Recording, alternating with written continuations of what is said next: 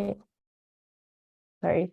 Hello, everyone, and welcome to this edition of the Ecosystem Summit. So we're now on our 6th edition, and we're very thankful to everyone who has been continuously joining us for our events. Just a quick overview of what will happen today. So the beginning of the summit will be a lecture by me about the effect of startup ecosystems on the economic growth of cities and also countries. During this 30 minutes, I'll also be briefly speaking about some updates about StartupBlink, about new industry reports that we have released in the last few weeks. Afterwards, we will have our first set of pitches at 10:30 a.m. CET. For this pitch, this set of pitches will have 9 ecosystems talking about their startup ecosystems and why startups should move there and why investors should invest. Then afterwards, we will have a panel. The panel discussion will be about open innovation and its link to startup ecosystem development. After the panel, we'll have 3 more sessions of ecosystem pitches. These pitches will be around 16 ecosystems who will be talking about their startup ecosystems. So we'll get to know a lot of ecosystems today. We'll be able to travel around the world and get to know some ecosystems that are seed ecosystems, some big ecosystems. So there's an ecosystem for everyone depending on what ecosystem you are interested in joining. So while we're just waiting for everyone to join, it would be great if you can leave a message on the chat, introduce yourself. It would be a great way to also network between the attendees of this event.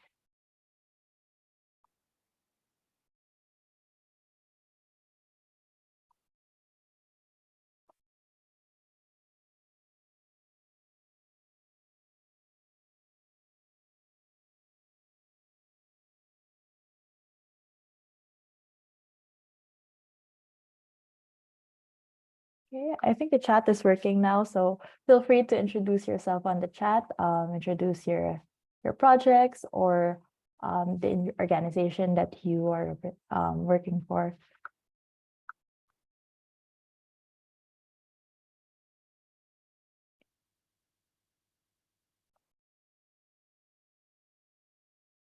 And also, if you have any questions, feel free to put them on the chat.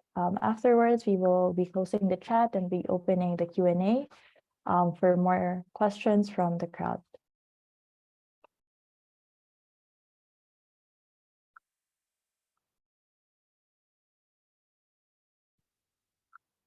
Okay, and also for our panelists who is joining us now, we will promote you when it's your time to speak. So the first session of pitching will start at 10:30 a.m. CET. We'll promote you, so you'll be able to share your screens and share your presentations if you have one. Yeah, so hello, Martin, and hello, Rita. Great to see people from all over the world as well in our audience.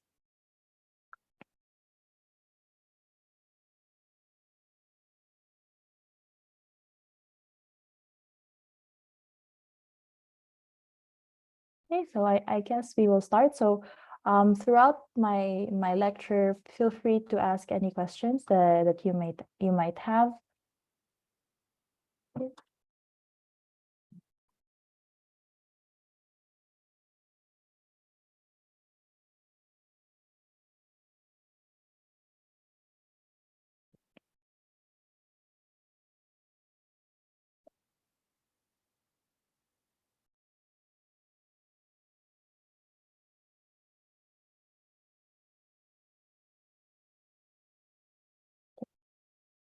So we had a question about the YouTube live. So currently the live, the YouTube, our YouTube link is still not working. So we will have it. So we will probably post the YouTube link after the event is done. Yeah.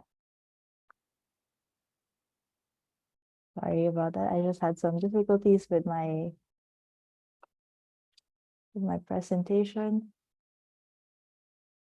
Okay, so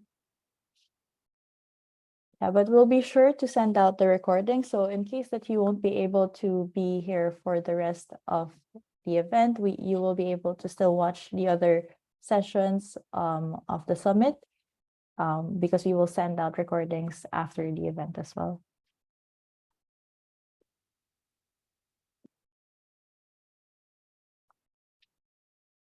Great. So I hope everyone can see my screen. So I'm Katrin. I'm the Partnerships Manager of StartupBlink. Again, welcome to everyone who has just joined us today. And welcome to the 6th edition of the summit. So before I begin with our lecture, we just wanted to share with you some interesting updates from StartupBlink in the last few weeks. So in the last few weeks, we released two reports about our industries. So the first report is the state of the software and data industry. So software and data industry is actually the biggest industry in StartupBlink Index. It has around 31% of our sampled startups. And also, of course, since we have more startups there, most of our unicorns also comes from the software and data industry. The unicorn count there is 255 unicorns in 2021, and it increased so much to 415 unicorns in 2022. So it was a universal trend that we saw, that there was a huge increase of unicorns between 2021 and 2022. It'd be interesting to see if this trend will continue for 2023 report as well. Like in our general rankings, and honestly, most of our industry rankings, the United States dominates the rankings with 30, it's the top ecosystem, it's top country, and also has 14 startup ecosystems that are overperforming in the industry. So when we say overperforming, it means that their ranking on the software and data report is higher than their general rankings. So the top cities overall for this industry are San Francisco. San Francisco Bay, of course, is still number one. Yeah, feel free to still introduce yourself on the chat. And then, of course, after the US, we also have China as the second top country in this industry, and then followed by Israel, the UK, and Germany. Okay. Next industry that we released is the health tech report. So health tech report is very interesting. It with what happened in the last few years with COVID and a lot of the other epidemics coming out in the past few years, there's been a lot of interest in the health tech ecosystem with innovators and also with accelerators and also the government. So it was a very interesting report for us to release. It's actually now the second largest industry in StartupBlink Index with 12.7% of our sampled startups there. The unicorn count is also relatively high. We have 73 unicorns in this industry, which represents 6.46% of the total sampled startups. Again, as I mentioned, the US still dominates as the first country in this industry rankings, and it has 17 startup ecosystems that overperform in the industry. Okay, and then followed by the US is again China and the UK. Yeah. So you can read our industry reports on the StartupBlink blog and also on the StartupBlink 2022 report. You can find it on our alternative rankings section towards the end of the report. So after the summit, we will also be sending you the links to these reports so you can dive deeper. If you have any doubts or questions, please let me know.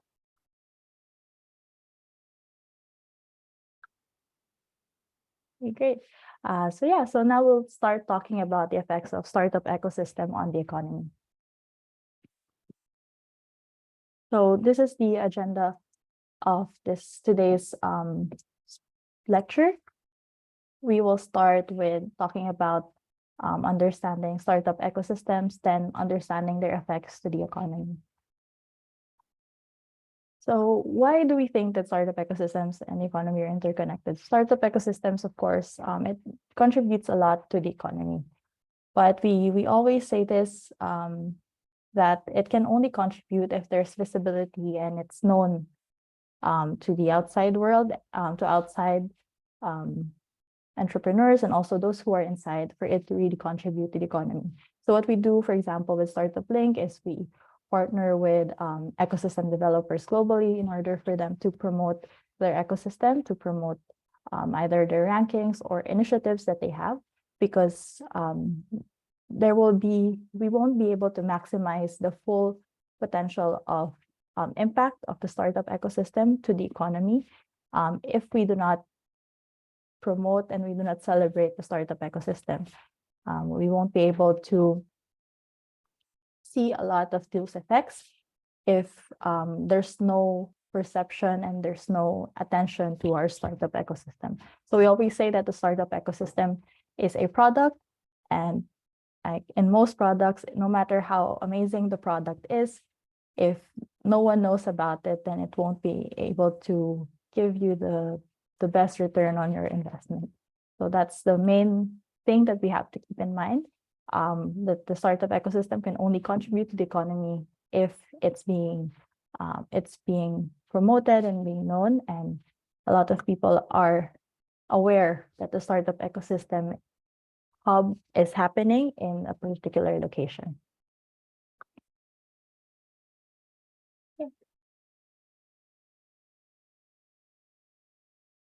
Okay.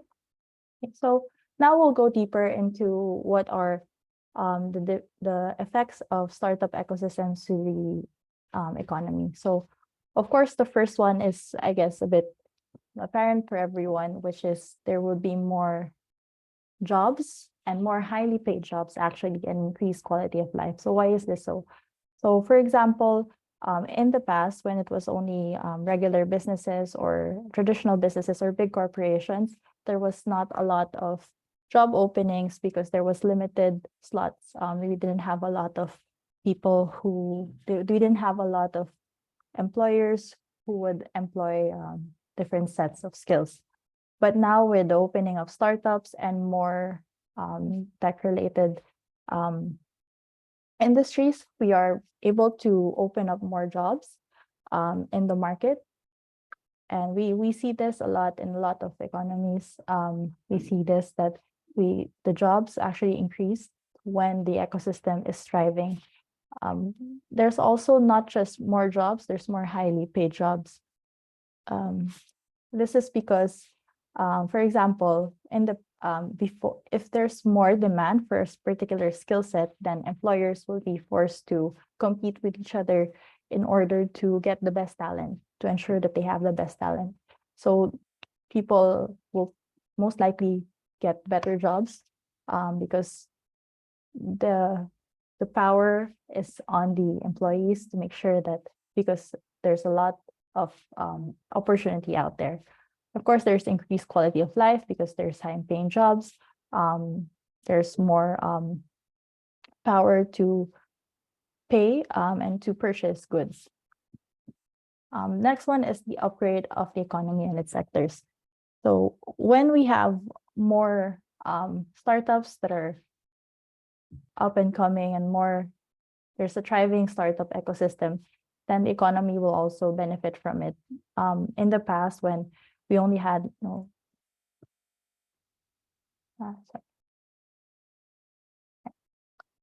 if you have questions, by the way, feel free to place them on the chat. So upgrade of the economy and its sectors. So with the rise of the startups, there's more need and want for exploration of different sectors and industries. So we've seen this in the last couple of years, even with the industry reports that I mentioned a while ago. With the rise of the need for health tech, there were more innovators, and we were able to actually explore more sectors that were not available in the past. This also goes hand in hand, of course, with the available technology that we have now. So, for example, fintech has been in the rise in the past few years. This is because there's now competition from regular banks with startups. So now there's now a growth in that sector. So attracting multinational corporations and large companies. Of course, when the economy is growing, we always say this, people have a fear of missing out. So when we see that the ecosystem is flourishing, it attracts more investment and multinational corporations who would also want to invest in innovative ideas, innovative people in the ecosystem. This will help create more jobs, of course, more new services, and also have healthy competition between the corporations, the startups, and other SMEs. And also with the influx of multinational corporations, there's also more avenues for accelerators that are sponsored by these corporations. So it goes hand in hand. When the startup ecosystem is growing, more people want to go there, more investors and multinational companies. So there will be more growth because people who needs to be there are there. The fourth one is increased recordation, taxing on salaries, capital gains, local taxes. This goes hand in hand with the first point. So of course, with more jobs, more highly paid jobs, there's more taxes that will be generated by the government. More taxes means that there's, of course, more capacity to build infrastructure and improve infrastructure, education, and all other public services that we have. And of course, local taxes are also increased because there are more businesses, there are more different kinds of entrepreneurs in the ecosystem. Of course, at the beginning, there will be a lot of investment as well from the government with grants, funding to their local startup entrepreneurs. But this is a great investment, and there will be surely great return on investment as long as we make sure that we continuously support our startups until they're able to walk on their own and then give back and through means of taxes, and also supporting other startup entrepreneurs who are just starting.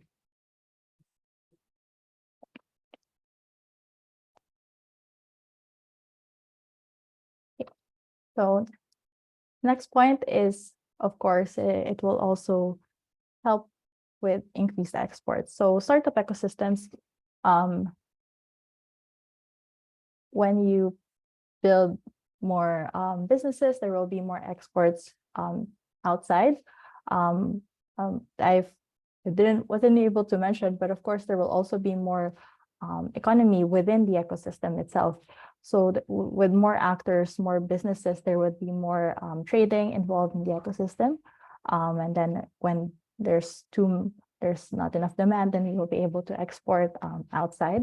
And this will, of course, affect the economy by giving the economy more budget, and then the next one is increased foreign direct investment. So this goes, of course, with a flourishing economy and a flourishing startup ecosystem. More investors from the outside would also want to be involved in growing the ecosystem, making sure that they are part of a growing ecosystem that's flourishing and that is flourishing. For example, investors from outside would also want to be involved. So for example, we have Silicon Valley. Silicon Valley is a good example because there's a lot of investors from inside and outside as well. At the beginning, people were probably, they didn't know, when it was still growing, there were not enough people who were there. And then foreign investment came because of the growth of the startup ecosystem. Technology boosts countries' geopolitical status. So it goes hand in hand with promotion.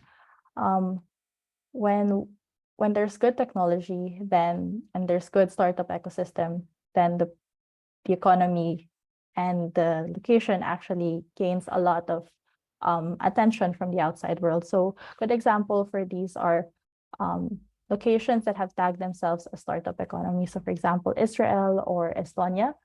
When you hear about startup economies, most people would actually think about these two examples.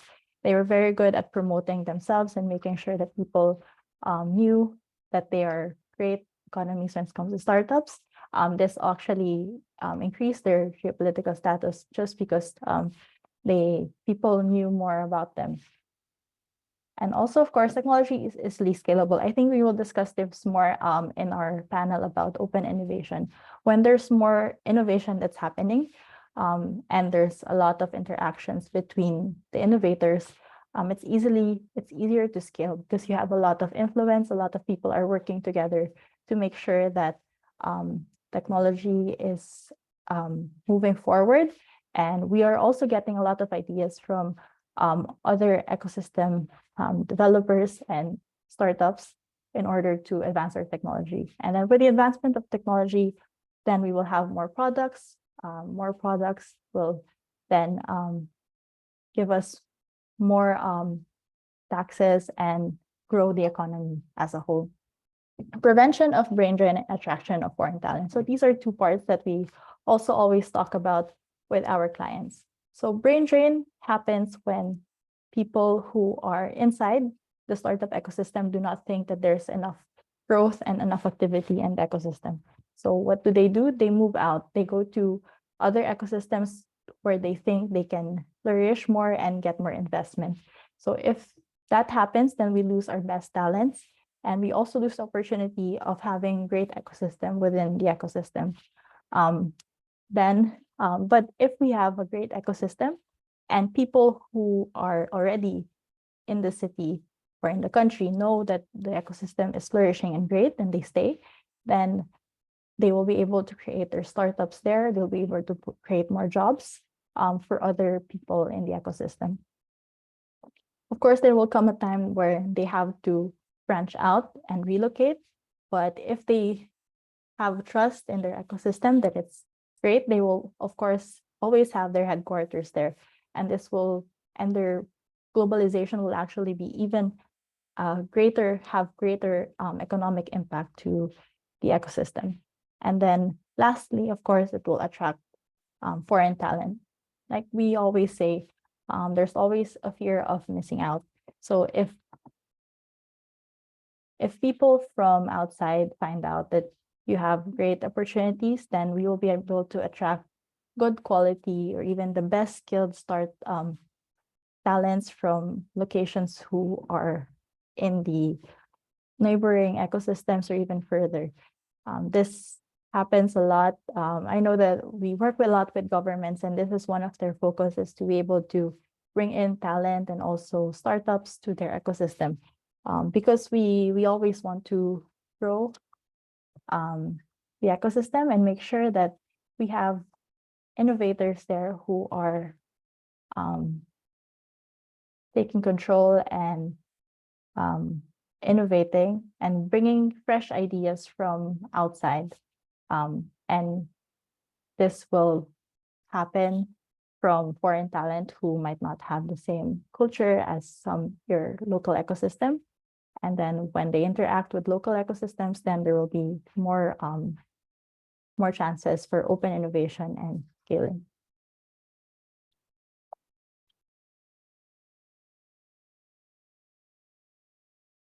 Okay, so we have around 5 minutes left, but before that, I just want to go back to our software and data and health tech rankings. So again, like we mentioned a while ago, if we have a flourishing ecosystem, there will always be a sector that will flourish more than others. We always say that in order for an ecosystem to really highlight itself, it's good to focus on a particular sector, because as of the moment, we cannot deny that San Francisco and American cities are still at the top. So for ecosystem developers, it's a great idea to focus on a particular ecosystem, industry in order for ecosystem to grow and then also impact the economy afterwards. So going back to software and data rankings, like I mentioned, the top 4 ecosystems are the US, San Francisco Bay, New York, Boston, LA. And then we have Beijing, and 5th location, then Tel Aviv, London, Seattle, and Paris and Shanghai. So the biggest winners here, actually the biggest overperformer is Toronto, Canada. So they're 14th in this industry, but and that's a 10-point difference from their global ranking. And then we have health tech. San Francisco Bay is still first. And then we have until rank 7, we have 7, we have US cities. The biggest winner here is Denver, which is 28 spots more than their global ranking. They are 6th in the health tech industry.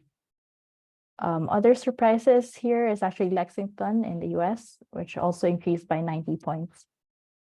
We have around 3 minutes left. So if you have any questions about the report, the industry report, about the lecture, please let me know.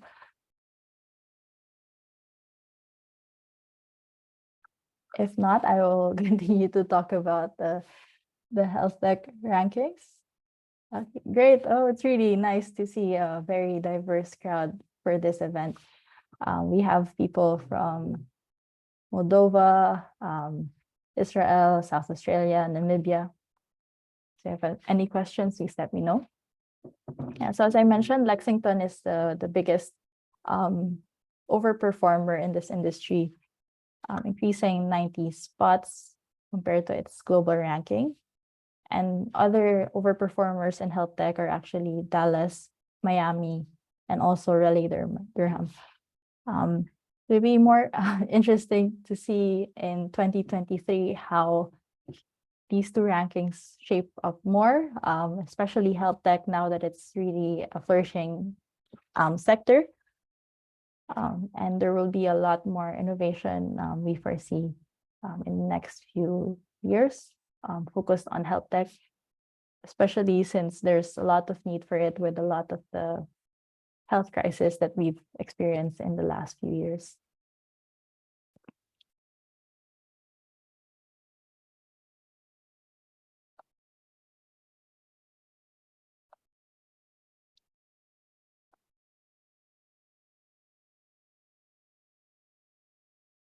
Okay, so that's it for our first lecture. So the next session will start in around a minute. We'll just make sure that everyone is here. So if you have any more questions about the lecture, the impact of startup ecosystems to the economy, please let me know. Also, feel free to download our report at lp.startuplink.com/report. So this report is our 2022 report. It will include the industry rankings that I just discussed. You can also find more information about how ecosystems, local startup economies on the StartupBlink blog. I'm also pasting the link on the blog here. So you can click on that blog link to get to know more about how startup economies impact startup ecosystems. So yeah, thank you for everyone for joining us. We're moving on to the next session. So I'm going to promote my colleague, Martin.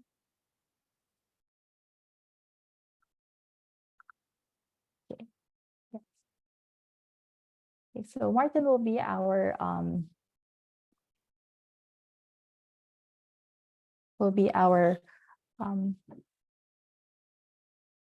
moderator for our first pitching event. So while we're waiting for Martin, I just wanted to let everyone know the ecosystems who will be pitching at today's event. So we have, as I mentioned, 9 ecosystems. We have ecosystems from Australia, from Mongolia, from Fukuoka in Japan, Lithuania, Nepal, Georgetown, Malaysia, Moldova, Luxembourg, Turkey. So it's a really diverse ecosystem, diverse discussion. We'll get to know a lot of different ecosystems, and we'll get to travel all over the world. Hi, Martin.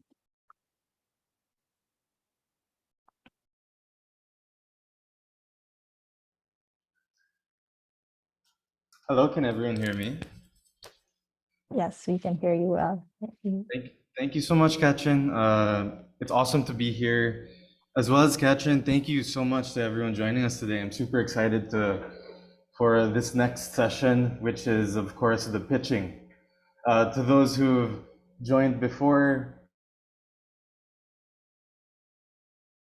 this might be one of your favorite parts, and so it's an honor to share this with you, and so excited to share, the ecosystems presenting today. To introduce it further, especially to those who haven't joined before, or if this is your first time joining the Ecosystem Summit, to introduce this panel, this session, welcome again everyone that's joining us to the 6th edition of the Startup Ecosystem Summit. In this session, we're having ecosystem developers from around the world present their ecosystems. Each speaker will have 6 minutes to pitch. And of course, if you have any questions, feel free to type them in the Q&A and make sure that it's addressed to panelists and all so everyone can see. And of course, to start this off, hold on as I will share my screen. Give me 1 second. Okay, here we go. You might have guessed it based on what I'm sharing. Our next ecosystem is from the land down under, specifically in Adelaide in Australia. And we will hear more about their local startup ecosystem from Doc Judy Halliday, the COO of the Office of the South Australian Chief. While we wait for Doc Judy to join us as a panelist, here's some interesting information about Adelaide's ecosystem based on StartupBlink's rankings. So as you can see, based on what I'm showing you here, Adelaide is 239th worldwide, 7th in Australia, and 7th in Australia and Oceania, the region, and 5th in Australia. So I see Judy is with us today. Hi, Judy. So I'll let you take the stage. Take it away. Thank you so much for joining us. Thank you very much for having us, and it's a great opportunity, I think, for us to talk about Adelaide, as you pointed out, in the land down under. I'm not sure how I can share my screen, but maybe Katrin can share my presentation, which I sent through earlier, because I'm not seeing an ability here to share the screen. Wait a minute. I think I found it. Yes, yeah, I just turned it on. Sorry. No, it says disabled share when I click on it.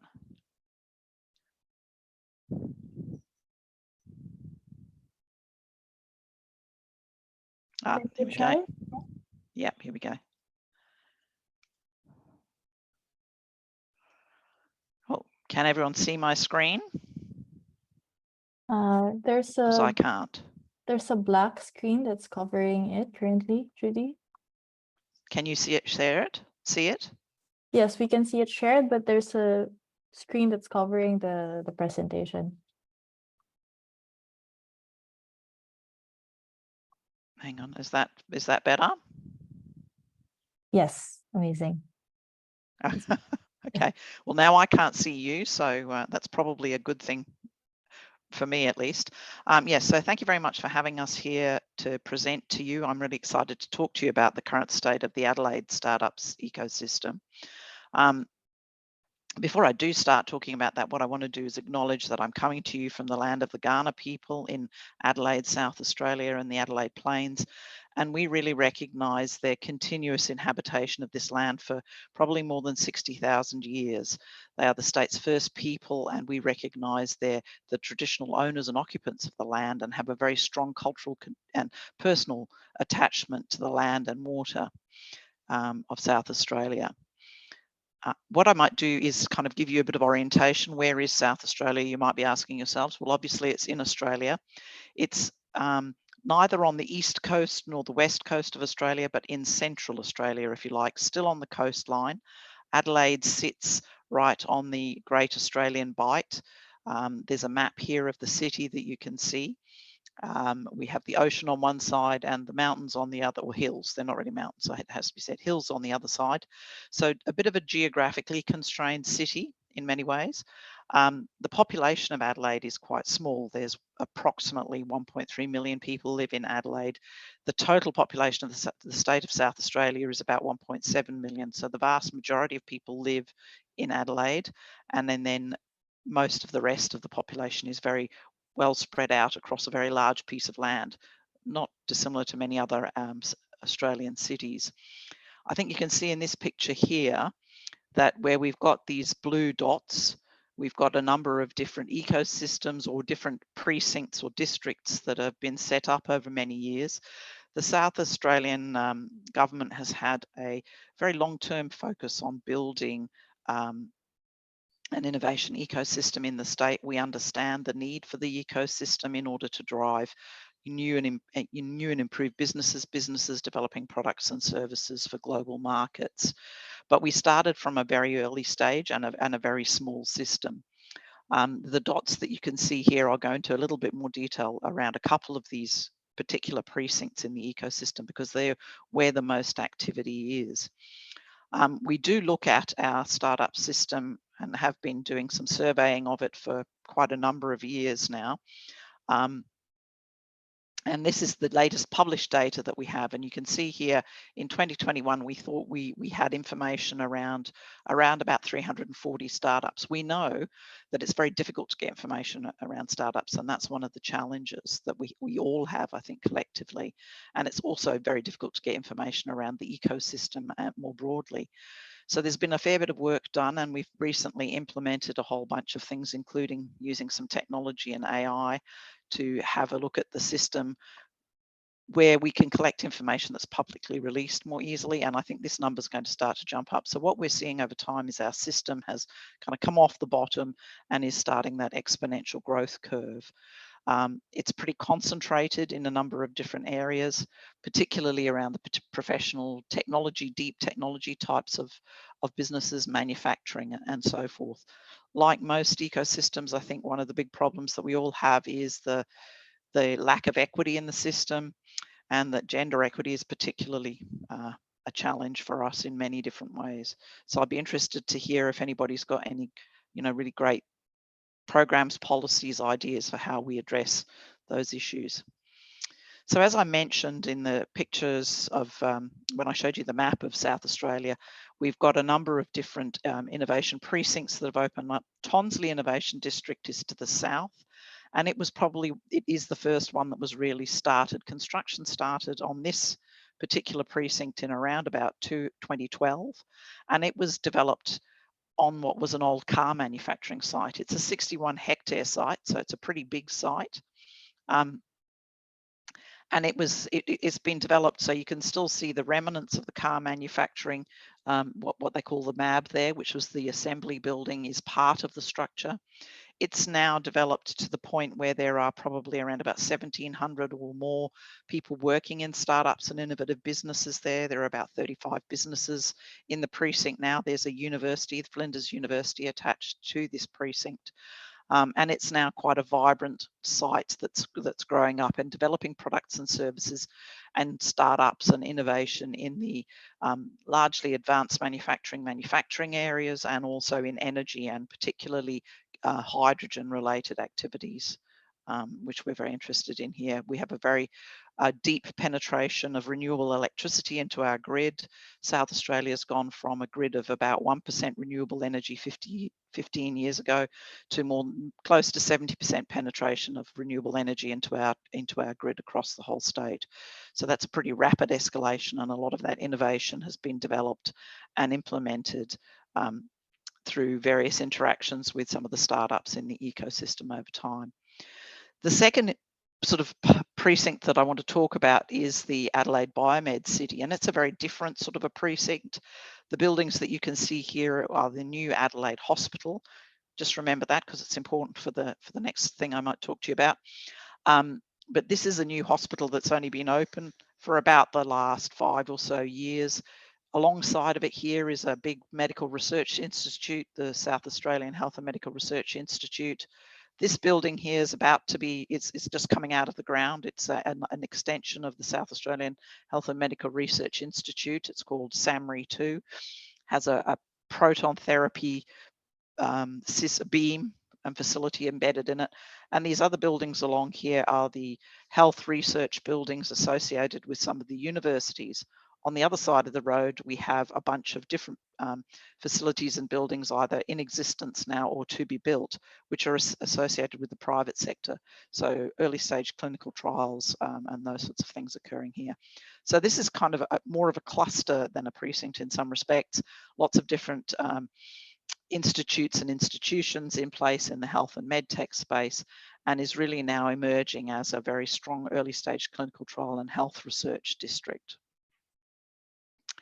The last sort of precinct that I want to talk to you about is Lot 14. This is the site of the old Adelaide Hospital. So these buildings that you can see here are actually heritage buildings. This site was a hospital from about the 1840s until 2017. The buildings that were heritage listed have been refurbished, and in 2019 started to be inhabited by startup businesses and a startup hub that's established here. This is a fairly large site as well, and it's a very large investment by our government in building an innovation precinct and ecosystem around the digital health space technologies. There's the Australian Space Agency is based here, and cybersecurity. We've got a large cybersecurity centre based here as well. There's a new building that's going to be built in the back. Eventually this building, this site will be completed in about 2027, 28, and probably will house around about 6,000 people. There's currently about 1,500 people in here.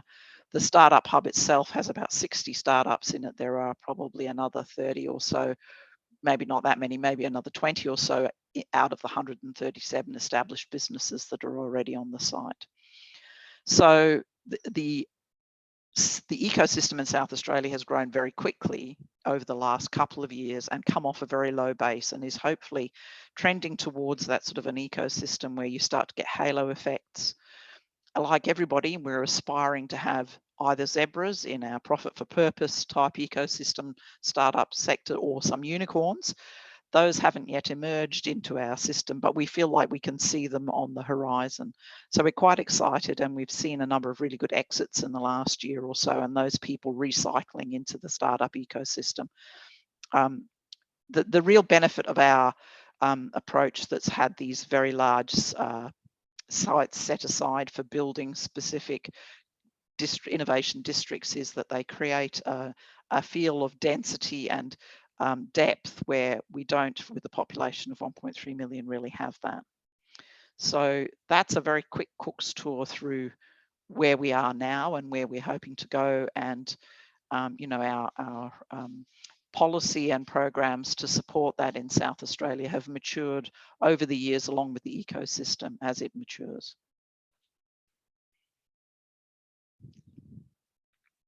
And that's me, probably slightly more than 6 minutes. That's perfectly fine, Judy. Thank you so much. It's been a pleasure having you, and so exciting to hear about the plenty initiatives of Adelaide and the many things you're doing for the startups in your city. Really exciting. And You know, like you said, you know, it got me excited too. I think you will have zebras and your unicorns in your horizon. So good luck with that. We feel like we can see them. They're close. They're running towards you, almost there. Correct. We hope, at least. Thank you, Judy. Thank you so much. Okay, so now we will present the next startup ecosystem, which is Fukuoka City in Japan. So hold on before I introduce the city and the panelists, of course. Let me share my screen. So here on StartupBlink's platform, you'll see on their dashboard in Fukuoka, you'll see that Fukuoka is ranked 220th worldwide, which is pretty impressive. They rose 20 spots in this past year. Regionally, they're 22nd in East Asia, and nationally, they hold a strong position of 4th in Japan. That said, about the beautiful city of Fukuoka, now that you hear how they rank in StartupBlink, I will now introduce Tomohiro Nakamura, representing Fukuoka City Hall and Startup City Fukuoka. Tomohiro, are you here with us?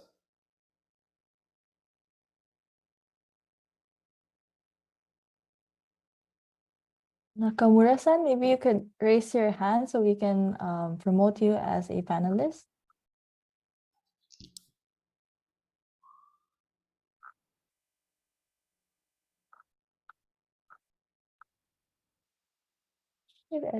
Maybe Martin, we can move to the next ecosystem for now.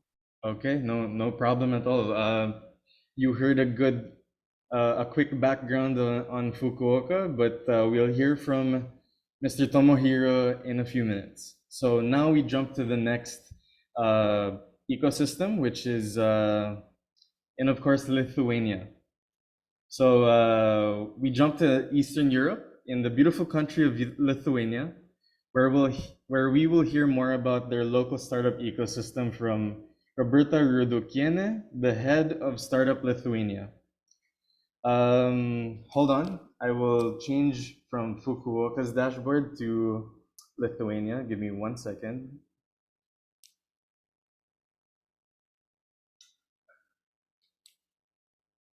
Okay, so here, for Lithuania's ecosystem, they rank 17th worldwide and 2nd in Eastern Europe. Pretty strong numbers. So really excited to introduce our next presenter, Roberta. We're excited to have you. Thank you so much for joining us. There you go. Here's Roberta. Thank you again for joining us. I'll leave the stage to you. Hello. Can you hear me? Can you see me? Yes. Okay. You're Roberta. So hello, everyone. I'm trying to share my screen and present you our booming startup ecosystem.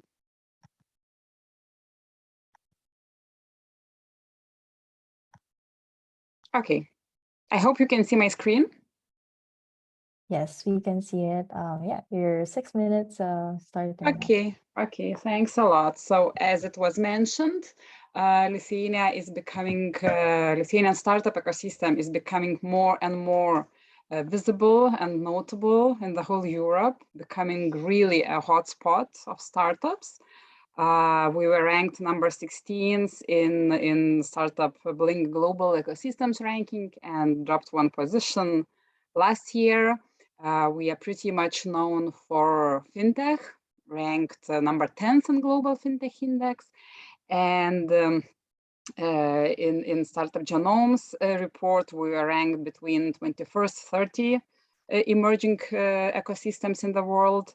And if to present, to talk about our ecosystem in more detail. So what we see now that we have really developed infrastructure, developed ecosystem, and the numbers are constantly growing. The ecosystem is really expanding. We have a bunch of local investors.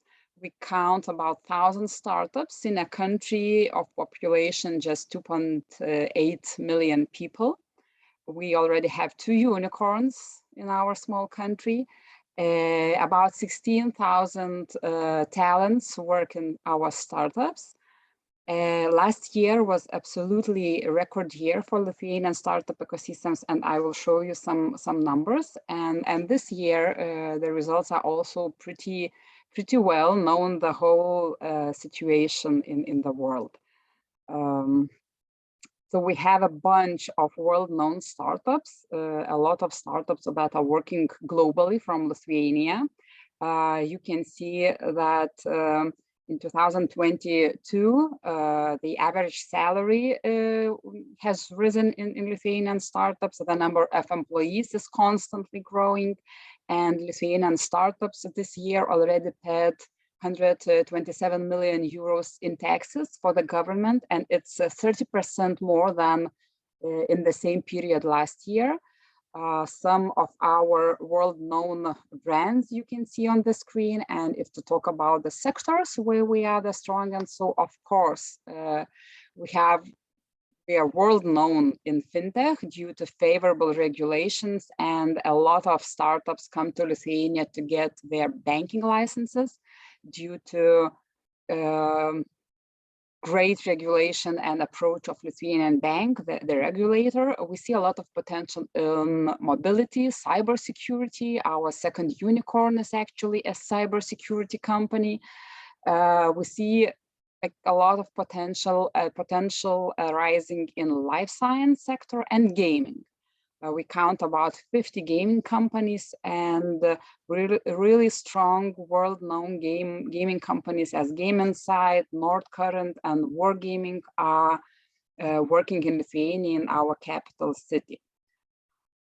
I already mentioned that last year our ecosystem experienced exceptional growth, like all the numbers that we checked about Lithuanian startups were growing. So the number of employees is constantly growing about 20 to 30%. Sales and export grew more than 100%, and taxes that startups paid also grew by 30%.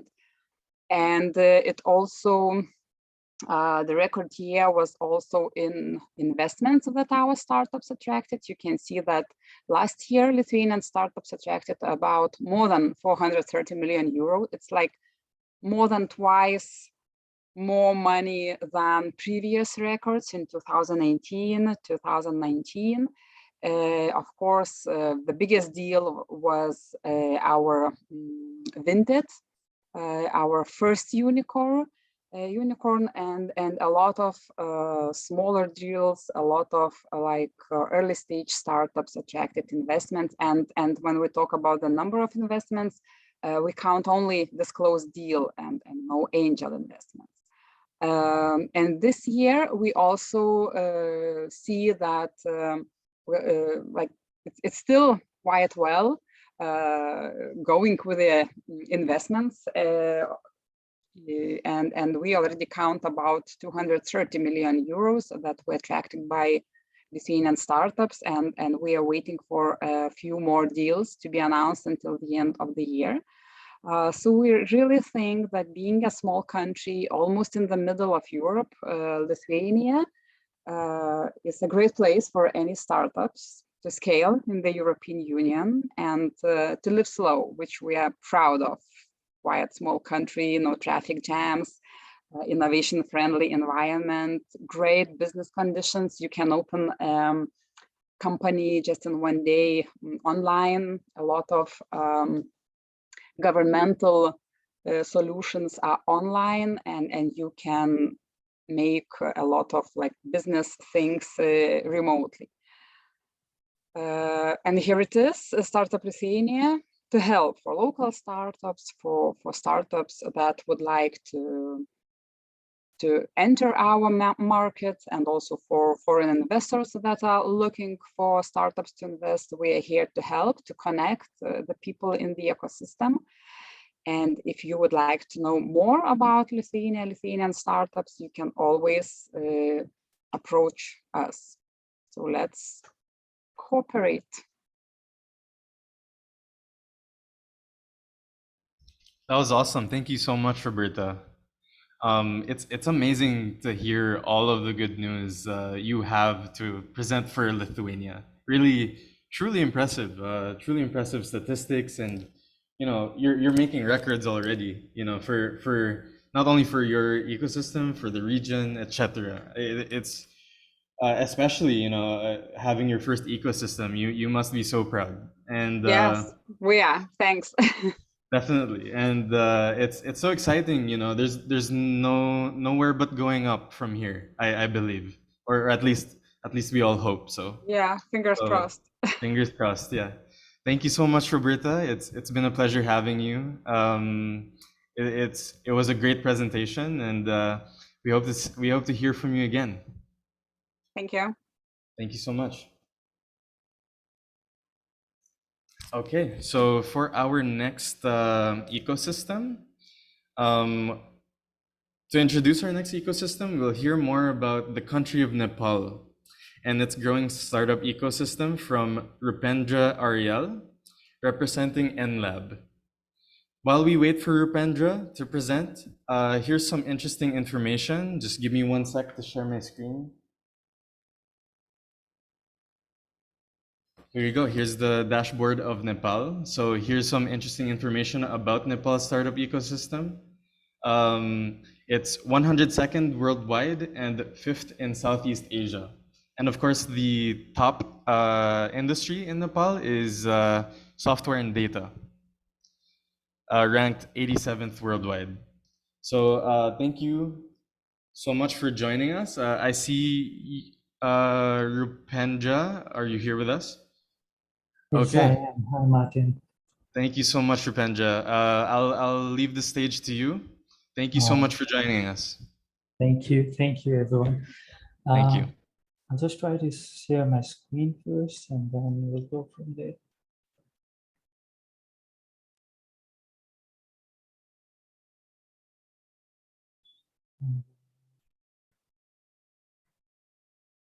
Can you guys see my screen? Yes, we can. All right, thank you. First of all, I'd like to thank the StartupBlink for giving us this opportunity. So I'm here to talk about startups ecosystem in Nepal. So let me give you a brief background about Nepal. So we're a small country between India and China with a population of around 30 million people, and we've just got into digitalization, and the startups have just started booming mainly after the pandemic here in Nepal.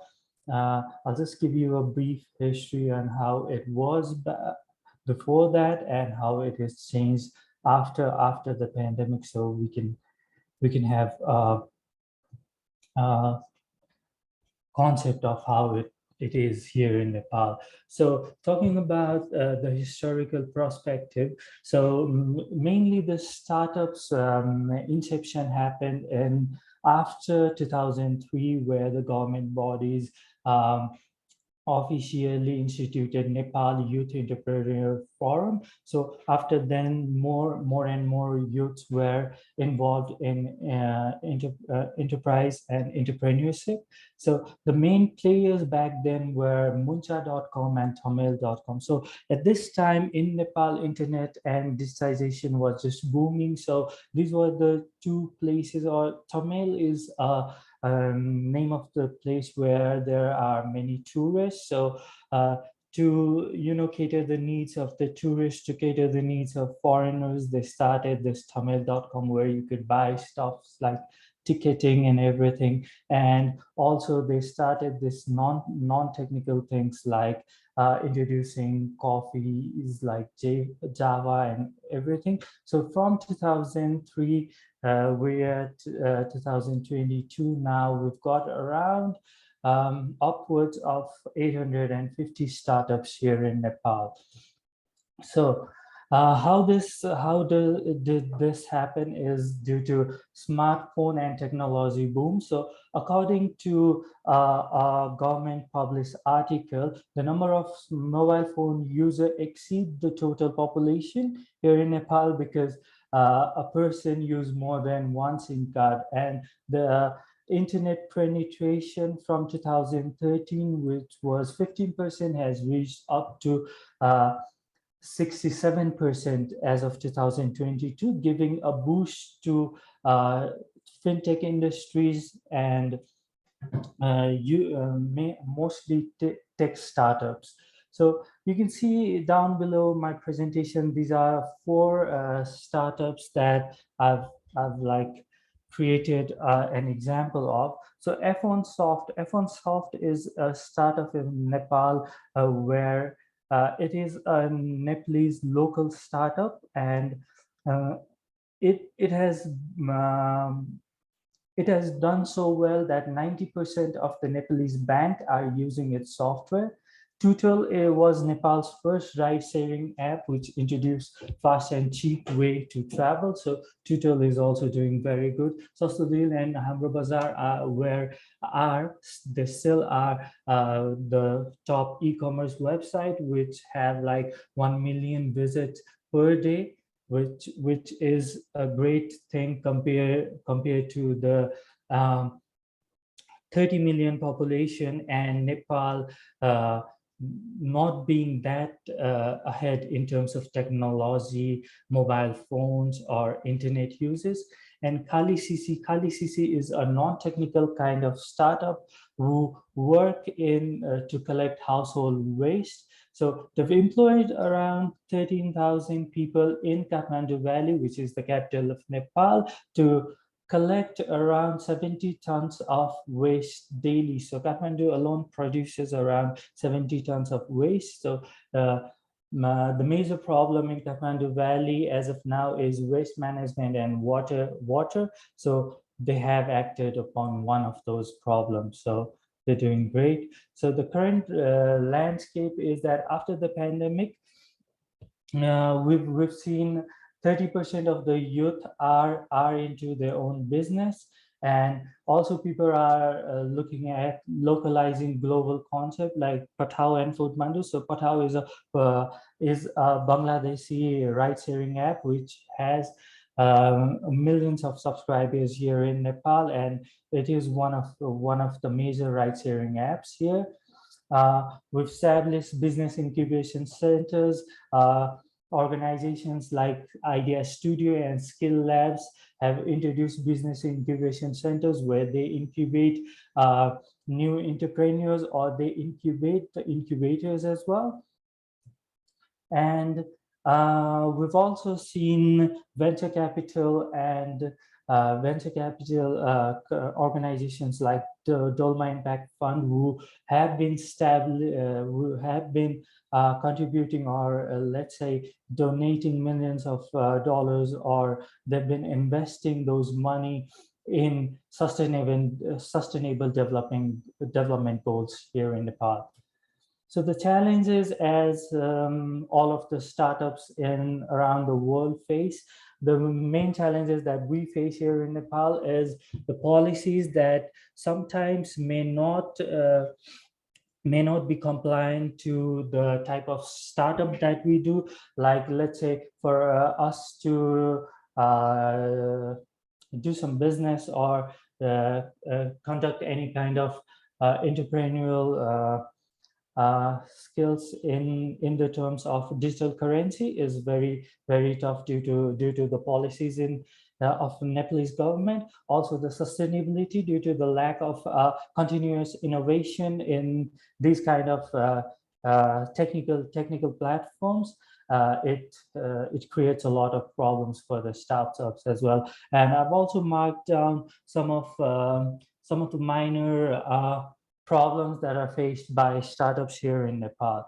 So I've been from the Nepal Innovation Lab, which is which is a unit of World Vision International Nepal. I'd like to talk about humanitarian sector's role in startup. So we've come up with this thing called tapping knowledge from private sector. So what we do is, we being a social sector, we try to tap in the knowledge from the private sector, the innovations, the technologies that they've been using, and bring it onto the social sector, where we can use it in terms of disaster risk reduction or education, livelihood, to improve the education, health of people and the most vulnerable communities here in Nepal. So Nepal Innovation Lab, in doing so, has also established Kitab Bazaar, which is a digital online book buying platform, and which has later been last year been handed over to a new startup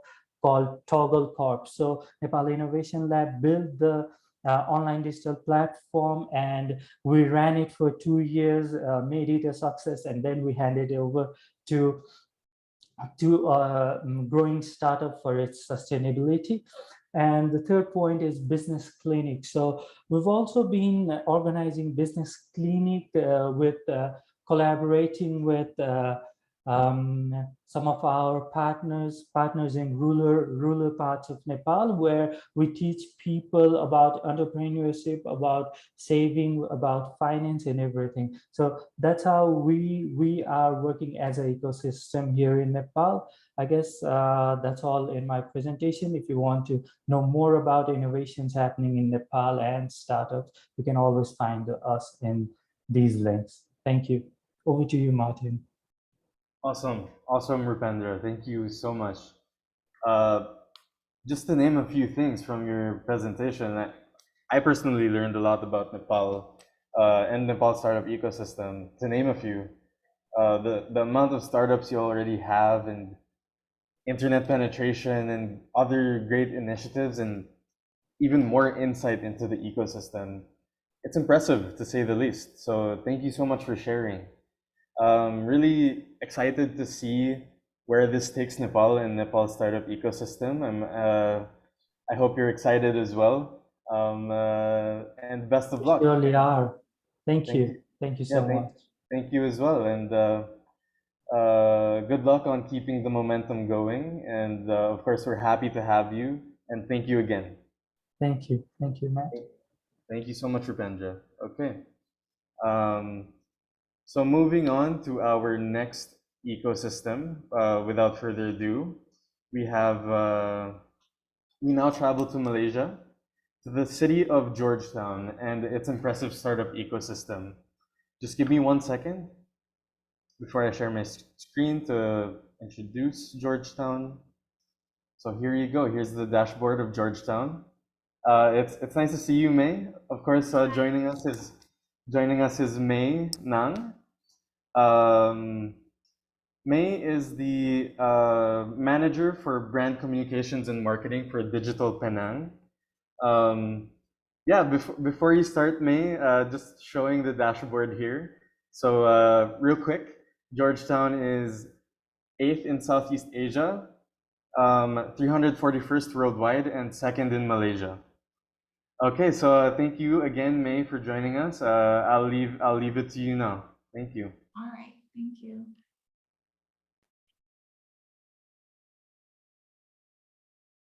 Okay, I hope everyone can see my screen. Good morning to all of you, and good afternoon from Malaysia. So just to share who we are. So Digital Penang, we are a Penang state government agency that was established in April 2020. So that was amid the lockdown, and some of the key pillars that we're looking at our role in driving the Penang state government digital pillars are in governance, economy, community, and infrastructure. And our mission really is how we can leverage technologies and extend it to how startups can leverage on the software side. On top of that, we will also look into bridging the digital gap in the community, as well as the data-driven governance. Yeah. So where are we located? So in Malaysia, we are located at the northern part of Penang, of Malaysia, sorry. We are actually slightly bigger than Singapore. So you can see here, it's actually split into half. You have Penang Island on your left and mainland. So there are two bridges that connects the mainland and the island. With a population of 1.8 million, the community or other citizens are mostly speaking in English, Bahasa being the secondary, and as well as other languages. And just to share a little background as well, one of the key economy pillars for Penang is the manufacturing ecosystem. So both in the island and mainland, with the 50 years of excellence, it has established the state in driving the economic pillar. With that, we are also looking at how some of the tech startups can leverage in the software side, to bridge the manufacturing ecosystem. So if we are looking here, this was what Martin has shared earlier, our ranking in the ecosystem.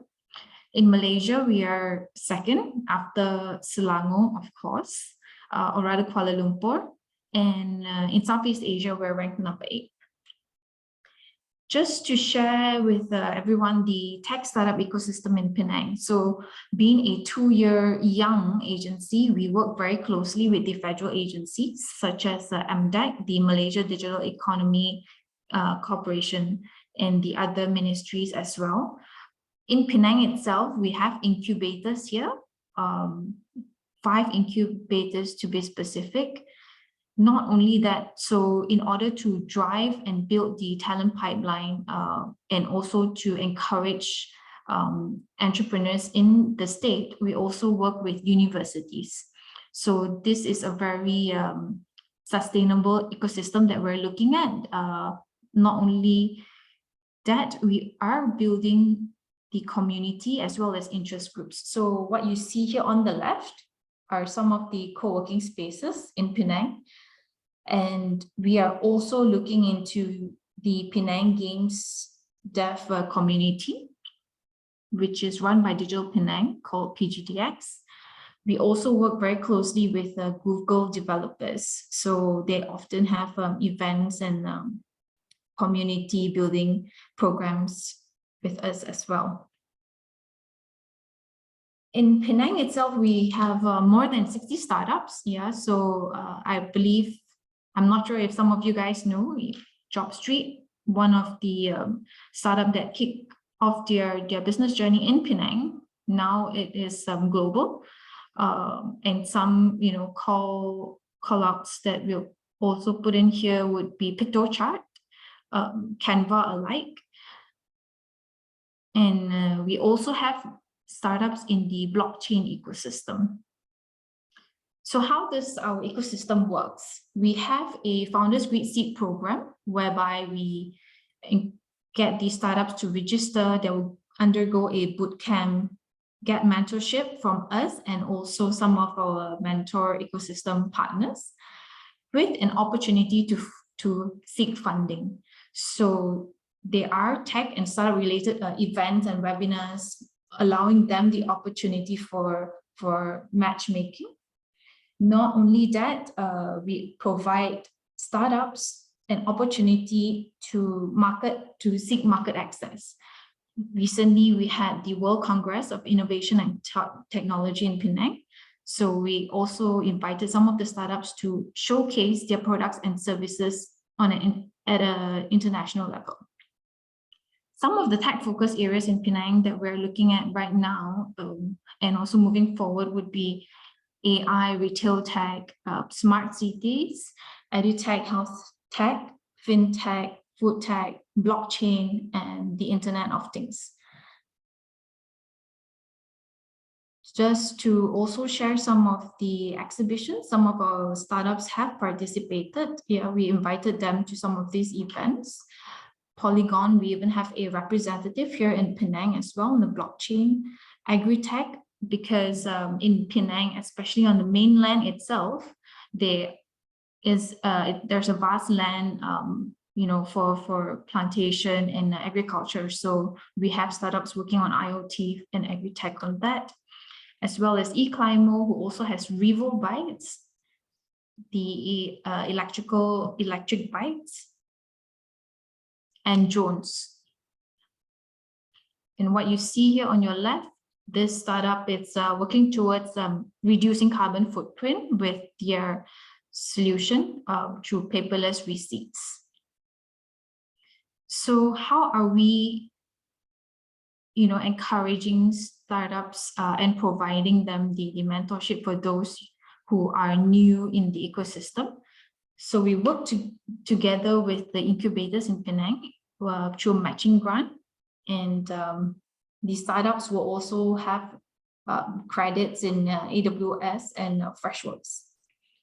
And to also drive the talent pipeline, in the tech startup ecosystem, because the universities that we have here are producing talents in the electrical engineering, programmers, developers. And with that, through this program called Idea Pesta, we're working closely with universities to build a program as part of a ideation of sort to drive talent. And this is mostly in their final year project. We also invite, if any of you guys would like to, any of the startup ecosystems, countries, tech startups in other countries can also have their events here in Georgetown, Penang. We do provide event cost sponsorships and venue sponsorships. And this is very much to drive the ecosystem. We want to have an exchange between international and local tech startups.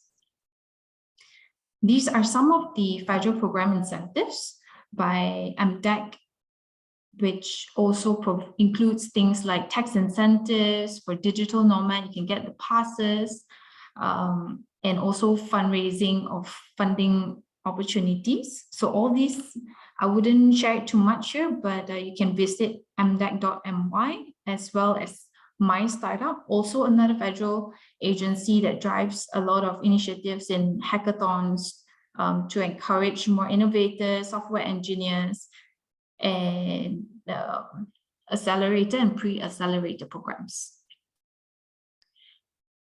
Last but not least, so in February 2020, the Chief Minister of Penang announced the Creative Digital District. This is located in the heritage area of Penang, located very central. This is in the town area, which is just 15 minutes from the airport, from the Penang International Airport. So Malaysia, Georgetown is a capital of Penang and a UNESCO World Heritage Site. We also are looking towards how we can evolve the heritage character of Georgetown into a city campus where we can see the convergence of creative and digital businesses thrive in this vicinity. And fun fact, so aside from the Penang International Airport and one of the largest convention center in Penang, this district is the third location that is powered with 5G, which will be launched in phases. So if you're interested to kickstart your startup or invest in Penang, feel free to email us. Drop us an email at contact@digitalpenang.my. The vicinity is very close to financial, education, waterfront, and leisure, retail, and commercial precincts. All right, that's all from my end. Thank you, Martin and Catherine. Thank you, StartupBlink. Thank you as well, May. It's been a pleasure having you and hearing what you have to say. Thank you. Thank you. So coming next, our next ecosystem is, we're going back to Eastern Europe, to the country of Moldova, where we'll hear more about their local startup ecosystem from Natalia Bejan, the Executive Director of Startup Moldova. Before we start, hold on, I see you're with us already, Natalia. Before we start, I'll just I'll introduce Moldova's dashboard. Just give me 1 minute. So as you can see here, Moldova is ranked 88th worldwide and 22nd in Eastern Europe. So I won't take too much time. I'll leave it to you, Natalia, and thank you so much for joining us. Thank you very much, Martin. So as you have seen probably from the previous slide or from the page that you have on the website in your global report, we have a long way to go and a lot of work in front of us. Startup Moldova has been founded less than 2 years ago, and our team has been working for less than a year now. So that's why, like, for sure, there is a lot to learn, and I'm very grateful to see what the other people have shown us, what they are doing in their own ecosystems. But first, I wanted to start with Moldova, because many people are sometimes mixing Moldova with Malaysia or with Maldives. So I just wanted to make sure that we know what is Moldova and where it is. So Moldova is a country in Eastern Europe. You were right, Martin, when you were saying that.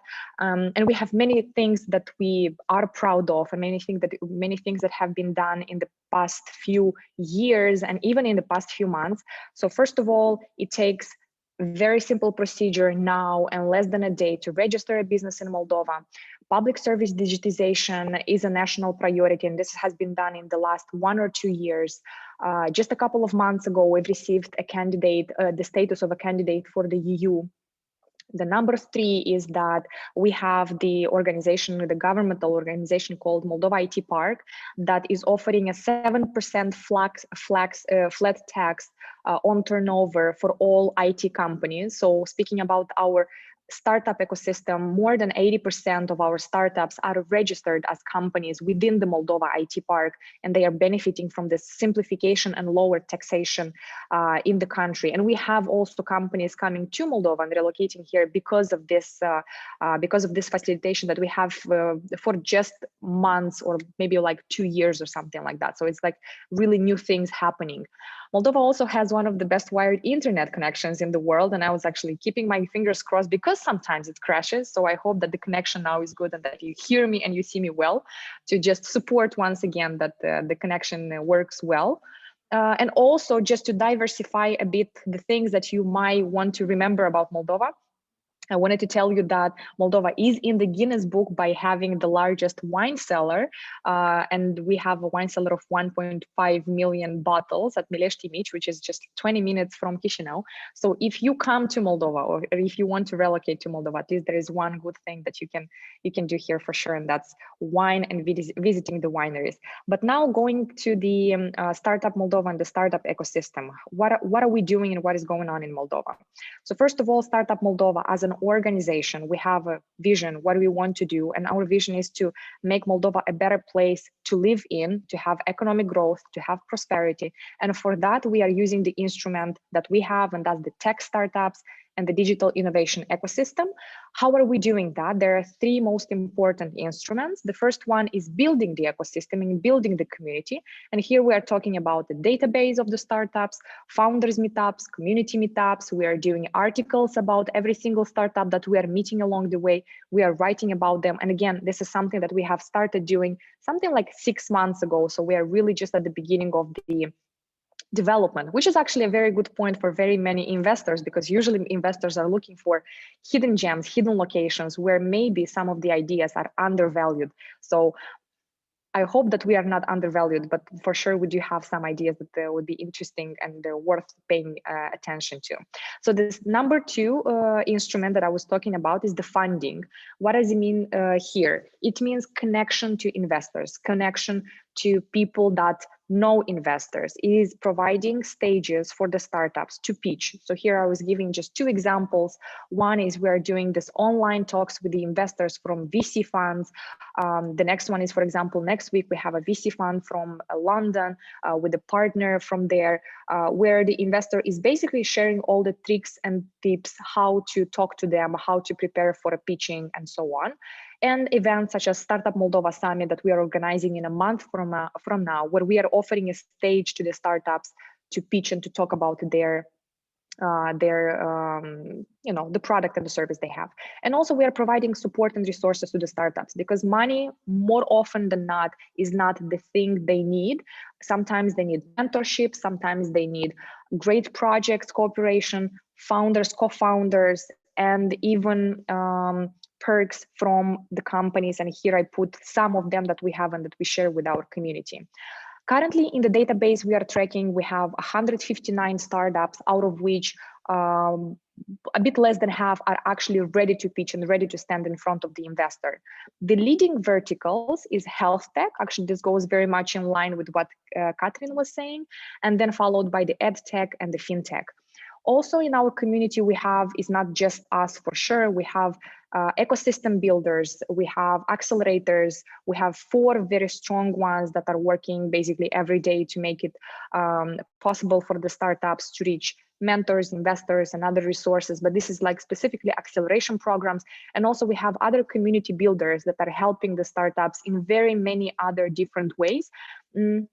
In any case, if you want to reach to any of them, if you want to know anything about the particular startups or in general about the ecosystem as such, I invite you to get in touch with me, to get in touch with my team from Startup Moldova, because we certainly want to position ourselves, first of all, as the connector with our ecosystem, with the builders, with the startups. So thanks a lot.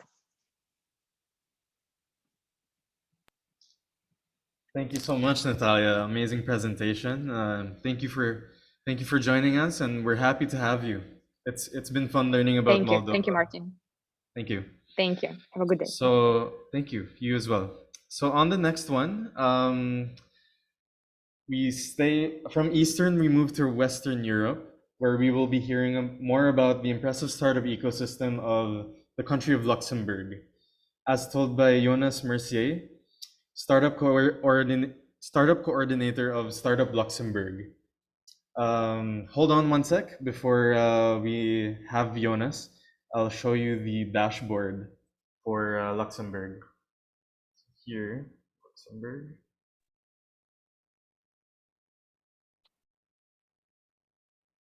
Okay, here you go. So nice to see you, Jonas. Just give me one second as I show the dashboard of Luxembourg. So Luxembourg is 40th worldwide, growing 3 spots from this past year, and 16th in Western Europe. I don't want to take too much time, so Jonas, go ahead. Take the stage, and thank you for joining us. Okay, thank you, and for having me to this online event. I will share my screen just a second. Yes, I hope you can see my screen. Everything is fine. First of all, I think, and we think in Luxembourg, that it's important to focus on the needs of growing startups that want to go international. This is what we have tried to do in Luxembourg, because we position ourselves first as an expansion hub for Europe. So these needs, those of the entrepreneurs, according to us, are to be strategically positioned, to have a dynamic startup ecosystem and supportive public players, to not waste time finding the right people and the right partners, and to be able to easily build an international team. So in Luxembourg, we have tried to develop this our ecosystem by addressing these issues. Luxembourg, in a nutshell, innovative, open, dynamic, and reliable. So why? First, Luxembourg is home to a fast-growing startup ecosystem. We'll come back later to this point. It's primary gateway into the European market. As you can see, we are centrally located in Europe and very well connected. So 1 or 2 hours by plane, train, or cars from the main European capitals. International businesses international and business-friendly environment. So Luxembourg is one of the most international countries in the world. Almost half of the population is made up of foreigners, mainly from Europe, but also from all over the world. And we speak multiple languages. Luxembourgish, French, German are official languages, but English is also widely spoken. And with this the small size of our market, every business in Luxembourg has to think international from day one. So all the business community is used to work with other markets. It's very international minded. Very high quality of life, and we think it matters when we speak about talent attraction. Access to corporate decision maker. Once again, being small allows us to ease the connection with corporate decision makers, but also with public authorities. So this is indeed one of our best strength. This is this community spirit. We know each other, and for a startup that want to come to Luxembourg, expand from this country, it can go really fast. You will find the right partners, the right people to speak with, and start focusing on what you really want to do expansion into Europe. And last but not least, the government has a clear digital agenda with climate neutrality as key priority. So this challenge, the public sector wants to pursue in collaboration with the private business community. And we need new businesses, we need new ideas, new solutions. And for this global project, startups are welcome to participate. Next slide. So the startup ecosystem. Luxembourg is home to a young but very dynamic and fast-growing startup ecosystem. I told you we have more than 500 startups, which compared to Luxembourg population of 600,000 people is relatively large. We have about 15 incubators, accelerator, innovation hubs, and a large number of events, including 2 tech conferences that attract more than 5,000 people each. ICT Spring and Arch Summit. And finally, our financing opportunities cover all the needs of our startups, whether public or private. Yes, so here is an overview of our startup and innovative companies. So not all of them are here, but it allows us to see which are the main sectors where we are present. So fintech and ICT are the most important, but we can also see sectors like space or health tech, which are becoming more and more important. And then the one where the government is focusing is cybersecurity, inditech, clean tech, also creative industry. To get into the composition of our ecosystem, I would like to show you this slide. This is a print screen of our interactive mapping that you can find on startupluxembourg.com website. And you can see that you can know not only the sectors in which startups are active, but also the key technologies that they use, the years of creation, etc., etc. I invite you to go and see this mapping, because you can also click on each of the indicators and the whole mapping will automatically adapt. So it's a way to go deeper. These are our main players. So as you can see, we have a certain balance between institutional supports, incubators, innovation hubs, acceleration programs also, and on the right, yes, this is also important, our events and news among the ecosystem. Fit for Start. Fit for Start is our national flagship acceleration program, and certainly the fast way to join our ecosystem, startup ecosystem. So it's already quite known. It is 5 years old, and it is already quite known in Europe. So it's a 6 months intensive coaching program with the opportunity to get up to 150,000 euros without equity. So it's quite interesting for startups. But overall, Fit for Start means internationally renewed juries and coaches. So it's a very high quality acceleration program. Check fitforstart.com to have more information. And last slide, funding opportunities. As I told you at the beginning, we try to cover all the needs of the startups. From on the left, you can see R&D subsidies to matching equity with the young innovative enterprise.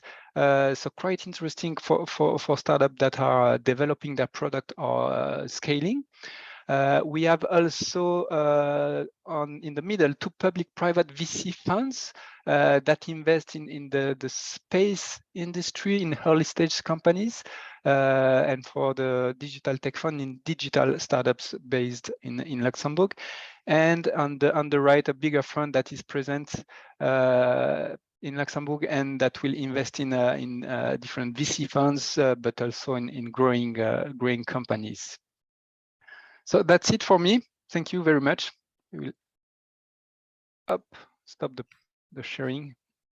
Thank you so much, Jonas. It was a great time hearing more about Luxembourg and your ecosystem. And great job, by the way. And thank you for joining us. Thank you. Okay, so for the next ecosystem, we're returning to Fukuoka City in Japan.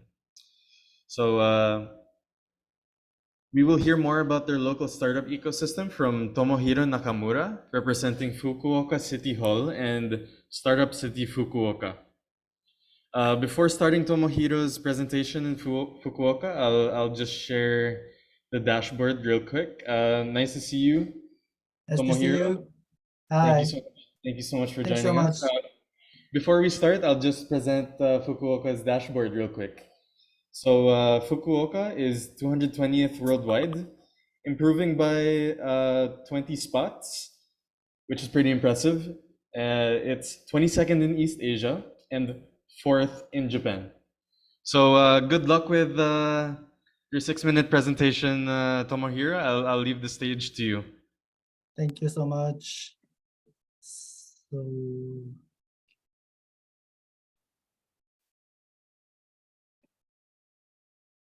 okay, so can you see my screen now? Yes. Thank you. Oh.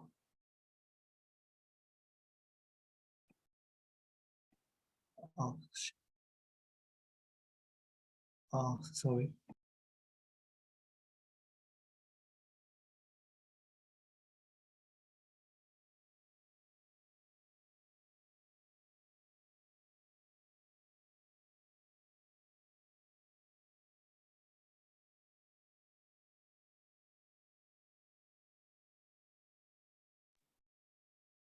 Sorry again. Can you see my screen again? Yes. We can see it's a bit small, but it's okay. I think we can read. Okay. I will. So,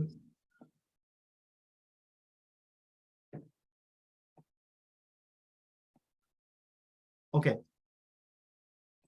Yes, we can see it big now. Yeah. Sorry for it. So, yes, hello, I'm Nakamura from Fukuoka City Government, and we are very pleased to be talk about Fukuoka Cities in this event. And first of all, I'll introduce Japanese market briefly. And the Japan GDP is the 3rd largest in the world, and its competitiveness ranks 6th among the world's major economies. And Japan's economic power is not limited to Tokyo. And Japan's regional economies also have GDPs as big as those of the other countries. Fukuoka City is the largest city in the Kyushu region of Japan, and the Kyushu market accounts for about 10% of Japan's national economy, with its size is at the same level as that of Austria and Taiwan. So next, I introduce about Fukuoka City. The Fukuoka City is located in the center of East Asia, such as China, South Korea, and Taiwan, which continue to develop and had a population of over 1 million, making it one of the largest cities in Japan and aiming to be a leader in Asia. We have the highest population growth rate among Japanese cities, and especially we have a large number of young people. In addition, office rent and prices are low here, which make Fukuoka a very suitable city for starting a new business in terms of business cost. On the top of that, the airport, seaport, and major train station are all only 10 minutes away from the city center. This kind of compactness is what makes Fukuoka special. Also, Fukuoka City is rich in nature, not only in the suburbs, but also in the city center. Also, food are attractive here. In addition, Fukuoka City has a history of 2,000 years and we have many temples and shrines. Because of these features, media in the world has highly evaluated Fukuoka as the startup hub in Japan. So next, I introduce about our startup ecosystem and startup support. Fukuoka City has taken various measures in 3 phases. In the first phase, we showed Fukuoka City's prospect and we created its movement. We declared Startup City Fukuoka with leading entrepreneurs and investors and initiated supporting startups in 2012. In the second phase, Fukuoka City was designated a national strategic special zone for global startups and job creation in 2014. Being designated as a national strategic special zone, it made relaxation of regulation and systemic reform. It widely became startup environment that they could be much more active. For example, we set up Startup Cafe to encourage increase of the number of startups. The Startup Cafe has been used for many people as one-stop hub, providing various support for startup, their business and matching partners. And we also have initiatives to attract entrepreneurs from overseas, such as the startup visa, the deduction of corporate tax and subsidy for their residence and office. And we have signed MOU with global startup partners in 11 countries and regions for mutual startup support so that Fukuoka startups could have more chance to enter the global market. And also we joined global startup events like Slash in Finland and Latitude 59 in Estonia. For the next step, we focused on startup ecosystem. We opened startup support incubation of public-private joint sector, Fukuoka Growth Next. Fukuoka Growth Next has their own acceleration program, mentoring and events, and the collaboration the startup support institutions in Fukuoka. And we also set up the Global Startup Center in Fukuoka Growth Next that could provide consultation for both Fukuoka startups to expand their business globally and international startups to enter the Japan market. In particular, a Global Startup Center is supporting for startup visa, localizing their product for Japanese market, and so on. These are the members of the Global Startup Center, and they can speak English, Spanish, and Chinese. So please contact them. And we organize global business matching event collaborating with our global partners. So investors and startups have joined the event from all over the world for networking and business matching. And to the next phase, Fukuoka City has been continuously supporting startups to build a support ecosystem based on Fukuoka. Fukuoka City's initiative providing intensive startup support have been evaluated by Japanese government and selected one of global startup cities in Japan, which means we can also receive national government support. This is my quick introduction about Fukuoka City's initiative for startup support. You can check our update on our website, newsletter, and Facebook. Thank you so much. Thank you so much, Tomohiro. It's been a pleasure listening to you about Startup City Fukuoka. Amazing job. Thank you. And thank you for joining us. Yeah, thank you so much. Thank you. So for the next presentation, we will have, moving forward, I'm glad to introduce you the next ecosystem of Turkey, the country of Turkey. From none other than Damna Turan, the head of department at the Ministry of Industry and Trade. While waiting for Damna, hold on as I present the dashboard for Turkey. Nice to see you, Damna. Just give me 1 minute as I present the. Thank you. Thank you so much for joining us. So before we start, Turkey is 46th worldwide. 10th in Eastern Europe, which rose 1 spot, by the way, and is ranked an impressive 28th worldwide for transportation. Take it away, Dana, and good luck to your 6-minute presentation. Thank you, Martin. Let me share my screen. Can you see my presentation? Is it okay? Yes, we can see. Okay. Hello, everyone from Turkey. My name is Damla Turan. I am head of department for startups in the Ministry of Industry and Technology, Republic of Turkey. I have a PhD degree at economics. First of all, I want to thank StartupBlink team for inviting me to this summit. And I also want to thank two previous speakers from different countries, different hubs, for their informative speech and presentations. Today, I try to present you to Turkish startup ecosystem quickly. Let me make it full screen. Right. Turkey has achieved to build an advanced technology ecosystem with its stable investments. This development also takes place in international press. TechCrunch, Bloomberg, Financial Times are reporting this development. The heart of technology ecosystem in Turkey beats in technoparks. Technoparks and interaction and cooperation centers where lots of incentives provided for R&D activities. When a company takes into part in a technopark, it benefits from exemptions on topics such as value-added tax, corporate tax, custom tax, etc.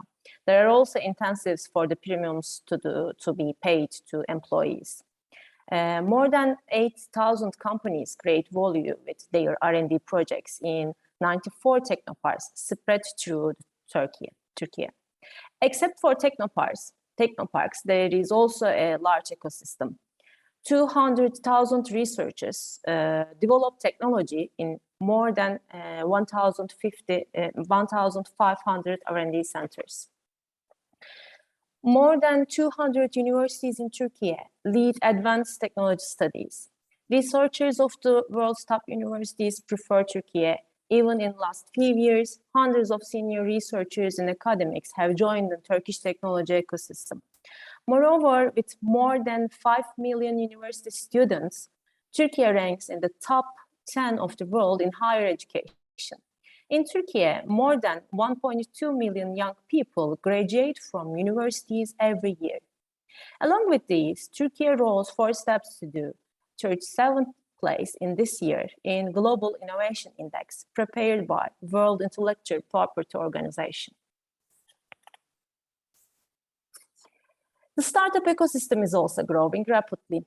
The first half of this year, $1.4 billion were invested, 140 deals in seed, early and later stages.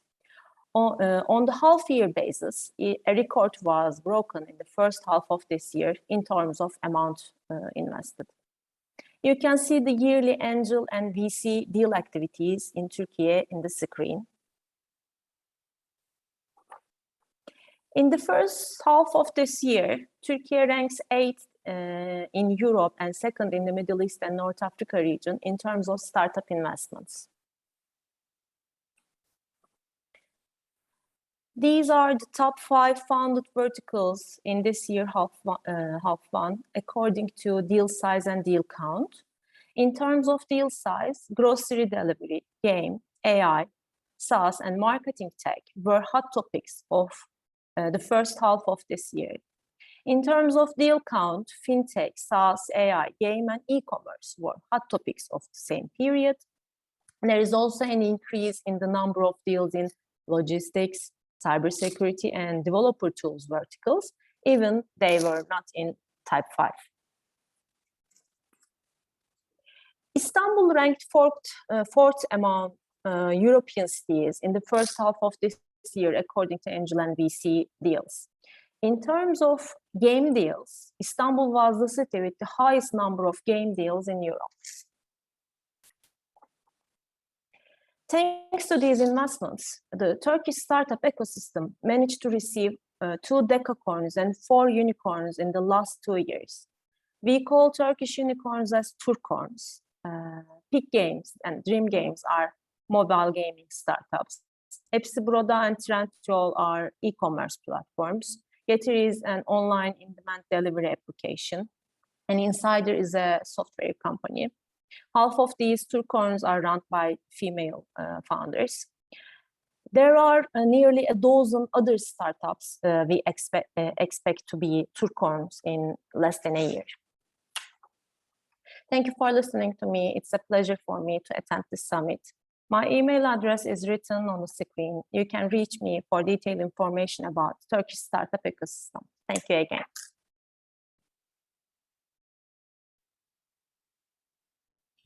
Thank you so much. Thank you so much, Dr. Damla. It's been a pleasure having you and learning more about the Turkish ecosystem. We hope to hear from you again.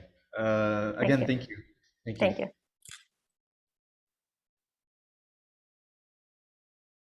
Okay. Yes, thank you for everyone that pitched. So now we will move on to the next session, which is the panel. I will be promoting my colleague Gers.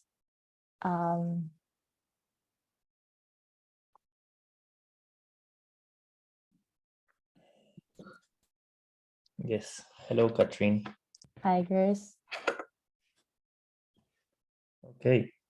Well, thank you, Katrin, for the position, and welcome to everyone that is joining us in the 6th edition of the Ecosystem Summit. We are very happy you're here listening to us.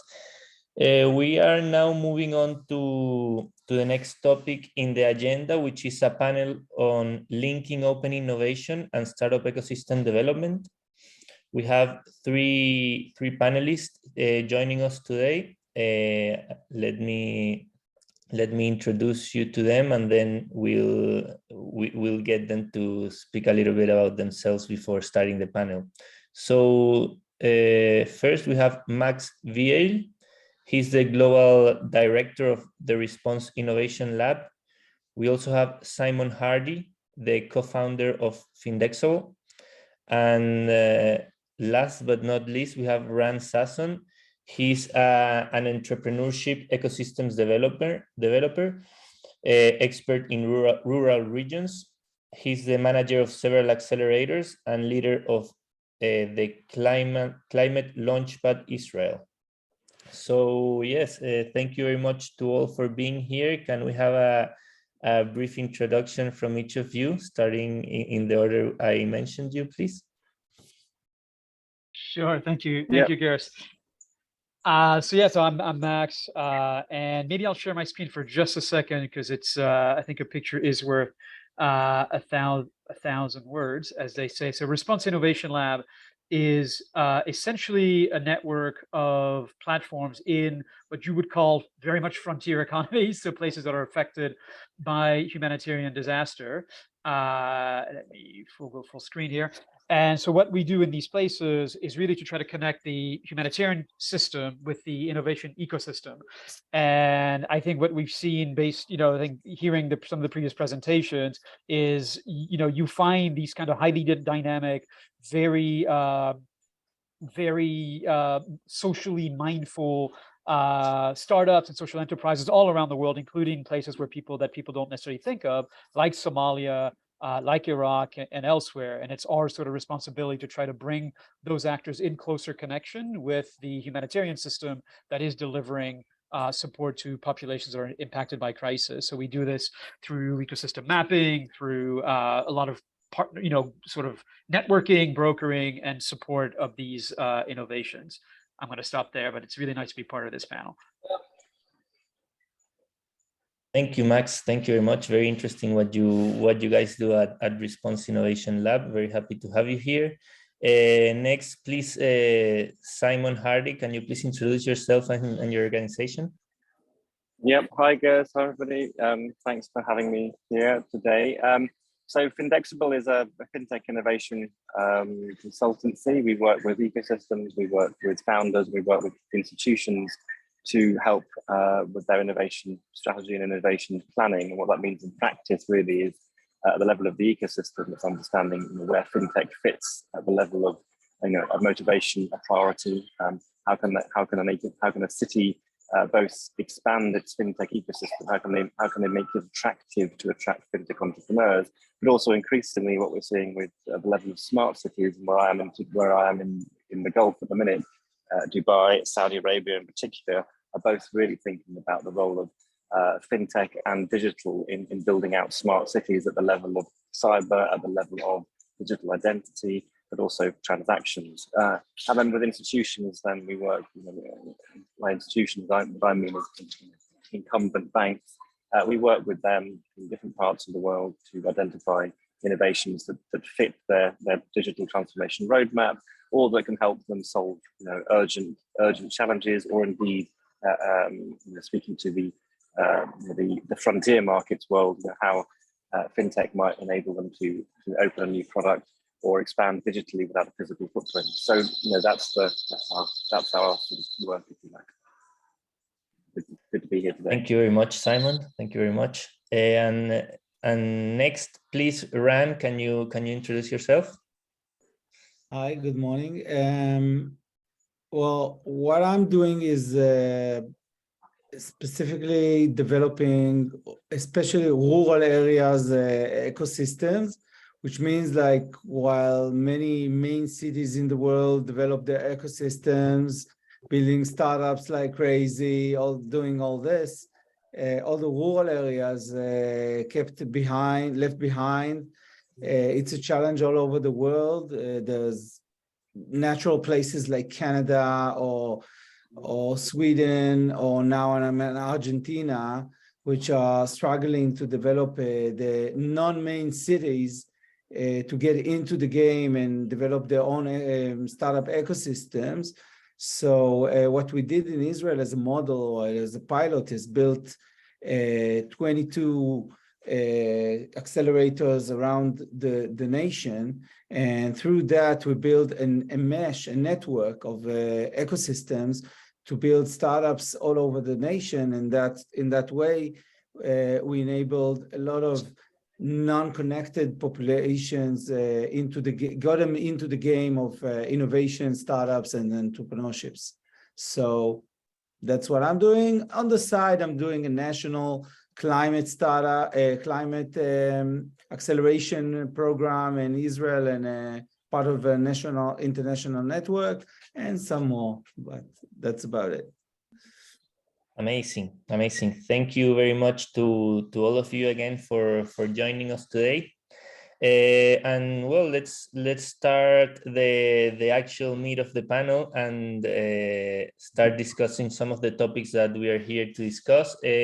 First, I think it would be better to just open up a couple of questions that just jump up. Any of you jump on the questions and answer whatever is in your mind, and then we'll have specific questions for each of you if we still have time after the general discussion. Okay, so first we wanted to ask all of you, why is open innovation and in general collaboration between different organizations important for startups and startup ecosystems around the world? So I have two answers for these questions, one on the side of the startups and one on the side of the ecosystem.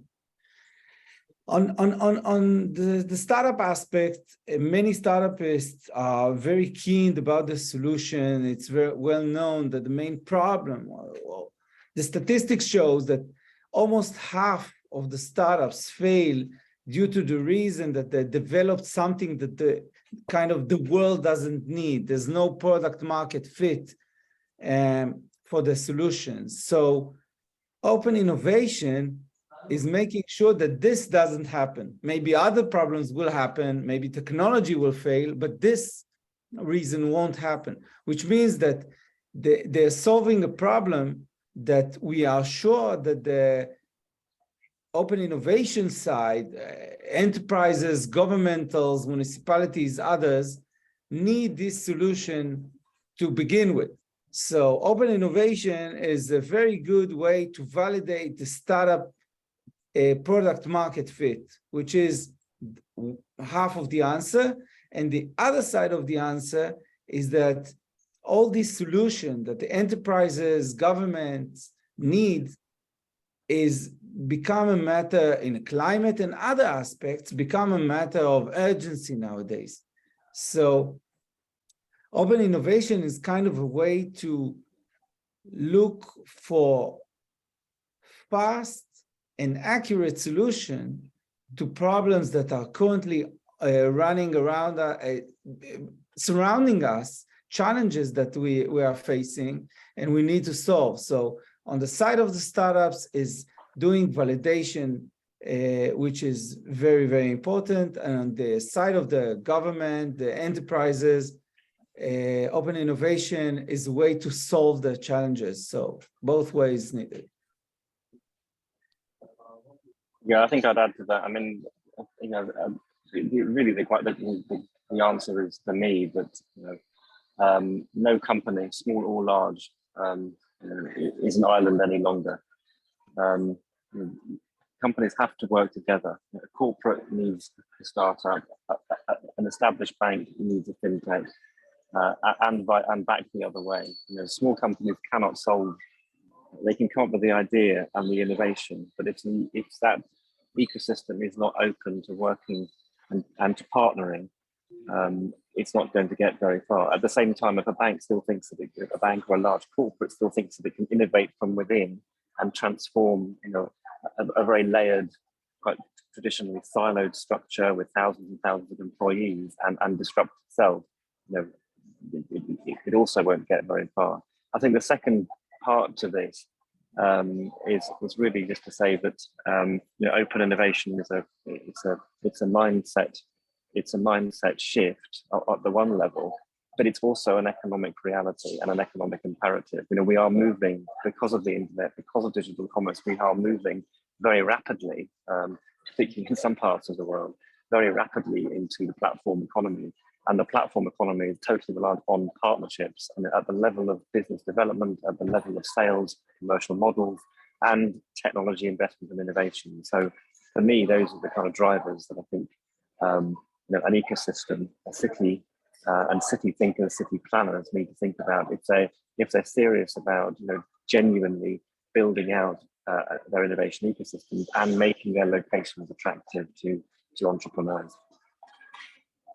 Thanks. And I mean, yeah, to just add to that, I think particularly in the kind of economies where we work, we see open innovation as being potentially quite transformational, and it really is being pushed by the humanitarian system as a solution to so many pervasive issues.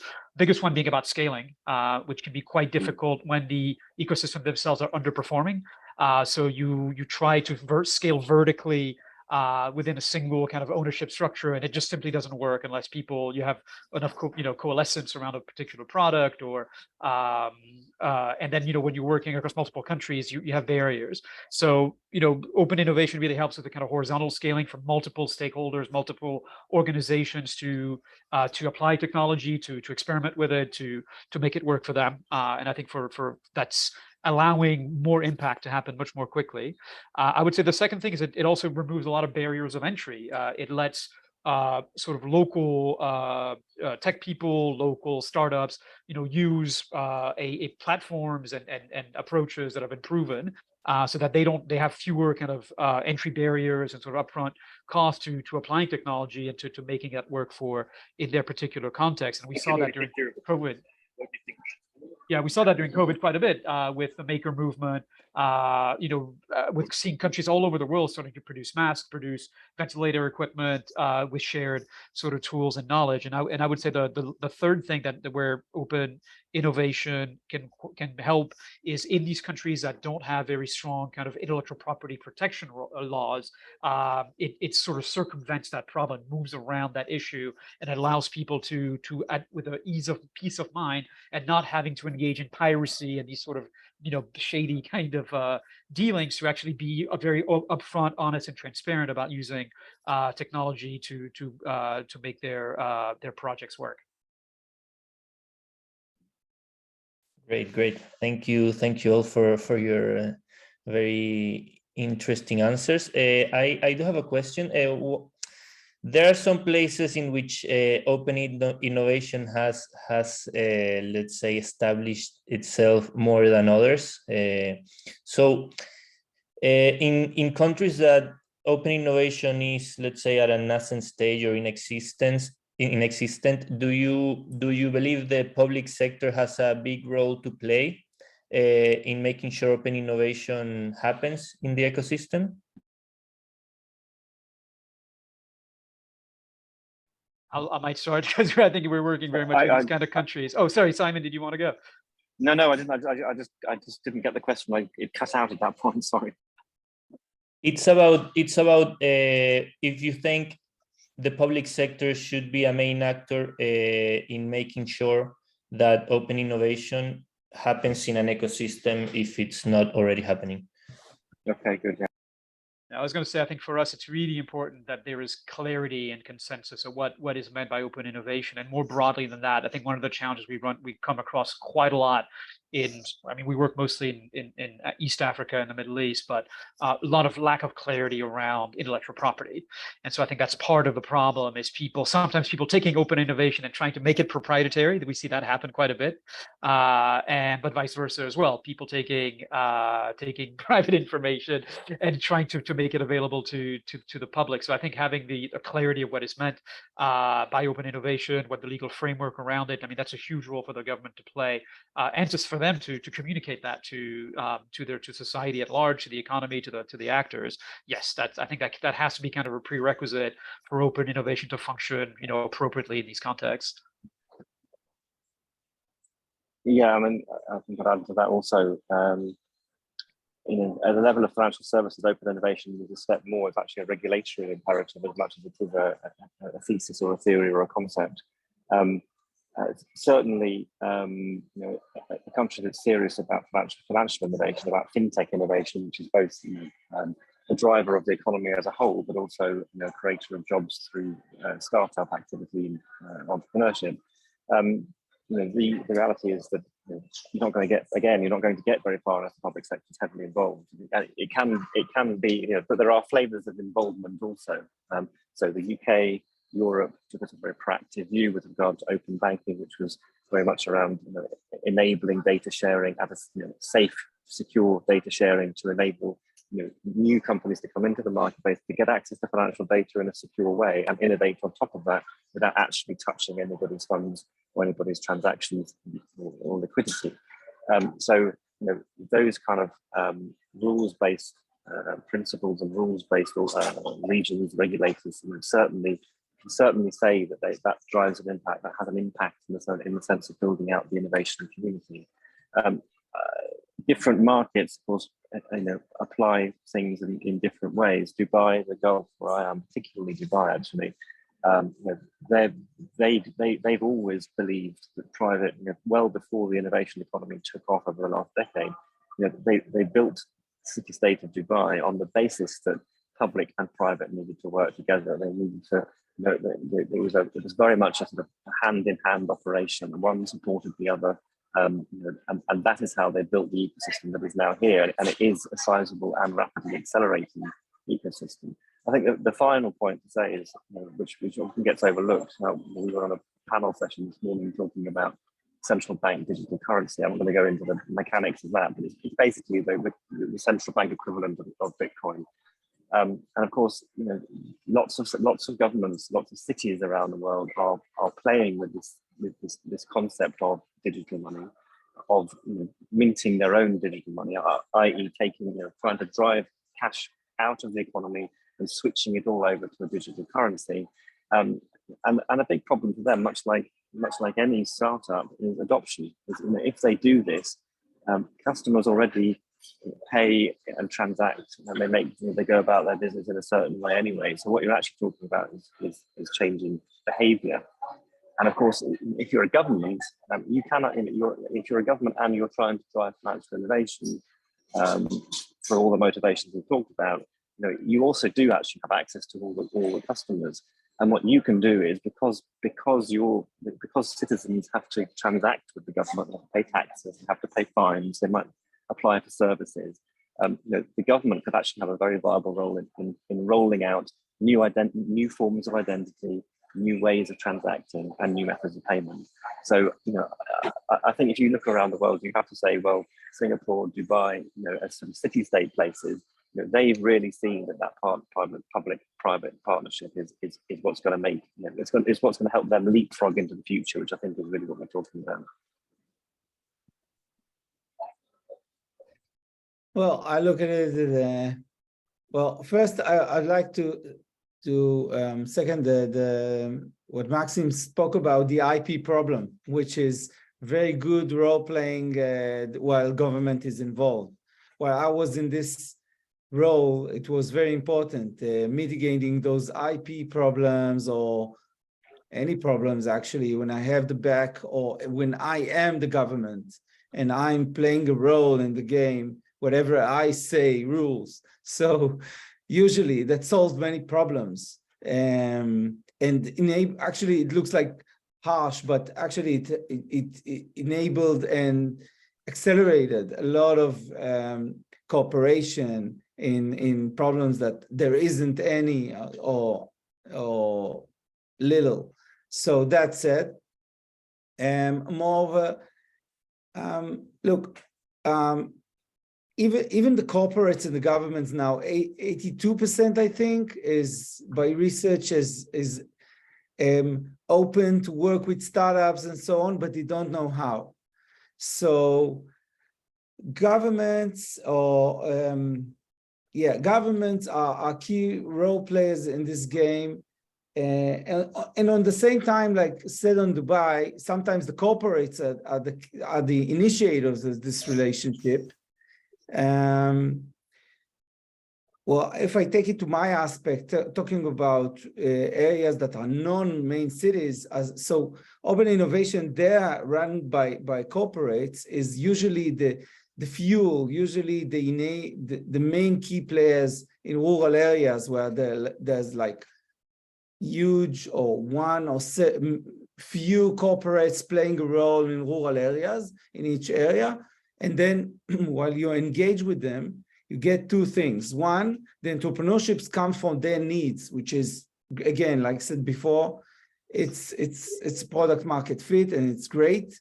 Government is enablers. They get them all the rest kind of PR, kind of validation, saying that they're okay, they are real players, they're not taking your IPs, and all these kinds of aspects. And also they're enabling them to become even more key players in the region that they're already in.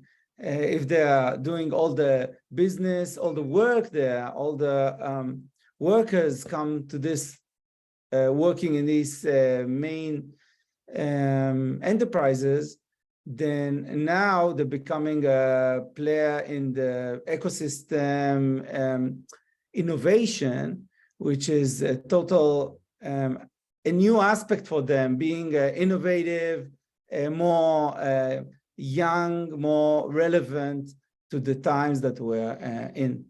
So government should be a key player in this ecosystem.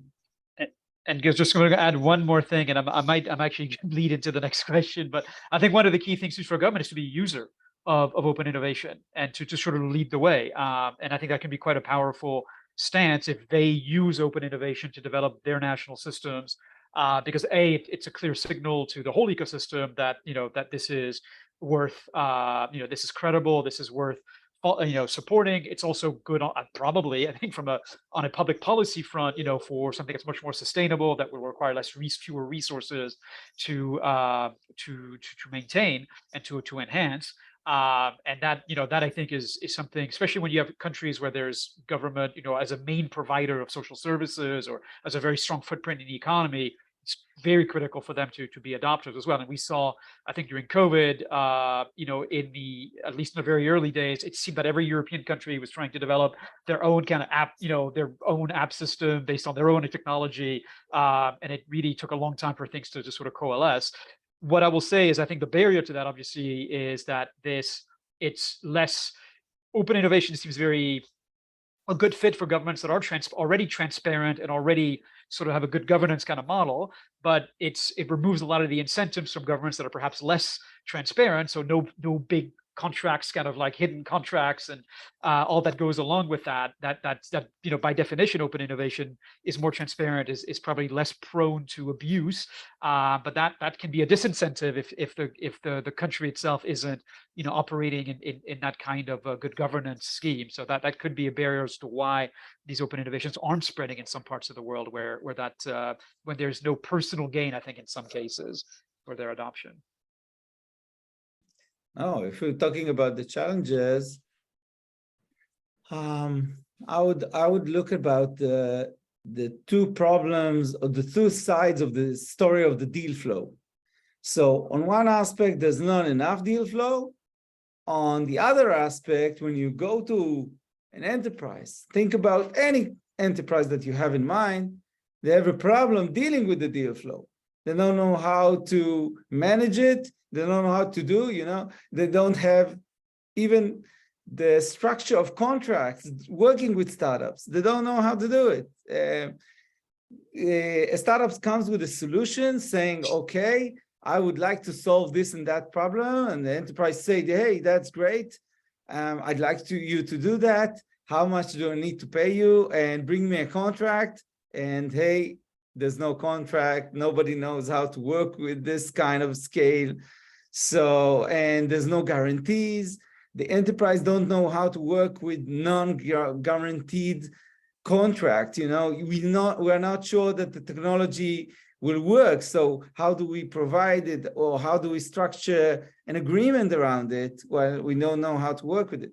So these kinds of challenges, the main challenge is handling those, amorphic phone calls or emails to the enterprise saying, hey, we have this, maybe we have a solution for you in this and that regard, but and the enterprise doesn't know what to do with it. So in the middle, that's part of being getting the governments in between sometimes, but handling a deal flow structure, kind of a funnel that takes all those leads of solutions, startups, whatever they are, and getting them slowly structured into the enterprise.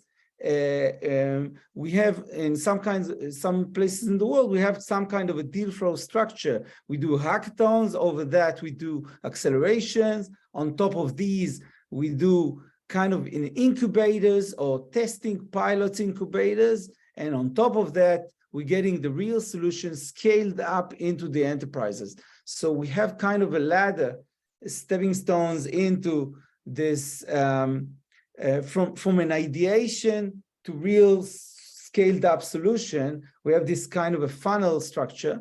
And I think that's the main challenge, that it's not structured enough nowadays yet. Thank you, Ran. Yeah, Thank you. I think there are challenges. Yeah. Sorry, Simon. 1 second. We have just 1 minute left. I'm sorry for the short notice, but let us hear your perspective about the challenges, Simon. And I'm very sorry to interrupt like this. No, at all. Nothing to apologize. I'm lost track of the time. It's good. I've got a flight to catch anyway.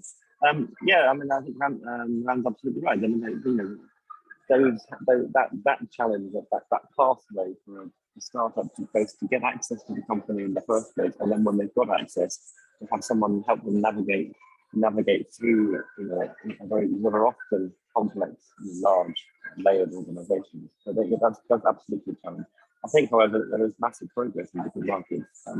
We've seen a good decade of digital revolution. We've certainly seen a good decade of financial service, of fintech, of the fintech revolution proliferating at a kind of crazy pace around the world. And in a lot of places, we are seeing a lot more open innovation within fintech ecosystems, purely because the digital economy has taken off, particularly over the last 2 years.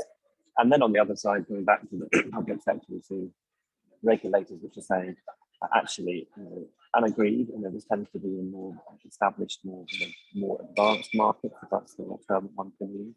But we are seeing lots of regulation, lots of regulators saying, well, actually, if we assume now that money is actually data or data is money, then surely that our regulation should be targeted at that. That should then create a more competitive marketplace. That's how we'll get innovation, and then very good things can come. You don't necessarily need regulation to do that, but it's certainly a proven sort of entry point to make that happen. Because if you open up the competitive landscape, corporates start to actually, I don't think this startup over here is necessarily going to be completely out of business tomorrow, but 1,000 of them might take, it might well be addressed by 1,000 perhaps if we don't do something about this, and we have to have our own innovation program. And again, there are many different flavors of that, but the big financial institutions that are doing it well have both taken an active approach. They've taken a very good full-on stance. They face the issues head-on, and in many cases they may have an accelerated curve, and subsequently they may have completely hived off so that that innovation program can just do its own thing, and the company can get out of the way. And at a point when it's ready to bring in, then there's a proper roadmap and a pathway and a stakeholder involved to make sure that it doesn't get stuck in the layers of management. Thank you very much, Simon. Thank you, Ran and Maxime. We really appreciate hearing about your perspectives about open innovation and startup ecosystems. And it was a pleasure having you guys in the summit. And right now we'll go back to the pitching of startup ecosystems. So Catherine will take it again from me. Good luck. Bye, guys. It was a pleasure. Bye. It was a great pleasure. Okay. So as Gers said, we are now going back to the pitching. So I will again promote Martin as our moderator, and thank you again, Gers, Ran, Max, and Simon.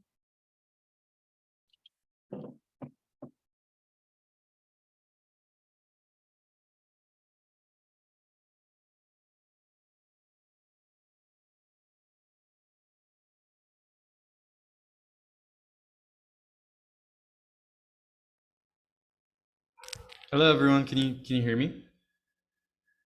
Okay, thank you. Thank you so much, Katrin. To everyone listening, to everyone joining us now, in case you didn't catch the last pitching session, which, by the way, to those who stayed, I don't think I introduced myself yet. My name is Martin Hordena. I'm the community manager for StartupBlink. It's nice to meet you all. And thank you so much once again for joining us. So to run you down through the program once again of the pitching session, thanks again, Katrin. So thanks again for joining us on the 6th edition of the Ecosystem Summit.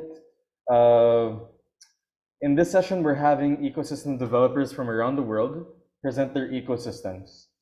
Each speaker will have 8 minutes to pitch.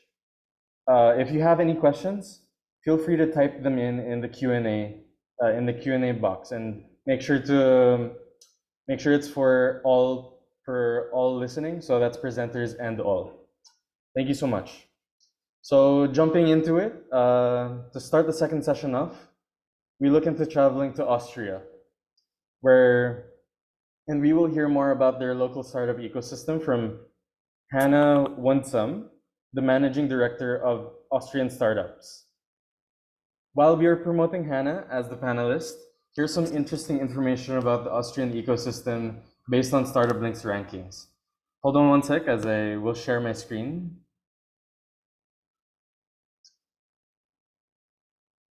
So here you go.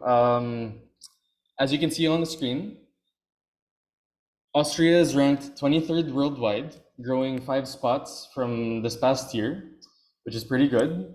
And in Western Europe, they're 12th, growing 1 spot from the previous year. And of course, equally impressive, their fintech is ranked as the 17th fintech ecosystem worldwide. So that's all. Thank you very much. We should have Hannah present soon. Hi, Anna. Thank you so Hi. much. Thank you so much for joining us, and we're happy to have you. We're excited to learn more about the Austrian ecosystem, and I'll leave it to you to take the stage. Thank you again. Perfect. Thank you very much. I'll quickly share my screen. Hi, I'm Hannah. I'm very happy to be here. I'm from Austrian Startups, Austria's biggest startup network and think tank for innovative entrepreneurship. And every year we do the Austrian Startup Monitor, which is our survey that brings all the facts and figures behind the startup ecosystem. So we'll share a couple of insights from here. Austria has around 2,800 startups that have been founded since 2010. There are roughly 7,000 startup founders in Austria. 17% of them are female. On average, there are 12.3 employees employed at the startup, and we have a rate of academic spin-offs of 22%. The biggest industries are IT and software development, life sciences, and hardware. However, we can see that in every industry, we actually can find startups in Austria. So this is for the ones that just want to have the very, very short summary of the ecosystem, but I will dive a little bit deeper. So if you look at Austria, you can see that the majority of startups are founded in Vienna. I already mentioned that we have 2,800 startups in Austria. This is if you take the definition that we used for the Startup Monitor, which is startups are younger than 10 years. They follow an innovation, either a technological innovation, a business model innovation, and they are focused on growth, so revenue growth and employee growth.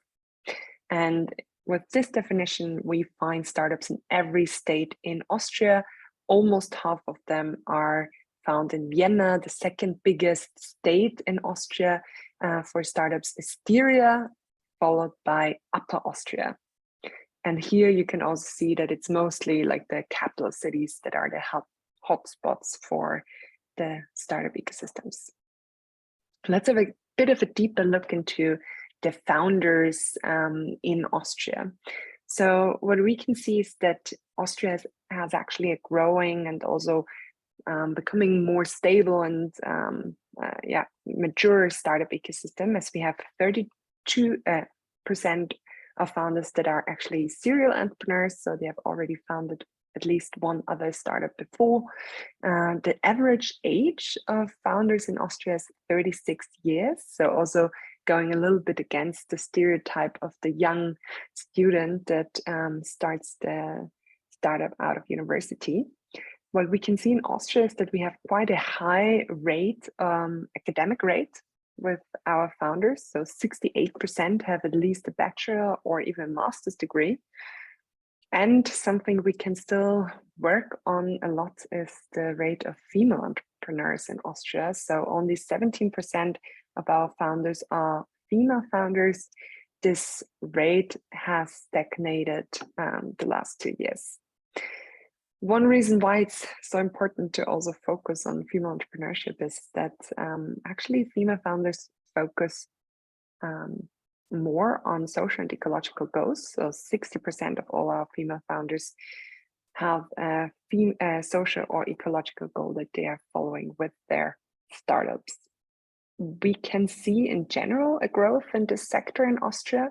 So actually 18% have said that they qualify themselves as green and social impact startups. 15% are purely focusing on a green impact, like as their main business objective, and 14% on social impact. If we look a little bit at the employment structure at Austrian startups, we can see that on average, a startup has 12.3 employees in Austria. There are more than 20,000 people in Austria that are now employed by startups, which also shows that it's actually economically a really interesting and important factor already. We talked beforehand shortly about the percentage of female founders, which lay at 17%, where we were European-wide seen more in the back. However, if you look at the employees at startups, we can see that 36% of all employees are female, where we are within the European average.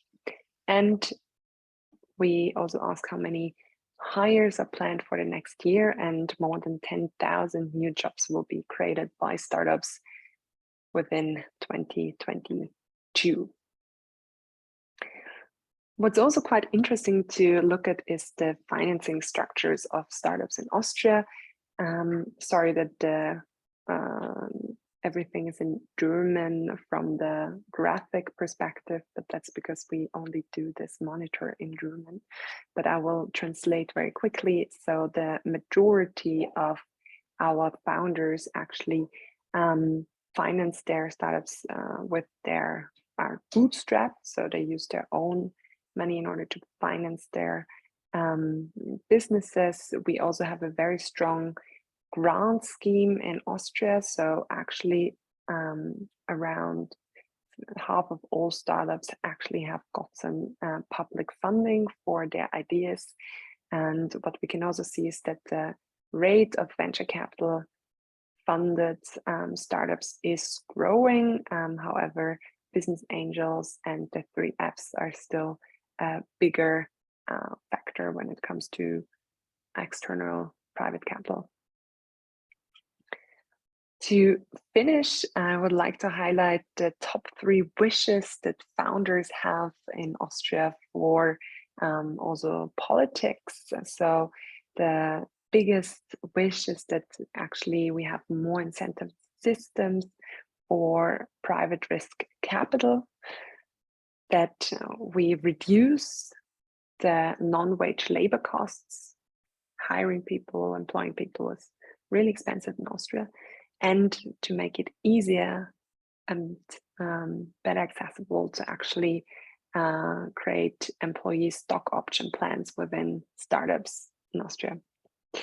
Yes, maybe one update because it's so recent. So just last week, there was a new reform of our red, white, red card. So it will now become easier to also employ key personnel on third-party countries, so outside of the EU, and it will become faster, and there will be less bureaucratic restrictions in order to obtain a red, white, red card, which also is always one of the wishes of our founders. So slowly but surely, also the ecosystem is growing, improving, and structure and barriers are getting lower. So I'm very much looking forward to hear what the others are presenting and to see how we are growing in Europe in general.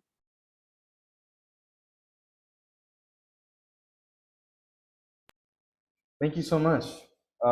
Thank you so much, Hannah. Amazing presentation. It was so fun to hear about Austria's ecosystem, from the amount of startups, in-depth analysis of the ecosystem, and the many great initiatives you already have in Start for its founders. Impressive to say the least. So I'm excited to see what's to come for the ecosystem. Thank you, and good luck on building Austria's ecosystem further. Thank you. Thank you. Okay, so let's jump into the next ecosystem, which would be presented from Nur-Sultan, Kazakhstan, where we will have Tanat Uskembayev, the head of the Office of Corporate Innovations and Digital Competences for Astana Hub. Before they present, I hope you don't mind I share my screen and show you the dashboard for Nur-Sultan's ecosystem based on StartupBlink's rankings. Oh, can I ask you? Hello? Is it okay? Yeah, okay. Sorry. Hello. So yeah, For Nur-Sultan, Kazakhstan, the rankings is 343rd worldwide, which improved by 14. And it's impressively the first in Central Asia and the first in Kazakhstan, and is ranked 144th for education. Yeah, so just want to jump into it. Hi, Tanat. Yes, hello everyone. Nice, so nice to have you here. So yeah, let's thank you for joining for your 8-minute presentation, and yeah, you can take it from here. Thank you. Okay. Do you see my screen? Yeah, hello everyone. we can see it. Thank you. Thank you for inviting me for this event. My name is Tanat. I'm the Director of Corporate Innovations at Astana Hub. Today I want to show the presentation about our ecosystem and what we are doing in Astana Hub. So Astana Hub is an international tech park. We are situated in Kazakhstan, in the capital of the Kazakhstan, Astana. So we been launched in 2018. So the main mission of Astana Hub is to develop startup culture and give support for innovative projects in the field of information and the communication technologies to strengthen our national economy. So when we were opening at 2018, we have set the goal that we should reach for the number of 200 millions of investments attracted to our residents. So we successfully reached our goal the last year. So the main big goal that was set from the president of Kazakhstan. So we should reach the export of IT services for 500 million by 2025. So what we do to achieve our goals in the future? The first is that our ecosystem. So we with a platform to build a national ecosystem, a startup ecosystem, IT ecosystem. So we act like an institution. We are a subsidiary of Ministry of Digital Development in Kazakhstan. So to develop our ecosystem and what we should do. So first one is we should create a critical mass of IT talent, and to do this we work to in popularization of the IT and the startup culture. So our work consists of 4 big main directions, like PR, development, supporting measures, and the scaling measures. Here's some figures describing our achievements within 4 years. So our income of IT companies that became the member of Astana Hub is $751 million. The IT export consists like $23 million, and we in our tech park we have tax preferences. All the taxes almost zero, so our residents saved due to the preferences. They saved $86 million due our preferences, and also we have 900 more IT companies that are residents of our tech park, and 160 and more companies that they're from foreign countries, and the overall amount of the workers of our residents is more than 12,000 people, employees. So we do a lot of educational work. We do a lot of events, and we also very active in media and the social media coverage. So we do it to popularize our measures that we have.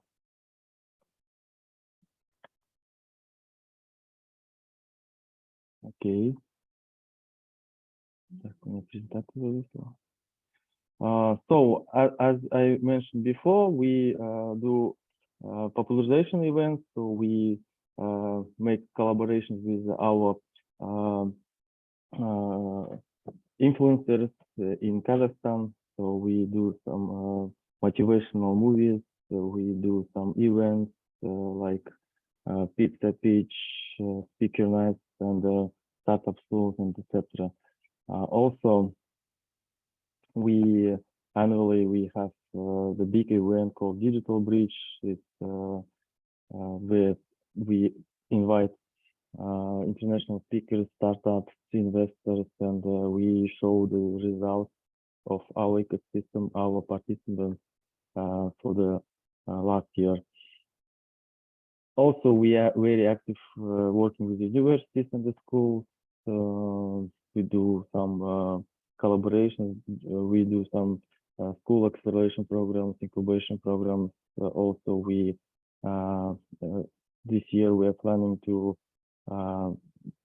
make collaboration on in educational syllabus where we want to implement some subjects about technological entrepreneurship in the schools and universities. Also, we have some educational programs like startup schools, no-code schools, data career, and the freelance schools. All these programs are free, so we have this kind of figures that is very popular among youth and students, school students. Also, we, if you heard about the programming school about Apple 42, so we have 0, 2, 0, 1, 0, 2, 0 version. It's like the 0, 1 edu system. So we opened this school in 2018. So the education is based on peer-to-peer learning methods.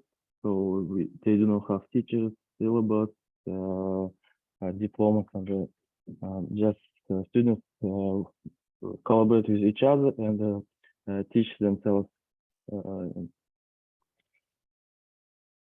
Yes, also we have a big goal to prepare 20,000 IT specialists for the year of 2025. So to do this, we work to finance some IT schools. So we finance IT schools that recruiting students to teach them for some programming skills. Also, we have business programs for the startups at the stage of MVP and BAF, the incubation programs, acceleration programs, and the accelerator program with the export-oriented program that we prepare mature companies to scale their businesses for other countries and other markets. So also the good news for our ecosystem, for the whole Central Asian ecosystem, was that we became official partner of Google for Startups in our region. So we had 2 batches of acceleration programs, and 2 weeks ago we had a demo day where startups showed their amazing results during the program. So we give them it's a free program where we provide with co-working spaces. Also, we give some free living rooms and hostels and hotels. And it includes mentorship, workshops, and some individual consultations from top experts. So here are some the results of our startup by investments. So these figures. Also, we focus on developing some verticals like 5G, game dev, blockchain, space tech, and gov tech. And the last year, we also became a partner of the anchor partner of the region of a plug and play. We had one batch of acceleration program, a corporate acceleration program. So here is our innovative cluster. So the Astana Hub is situated here, and it's a former expo territory. So it's like innovation cluster that formed in our city. So also we are active in developing our digital infrastructure. Also we have some financing program. We give the financing for the startups at the MVP stage, product market fit, and the scaling stages. So you see the figures, the amount of this investment that we give. So the main interesting part that we have zero tax for our residents, but the contra obligations for the companies that receive tax preferences, they pay 1% from the income that we reinvest to our ecosystem. So also we have simplified visa regime for our residents, so you can get a visa up to 5 years. You don't need to pay a state fee to obtain work permits, no quota for the number of foreign employees involved. So you don't need to obtain a permit to attract foreign labor, and we give free consultancy for attracting foreign employees. I think that's it. Thank you for your attention. So if you have some questions, I will have to answer them. Awesome. Thank you so much, Tana. Thank you. Really cool to see how Nur-Sultan's startup ecosystem is developing with Astana Hub's help, of course. Already showing some, actually not some, a lot of impressive statistics and of course partnerships. Again, exciting to see what's to come for Nur-Sultan. Thank you again, and great work presenting. Thank you so much. Thank you. Okay, so for our next ecosystem, we will go back to Lithuania, this time in the city of Kaunas, where Gitautas Kulakauskas will present about the startup ecosystem. He is the startup ecosystem project manager for Kaunas Inn.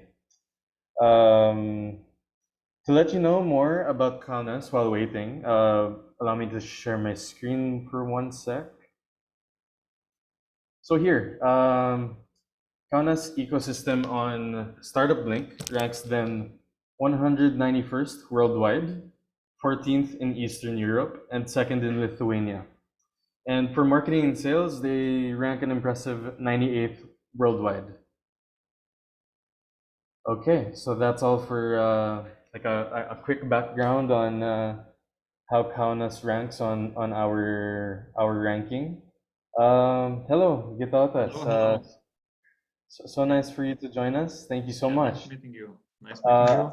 Nice meeting you as well. I'll leave the stage to you, and looking forward to hearing it on your 8-minute presentation. Good luck. Okay. Wait a second. I'm starting the presentation. You can see it? Yeah, we can see it. No problem. All right. So thank you. Thank you again for inviting me to present Kaunas startup ecosystem. I will present today more the support network for startups that startups can use. And but firstly, I wanted to show you a little bit where is Lithuania, where is Kaunas. You can see it right here, and give you some key data about the inhabitants, average salaries and connections. So we have in Kaunas and in Kaunas district almost 400,000 inhabitants, which is growing in the last 4 years, differently from previously. And the salaries in Kaunas also are increasing in the last 5 years by more than 50%, which is a good thing for the ecosystem as well. Also, we have connection in Kaunas by road, rail, and also international airport is near Kaunas. I wanted to mention student numbers in Kaunas because that's important for talent pool to grow startups. We have over 40,000 students, which is quite a lot for such size city as Kaunas. And more importantly, we have over 50% of them, so more than 20,000 students in STEM sciences, which helps startups grow more. We have 3 main universities in Kaunas, which is Kaunas Technology University, which obviously they have technological students. Kaunas Life Sciences University. That's why Kaunas has quite some potential in medtech in the future, not currently that big sector. And yeah, now I wanted to show you a little bit the ecosystem of innovation and startups in Kaunas, and what are main organizations and roles that can support startups. So from the beginning, universities are supporting young entrepreneurs. Those 3 universities I mentioned, all of them have their innovation center or startup spaces or some kind of bachelor programs that are supporting startups, or at the end of bachelor program, students have to present startup as outcome of their studies. So function of these universities are a beginner stage company or startup incubation and support. They definitely have infrastructure, research laboratories, and the universities have students for bigger startups to attract talent and people to work in. Next, in Kaunas, we have Kaunas Science and Technology Park. The function of the park is a place to attract bigger startups. And the added value here is office rent at a lower price, co-working spaces, meetings, mentors, innovation areas, and labs. And then we have a big project coming up next year and further in Kaunas, which is Aleksotas Innovation Park. Its function is to create area where innovative companies can build communities, open their R&D departments, and the value proposition for Aleksotas Innovation Park is the infrastructure that is ready for investors to settle down, exclusive urban environment. And I want to talk about this innovation park a little bit more because it's a big innovation community coming up in the next years.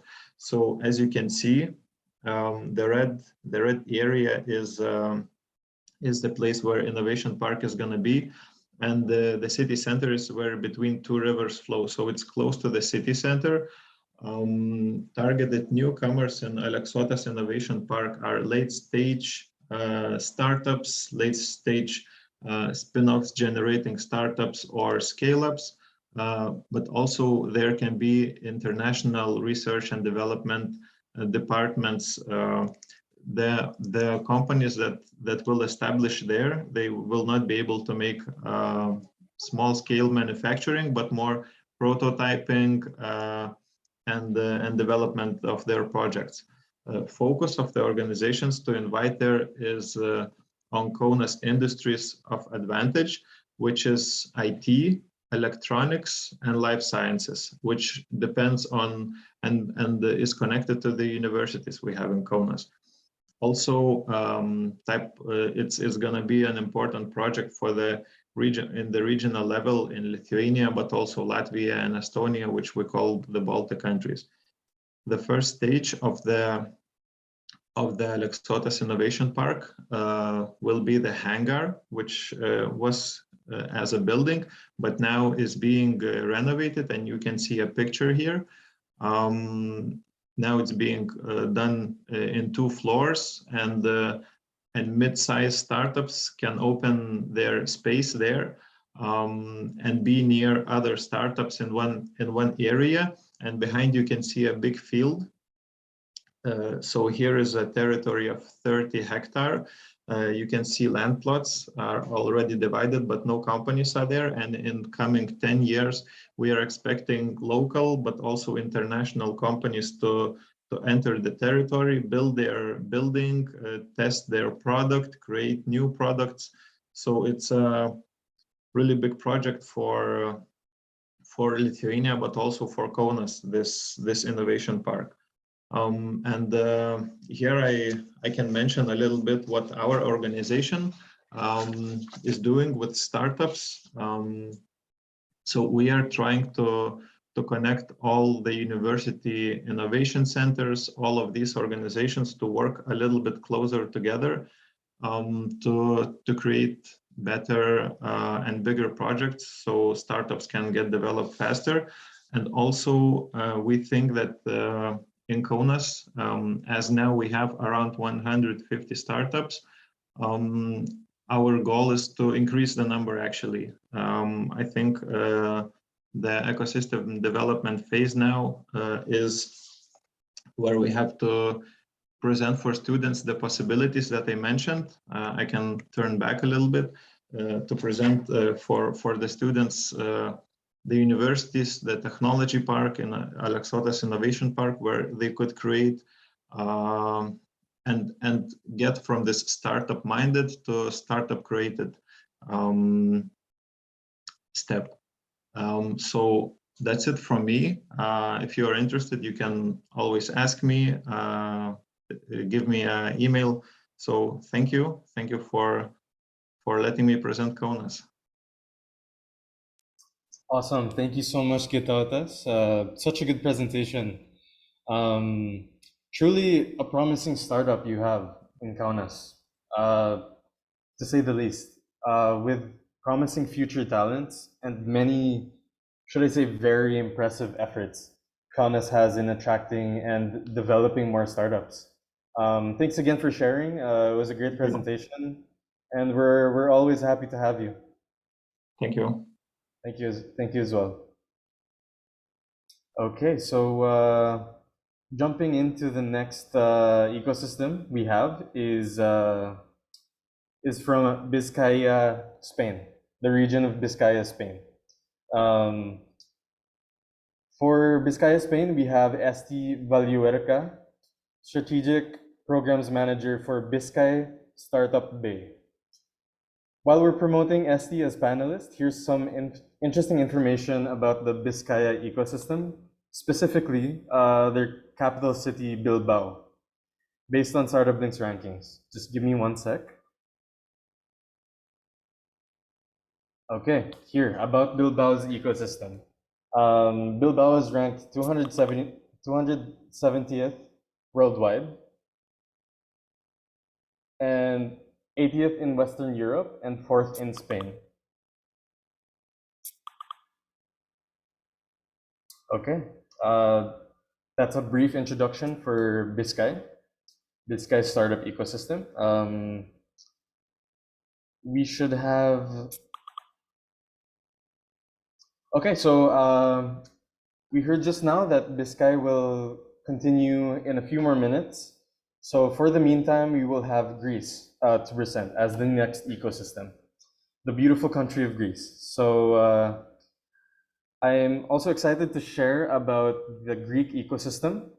For the Greek ecosystem, we'll be having Vivi Dara, the associate at the Cabinet Ministry for the Ministry of Development, Technology and Innovation of Greece.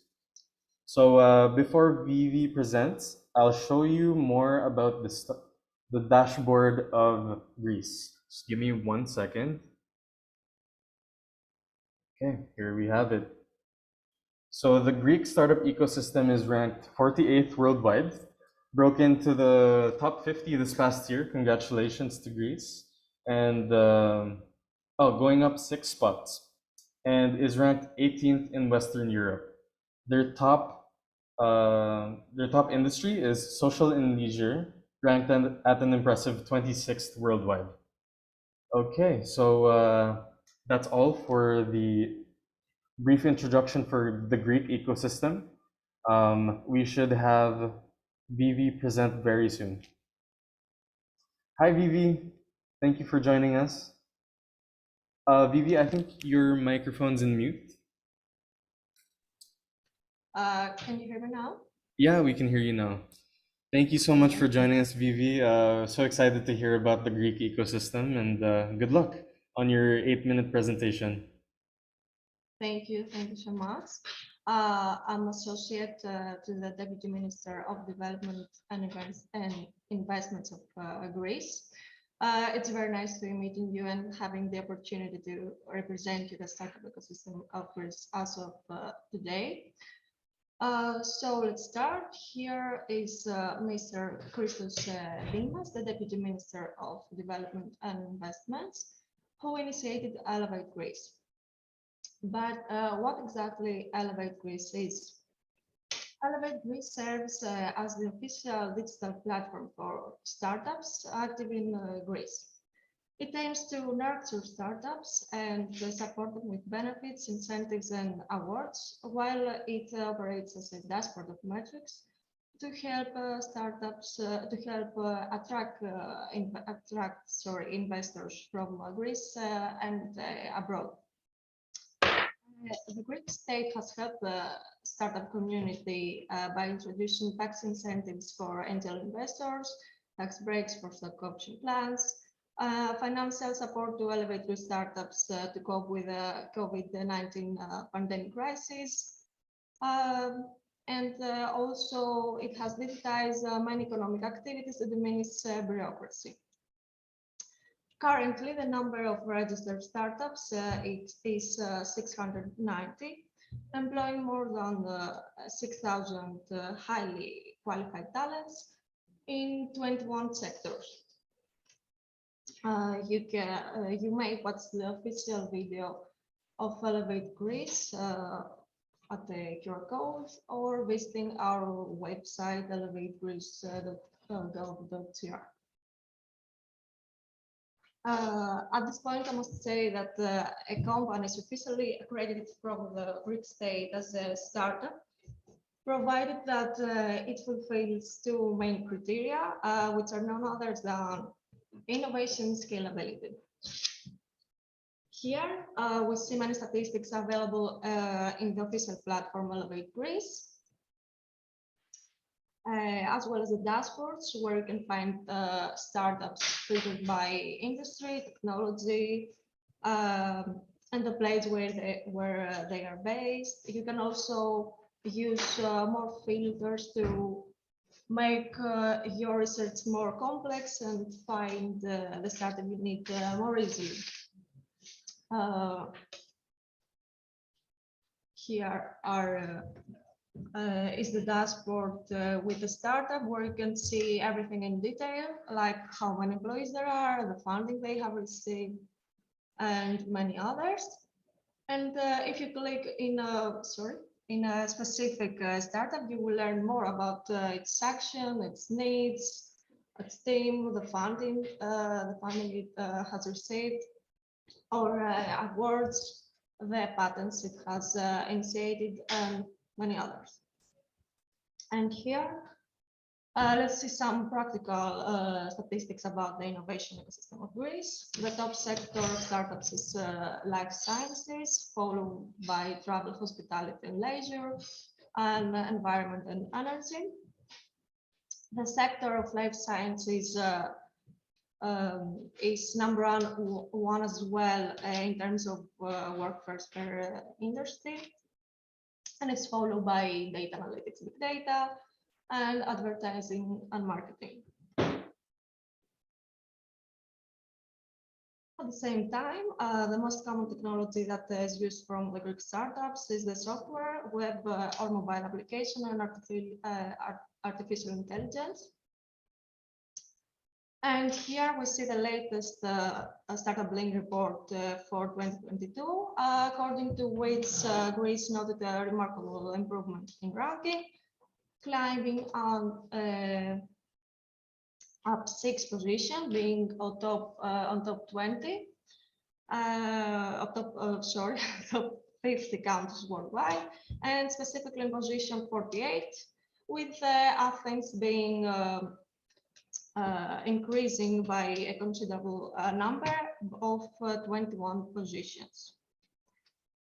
And of course, Athens, as the capital of Greece, is the stronghold for the startup ecosystem, accounting for 67% of the startups, while Thessaloniki follows at just 16%. As far as the exit of the Greek startup community is concerned, 6 exits happened in 2021, 3 of which, as we say, extremely important. More specifically, Niometrics was acquired by the US-based Mobilium. Lenses IO was purchased by Celonis, Musent by Sitecore, and besides, in the first quarter of 2022, Acquisition was exited and was acquired by Meta Facebook. And the first 2 unicorns have emerged also in early 2022, Viva Wallet and PeopleShare. And in the meantime, there are 6 unicorns that have got global attention. Here they are. And here there are only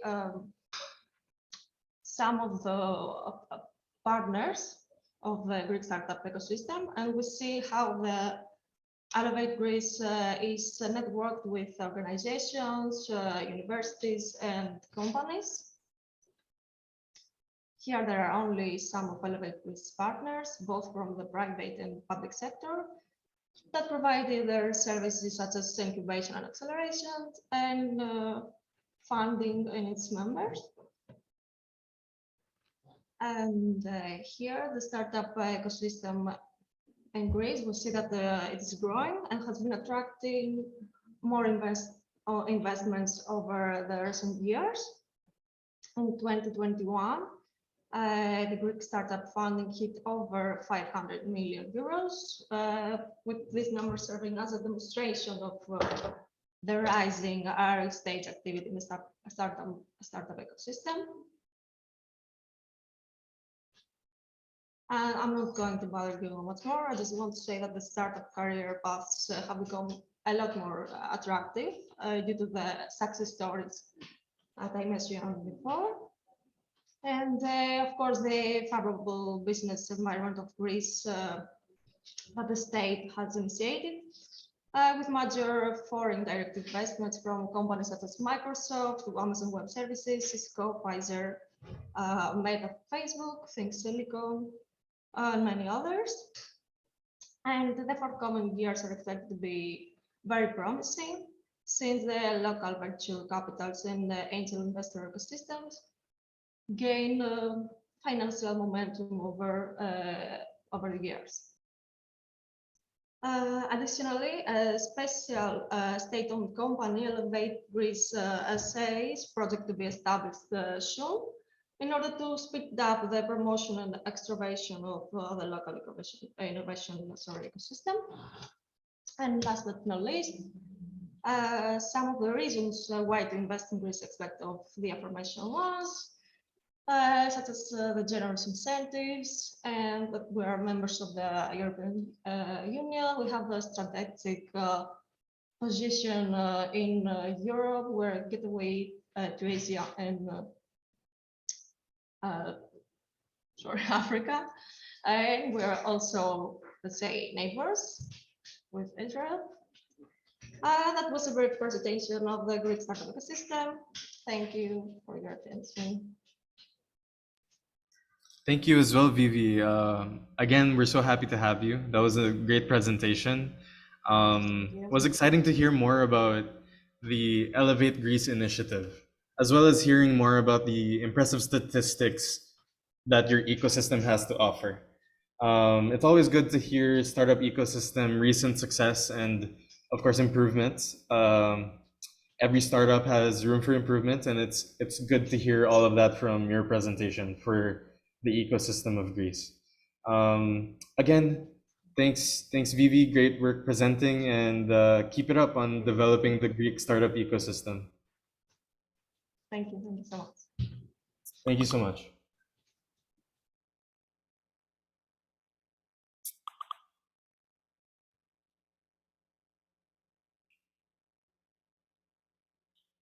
Okay, so that should be all for this portion of the pitching session.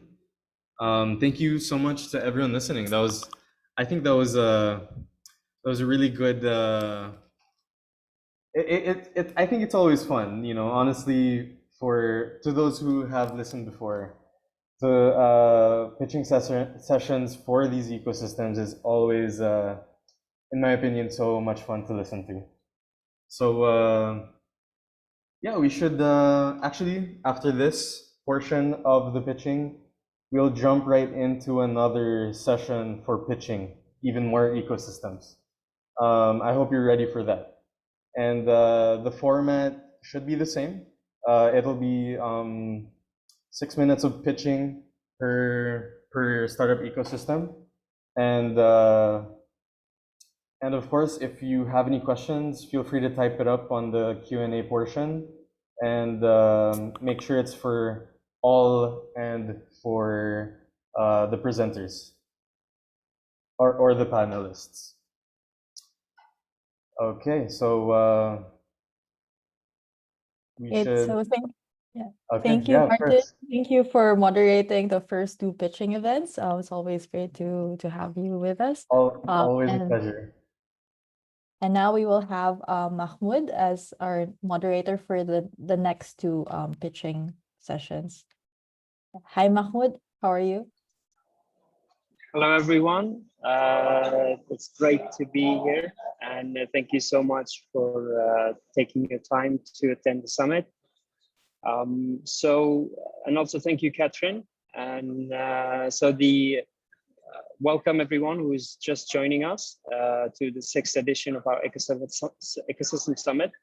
We now move on to the next topic on the agenda. In this session, we're having ecosystem developers from all around the world presenting their ecosystems, our government partners, and we will have exactly 6 pitches for this session. We will have government entities from Azerbaijan, Andorra, Austria, Ukraine, Macau in China, and Madeira in Portugal, presenting their startup ecosystem. We will start with Azerbaijan, the Asan Services or Asan Khidmat. Nigar Khalili is the senior consultant to the Asan Services. And to give you a little bit of information on the Azerbaijan startup ecosystem, Azerbaijan ranks 21st in Eastern Europe, and their general ranking is 85th. They are quite overperforming on software and data, fintech, marketing, and sales. And now I would like to let the floor for Nigar. Nigar, welcome. It's great to connect again. Hi, Mr. Mahmoud Shamsi. I greet everyone from Baku, from Azerbaijan, from the State Agency for Public Services and Social Innovations under the President of the Republic of Azerbaijan. First of all, I want to thank you for holding StartupBlink Summit, which enables the sharing of local innovation ecosystem in the international arena. Now let me give some information about our organization. I want to share our presentation. The screen.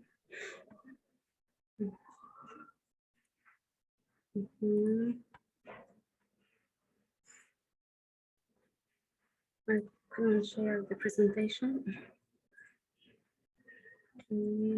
I think there's some problem at files. Okay. The state agency is the state organization that determines and implements the main policy in the public services organization, digital government transformation, realizing social significant innovations, and supporting development of innovation ecosystem in the country. Asan Service Center under the State Agency for Public Service and Social Innovations under the President of the Republic of Azerbaijan was established in 2012. Asan Service Centers are the bodies to ensure the realization of the services to be rendered by the state entities in a uniform and coordinated manner under one roof. Asan Service in 2015 was awarded the first place in the category improvement of public services in the field of public services by the UN. Also get UN Special Award for promoting innovation in the digital public service delivery 2019. For development national innovation ecosystem, the Inland Incubation Acceleration Center operates under the authority of the state agency since 2018. Apologies, Nigar. Were you trying to share the screen? Because we didn't get any screen yet. I couldn't share the screen. Okay. I don't know why. You should be able to share it now. If you could try it.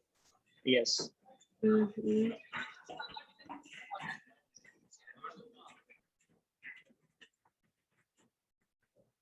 Okay. Do you see? Perfect. Yes, okay. Thank you. Okay. Inland consists of co-working, incubation, acceleration, and IT training center. Within Inland, all participants of the innovation ecosystem in the country are involved. Stimulation of innovation activities and creation of successful startups, production of innovative products and services that are resistant to international competition are promoted.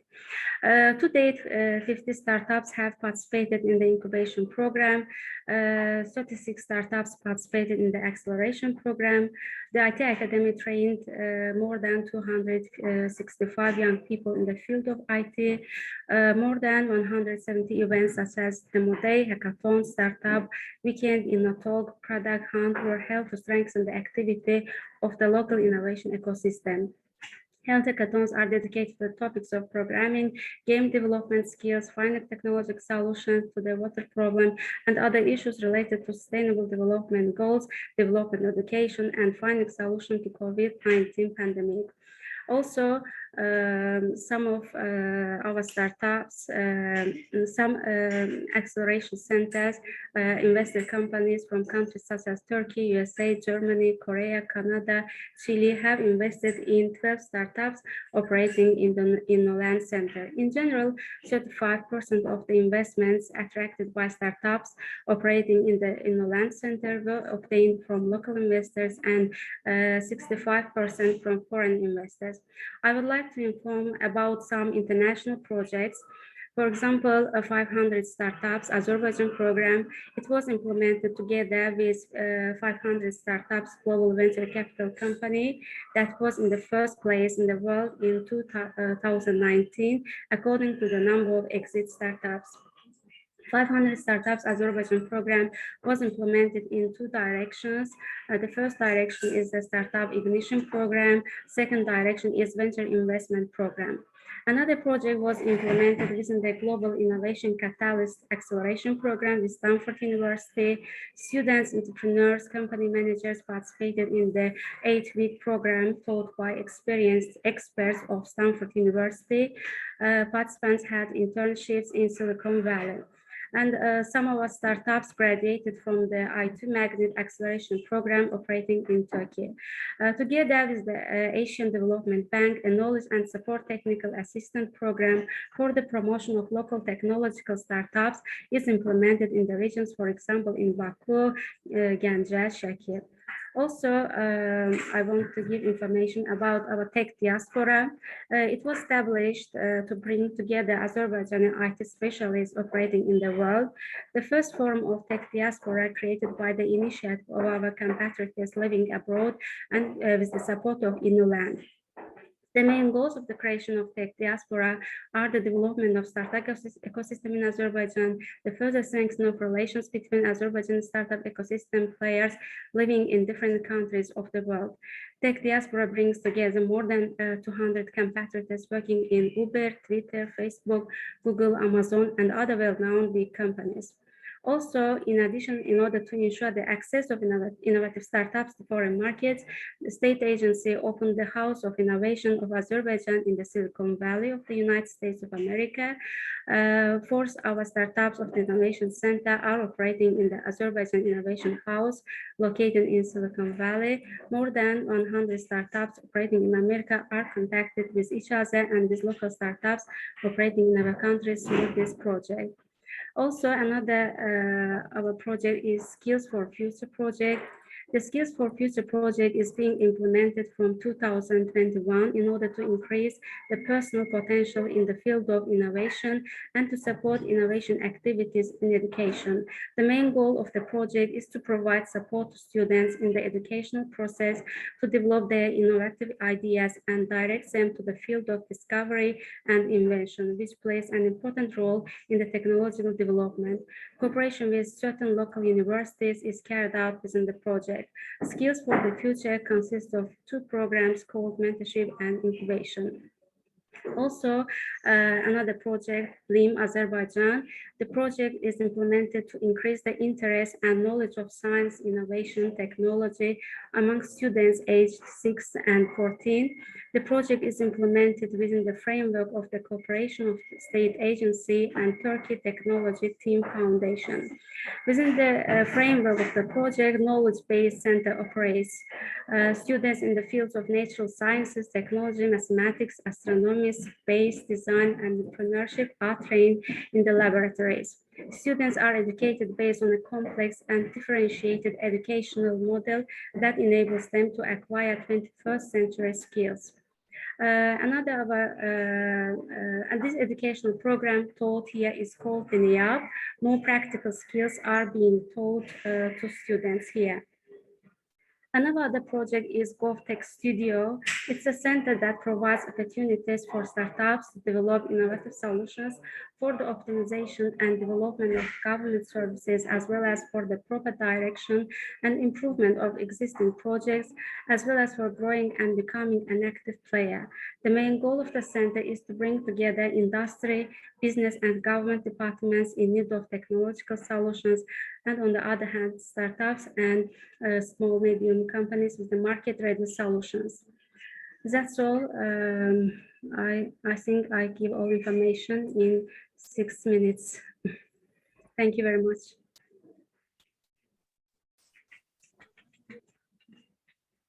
Thank you, Nigar. Really appreciate it.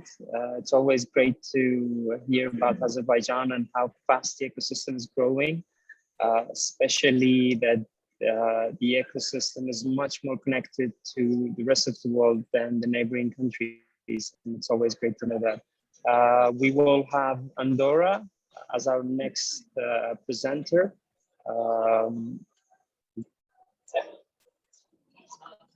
Just to quickly share a screen with you. As you can see, Andorra is a small country in between Spain and France. Although they're small, but they are competing with the biggest countries and some of the biggest countries in the world in terms of startup ecosystem. They're ranked 22nd in the Western Europe and 89th globally. And they are, one interesting fact is that it's the only country that has the Catalan language as the official language. And we have our colleagues, Judy, Director of Andorra Business, and Aurora and Vanessa from Andorra Research and Innovation. Thank you for taking the time, all of you, and welcome to our summit. The floor is yours. Thank you very much. I would like to share my screen. 1 second, please. 1 second. I think it's like perfect. Well, meanwhile, just to tell you that, yes, well, thank you very much for the invitation. I am Vanessa Arroyo, the head of the Andorra Living Lab and International Relations of the Andorra Research and Innovation. That together with Andorra Business, we are glad to be here for the first time, and mostly because Andorra is the first time that appears in the startup map ecosystem in your ranking. So thank you for this opportunity. So as you have said, yes, Andorra is a really small country, but we are always saying that with big opportunities, and we are going to explain you why. Some figures, you have said some of those figures, that's true, that we are only 468 square kilometers, and well, we are more or less 80,000 inhabitants here, but every year we are receiving 8 million tourists, which represents a really big challenge for us. And well, we are speaking Catalan as a official language, but we are cohabiting with other kind of nationalities. We have more than 100 different nationalities living here in Andorra. So we can say we are a young and cosmopolitan country. And focusing on economic things and facts that we want to explain you, because this is why what happened before we are here today. No? Since 2012, we opened our economy in order to be being able to receive foreigner investment, because before that we have been our economy was based on traditional sectors, mainly construction, agriculture, tourism, and so on. But in the last 10 years, mainly from Andorra Business, they have been working hard in order to diversify the economy, in order to create new sectors of economy that could allow new opportunities to work here. We have been working a lot from government in order to have all the international standards that are needed to be a startup-friendly place. So in the last years, we have got the European tax compliance, the double taxation agreements, because we need those kind of agreements B2B with the different countries. So we have worked on that a lot. And also, well, we have the common reporting standard, and we are an IMF member. So we have working on that in the last 10 years.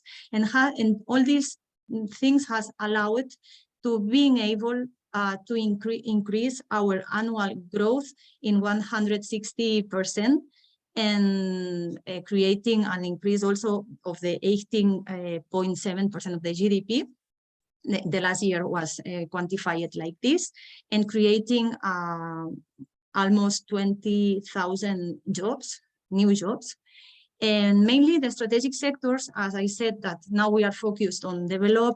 We have done an analysis in the last years, but fintech, e-sports, health and wellness, biotechnology, and the traditional sports, because we are a country really focused on our ski, cycling, and so on. So those are the main sectors in which we are working now in order to create startups, possibilities, and to create opportunities on that. So, well, more a little bit of why we are really competitive to attract startups. Well, this is one of the points, but not only that, but we have a VAT of the 4.5%. That it's nice, of course, but for us this is one of something else. In reality, for us, what we are now trying is to be competitive in other things, as for example, to be an innovation and entrepreneurship friendly ecosystem, because we think we are because the data are saying this. So, and we like to continue being a place where startups can come, can find opportunities, and can connect with the Andorran ecosystem, and from this to the international environment. No?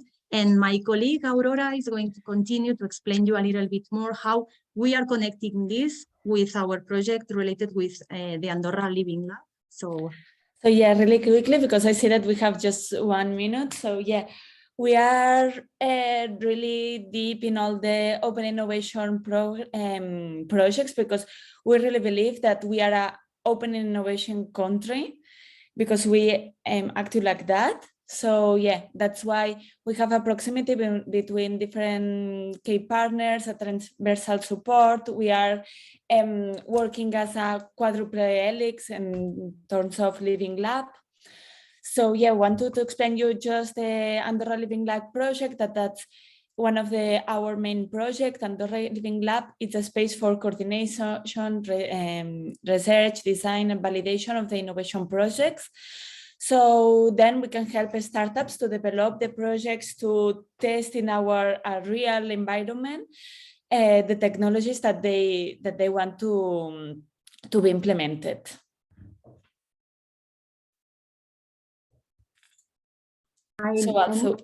Yes, I am trying to go forward, but I don't know what happens.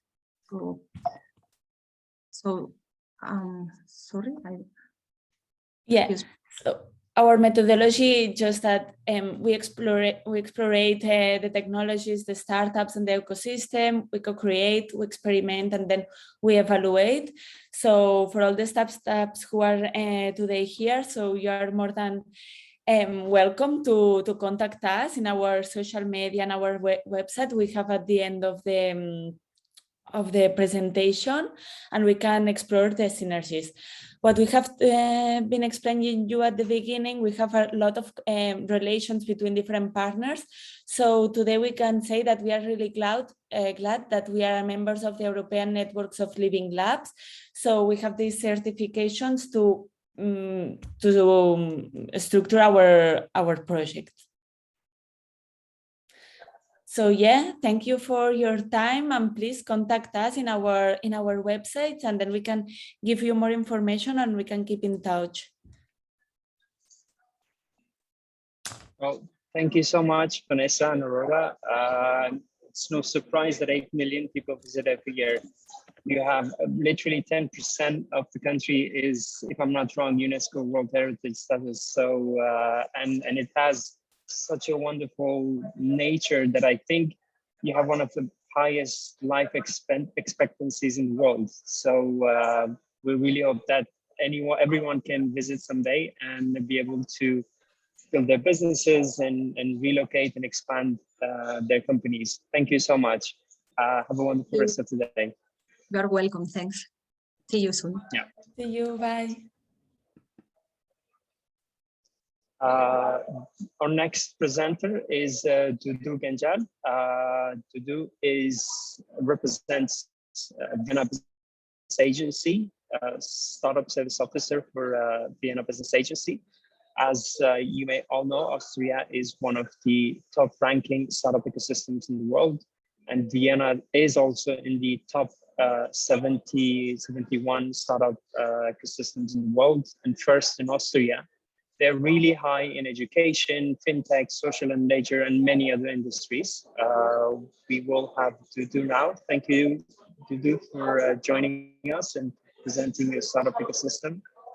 Hello and good afternoon, everyone. Can you hear me? Yes. Okay. Yes, perfect. we can hear you. So I'm going to share my screen. Thanks for having me. Mahmoud, you already did the pitch for me, so nothing to add here. There's so much to add, I'm sure. So hello and welcome, everyone. And thank you for having me. My name is Judy and I work for the Startup Services of the Vienna Business Agency. And I'm very happy to walk you through our ecosystem in 6 minutes, which is definitely a challenge. So let me first give you a brief understanding of who we are and what we do. So the Vienna Business Agency is the official investment promotion agency of the business location Vienna. So we work, or our main tasks are really on supporting, developing, and promoting the business location. And we do that by providing a lot of different services to existing companies, but also to startups and future entrepreneurs. entrepreneurs. So we have tons of consulting and coaching services we provide for free. So depending on what your status is, you can approach either us at the Startup Services. So if you are a future entrepreneur or a startup, you can approach us at the Startup Services. But we also have a technology services team, which really works with technology-oriented companies here in Vienna. And we also have a dedicated team who is working with companies, startups who are interested in relocating to Vienna. So they really try to guide them throughout the whole process of relocating to Vienna or opening a second branch. Secondly, we provide also grants to promising projects. So if you're, and here again, it's a very diverse grant scheme, depending on your project, depending on the size, depending on the focus of your project, you can apply for different programs. We have smaller grants for local supply companies. So if you want to open a cafe in Vienna, you can apply for one of those grants. But of course, we also want to foster innovation and research here in the city. So we have bigger grants for innovation-oriented projects. Last but not least, obviously, the business location also needs some infrastructure. So that's where we see ourselves or responsibility in developing those future ready projects here in the city. So we engage a lot in real estate development and also work closely with the other stakeholders of the city to really get into urban development projects so that businesses can thrive for the future here in Vienna. When it comes to the city and to the ecosystem, I mean, I think most people don't really realize that because Vienna is perceived as so small, but we are the 5th largest city in the European Union, and our GDP is per capita almost double of the European average, which definitely gives also better buying power, which definitely is relevant at the end of the day for startups to implement their services and sell their products here. We have roughly 140,000 registered businesses, and every year we add like around 10,000 to that. Of course, that 10,000 are not only startups, scalable businesses, but in general, it's around 10,000 new businesses per year.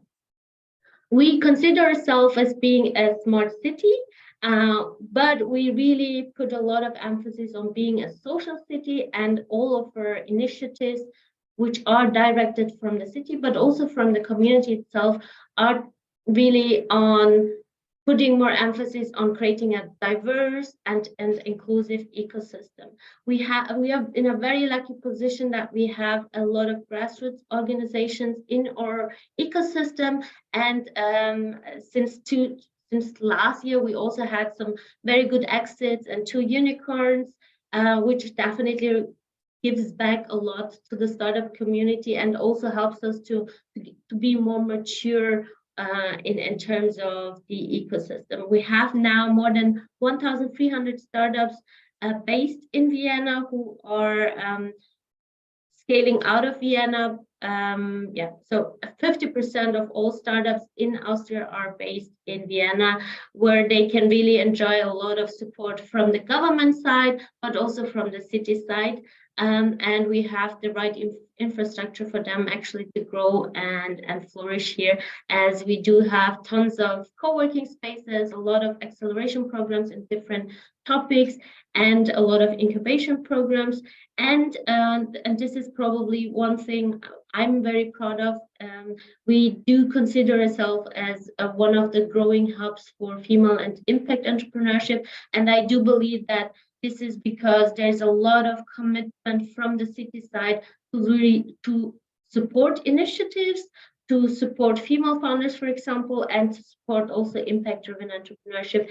As for example, for the grant system, most of our grants have the not a hard criteria, but if you are a female founder, you get like plus points. If you are an impact-driven startup, then you are evaluated better with the point system in your grant application.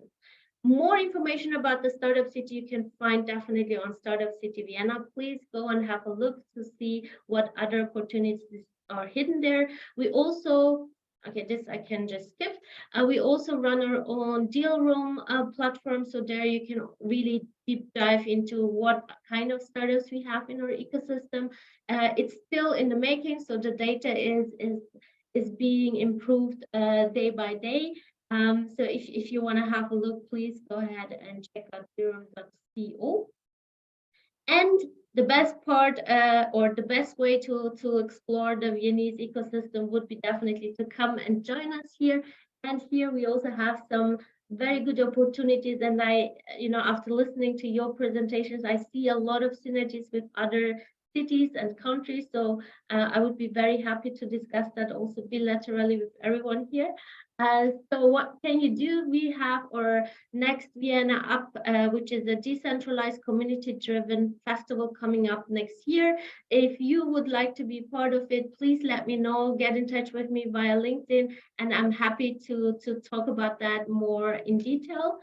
But basically it's 8 days full of connections, full of interesting topics, but really a lot of emphasis on creating a lot of space for connecting meaningfully with stakeholders from Europe in Vienna. Another opportunity for startups, which I would be very happy if you could share that in your networks. So if you have startups who would like to explore the German-speaking market, I think the Vienna Startup Package could be an interesting starting point for them. They are invited to stay with us for 1 week, for 4 weeks, sorry. And in that 4 weeks, we really support them in understanding the market dynamics and also getting to know relevant stakeholders for their business models and see how they can really create more opportunities here. There are no strings attached. So after the 4 weeks, if the startup decides, no, Vienna is not a good place for me to be, that is perfectly fine too. We do have all open calls out of Vienna collected on our Startup City Vienna webpage. There you can also find all the information about incubators, accelerators, co-working spaces, VCs, and so on. So please go and check it out. And if you have any further questions, do let me know. I'm happy to schedule a call with everyone. Thank you very much.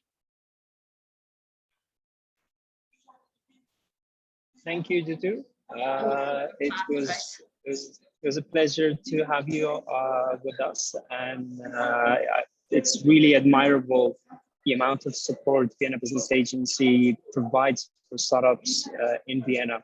And since it's the most livable city in the world, it's no surprise that there are 10,000 companies, businesses opening every year. And I assume that it's just the beginning, and I'm sure it's going to be much, much better in coming years. So thank you so much. We're working on it.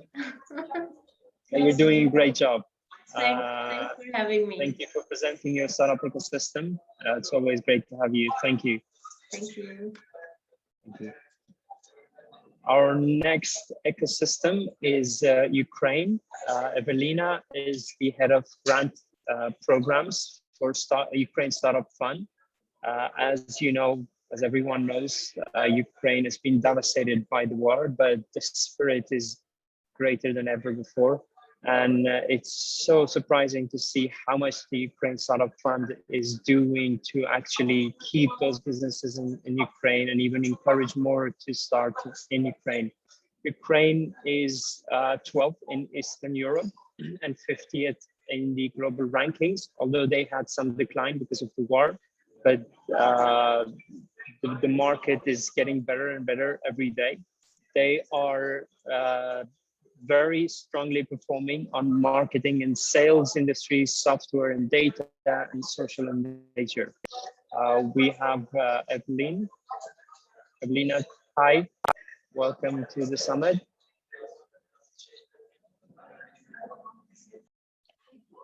Greetings. There is one more account that we should add. I believe my colleague is signed as Evelina Komarnitska, Ukrainian Startup Fund. So it would be highly appreciated if you could give her right to, yeah, thank you.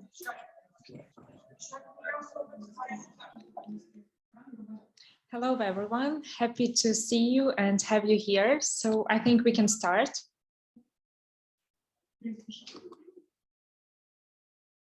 Yeah, so greetings from Ukraine. My name is Evelina and I represent the Ukrainian Startup Fund, a state fund with the mission to create a strong Ukrainian ecosystem by financing Ukrainian startups with grants and providing further assistance.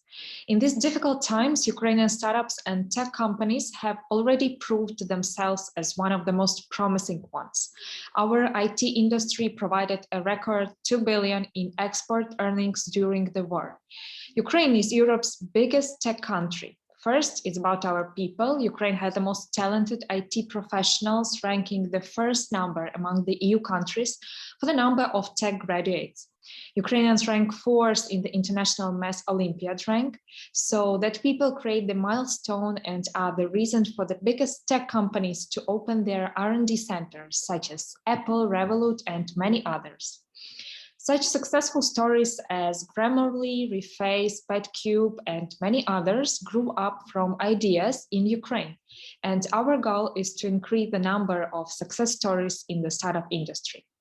USF is a core ecosystem builder, which was established in Kiev as the main governmental implementing agency aiming at providing ongoing and emergency assistance to the national tech industry. As for now, we provide access to finance, access to markets. Also, one of the most important industry is promotion of ecosystem growth, and of course, about the strategy of national ecosystem development.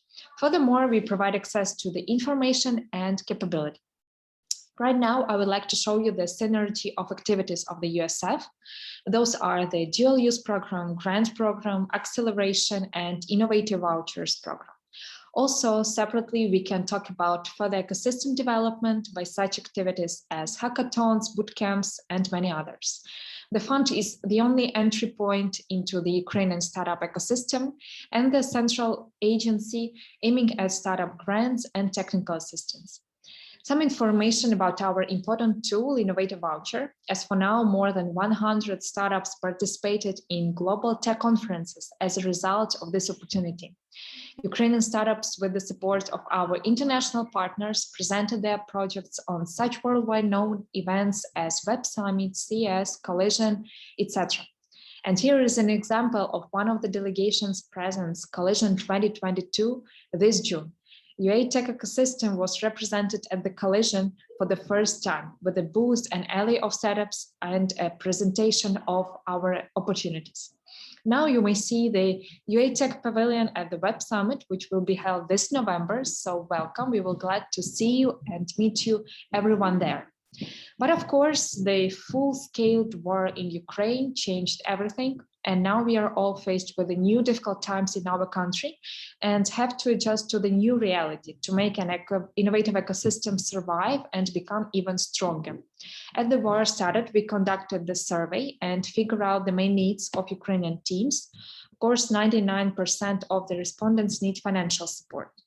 Thus, we have launched a new program in USF, a dual-use project grant support. The program is aimed to support the projects which will fasten our victory. The total amount of the grant is up to $35,000. And the dual-use program was only announced a couple of months ago, but we already have some numbers to share with you. More than 100 applications already received in such important for our country industries as reconstruction, defense, healthcare, education, cybersecurity. Since the day of establishment, we have become one of the most respected ecosystem players. Thus, we managed to build a strong partnership with all the institutions, companies, and organizations you can see over the screen. And we are proud to say that each partner always supports our initiatives. Here you may see different roles which may be amplified. Now we have to unite our strengths and collaborate with a strong aim to develop one of the strongest tech ecosystem in the world one day and support Ukrainian innovators and facilitate its global competitiveness. Our website has a huge database of our winners in all the industries, which you can scan by this QR code.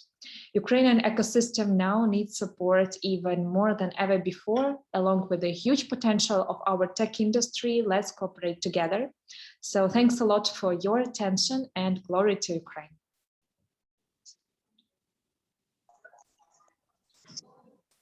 Thank you, Evelina. It's always great to have you. And I truly, Ukraine is one of those tech talent capitals because of the war, when all these tech talents, not all, but some, started leaving Ukraine and going to other countries in Central Asia, in Cyprus. It literally raised these countries in such a significant amount in terms of their tech industries. So when these talents started going to other countries started kind of growing so fast in tech industries that it was so surprising for them. And this is all because of the talents that are coming from Ukraine. And I hope that someday they will get back to Ukraine and build the country greater and stronger than ever before. Thank you so much for your time and for presenting your startup ecosystem. Thank you very much. Our next presenter is from Macau, China. 928 Challenge is the organization that is responsible for startup ecosystem development of Macau. Some of you may know Macau as a city of casinos, but actually Macau has quite a strong startup ecosystem and they're building on it. We will have Marco from Macau. Marco, are you here? Please raise your hand if you are. Right. Hello. Sorry, when we change to panelists, there is like a kind of delay. So sorry, Mahmoud. I during 10 seconds I didn't hear you. No worries. It's great to have you and it's great to connect again. We would love to hear from you about Macau's startup ecosystem and the secret between 9 to 8, which you explained, and it's just a great combination. So thank you so much for presenting your startup ecosystem. Yes, thank you, Mahmoud. Do you see my screen? Can you hear me? Can you see my screen? Yes, we can see it full screen now and we can hear you. Great, thank you so much. So first of all, I would like to thank you, Mahmoud. I would like to thank you also, StartupBlink, for this opportunity to present Macau in 6 minutes. So for the people who don't know Macau, this is a very nice picture here of Macau. Macau is a Chinese territory and was under Portuguese administration for more than 500 years until 1999. So in 1999, Portugal gave up Macau to China. So Macau is integrated part of China, is what we call one country, two system. The official language is Chinese, but also Portuguese. Portuguese is recognized as well as a official language. It's only 31 kilometers square, very tiny territory. It has one peninsula, 2 islands, 650,000 people living in Macau. It's known as the Las Vegas of Asia, and before COVID, it used to produce 7 times more revenue than Las Vegas. The GDP is $55 billion before COVID, and very affected because of the tourism, and nowadays only $29 billion in 2021.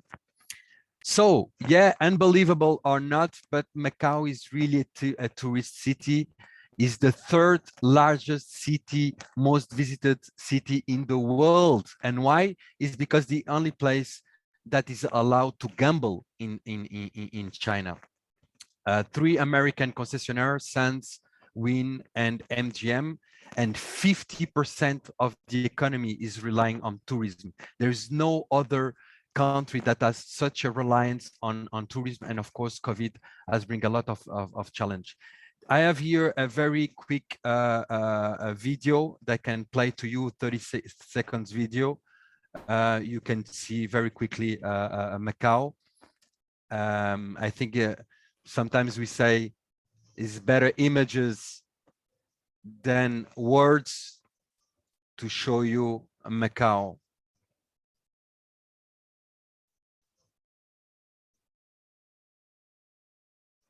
Yeah, so this is Macau.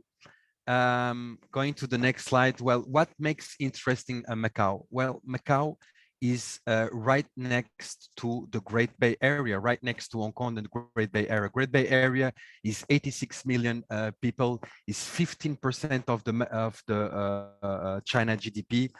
There are vibrant cities such as Shenzhen, you know, the advanced technology, the most advanced technology city in China. You've got other 11 cities, each one representing a particular cluster on petrochemicals, on electronics, on lighting, on garments. I'm not going to have time to go to all of these cities, but all of these cities has their own cluster on innovation. And you know, there are 62 unicorns in the Great Bay Area. 25 companies of the 500 2022 Fortune Global 500 companies are based in the Great Bay Area. 25% of the biggest Chinese companies are also part of this Great Bay Area. So Macau is a great city and has been designated in the 5-year plan. You know, China uses the 5-year plan to plan the strategy of the cities, and Macau is one of the cities that is open to the outside world and open up to the Great Bay Area. So Great Bay Area, if we compare to Tokyo, New York, San Francisco, a lot of international airports, a lot of the busiest ports in the world is present here in the Great Bay Area of China. The ecosystem is a new ecosystem, but it's growing. I will say that the engine of the ecosystem are the universities, but especially the government, with the public incubators from government, also some fund entities. I cannot talk about all of this, but is growing, not as fast as Hong Kong or Shenzhen or the cities, but is at its own particularity.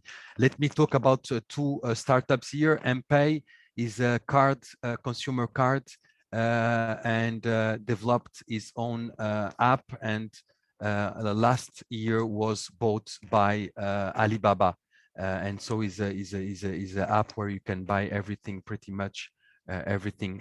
And then Aomi is another app. Was they succeeded to do exit in the New York Stock Exchange, and basically is the biggest is the Meituan app where you can buy food deliveries. So Macau is a very good laboratory for people that want to have a startup in technology or even in food and beverage, and then is a very good launch for people who want to access the Chinese market. So talking about the 9 to 8, I only have 30 seconds, 1 minute to talk. You know, Macau, China wants Macau to be a platform between the Portuguese-speaking countries and China. There's a lot of Portuguese-speaking countries around the world, 8 Portuguese-speaking countries, and we want to be that platform. And 9 to 8 Challenge is this platform that opens up all startups from all the Portuguese-speaking countries that want to enter China via Macau. So guys, I want to stick to the 6 minutes. There is a lot we can talk about, but it was my pleasure to present you a little summary about what is Macau. And if you have further questions, it will be our pleasure to connect with you with the ecosystem in Macau for those who are interested entering the Great Bay Area, interested in the Great Bay Area, and entering via Macau. StartupBlink, thank you very much for the opportunity. I really appreciate, and looking forward for the next presentation. Thank you. Thank you so much, Marco. It's been a pleasure. And while I was living in Hong Kong, I had the opportunity to visit Macau a few times, as I mentioned. Although not much chance with the casinos, but it's truly a beautiful city. The history is amazing, and I think the tourism will keep booming after the recent relaxation on the COVID restrictions and so on. So hoping that with tourism, the startup ecosystem will also start growing. Thank you so much. Thank you, Mahmoud. Thank you so much for the opportunities. Thank you, StartupBlink. Thank you. Thank you. Our next ecosystem is Madeira in Portugal, and it's also connected with Macau, as Marco mentioned. Michaela is the project manager for Startup Madeira, and the ecosystem is strong, performing in a few industries, including hardware and IoT. Michaela, very welcome to our summit, and it's a pleasure to have you. The floor is yours. Thank you so much for this opportunity. Thank you, Mahmoud. And what a pleasure it is to be just following up with Macau. As you all know, and as it was explained here, Portugal was a big part of it. And I'm very happy to be following up with that. So I hope that everyone is seeing my presentation. I will not do it in 6 minutes very quickly, although I could be talking about the data for hours, trust me. So to explain you a bit better of what we do, we are an incubation center here in the island of Madeira. So Madeira is just here, as you can see, and we have been up and running for 25 years, so since 97. We act as a regional instrument of development here in the island. We belong to European Business of Network here, and we work as well with plenty of entrepreneurs that are developing their businesses related to entrepreneurship, to innovation. And we are also part of not only the European Business Network, but as well the national network. Our mission is definitely to be a reference while promoting this entrepreneurship and the business innovation here in the island. And we act in the spirit of creating more solutions, more products here. And we are in the constant search for innovation and the network and the teamwork, of course. We are an incubation center, so of course we do have our physical incubation parts, we have a co-working space, we have the virtual offices, and more than that is the support that we give to our entrepreneurs. I think, as you've all been mentioning, in Madeira, by the way, besides Cristiano Ronaldo, amazing nature, amazing gastronomy, we do have plenty of other things regarding businesses. We are 250,000 inhabitants here in the island. There is also a great opportunity for those people that actually want to move here and register the company. Following up all the presentations, I also added this information because I think it could be interesting, because many of our international entrepreneurs are moving to Madeira because now they can also gain effective tax rates of 5%. So regarding our incubation center and more regarding the ecosystem, what is happening here in Madeira regarding the startup world? Most of our clients here in our incubation center are related to technology, to services. Here are some examples of the startups that we have. Some of them are related to IoT, to data analysis, to AR and VR, to coaching, to sustainability, to the hospitality world. So different products, mostly oriented to the technology. As we have been talking here as well, being here in Madeira, an easy product to export is definitely technology. So why not do it from the island, but to the world? And many of these entrepreneurs are definitely doing it. And throughout the year, we have different challenges that we are using it to develop and create more opportunities to the entrepreneurs. And to begin with, of course, we have to go to the schools. And we have a project that is definitely that, is Roadshow for Entrepreneurship, where we go to the schools and give them the first tools and ideas of what is entrepreneurship.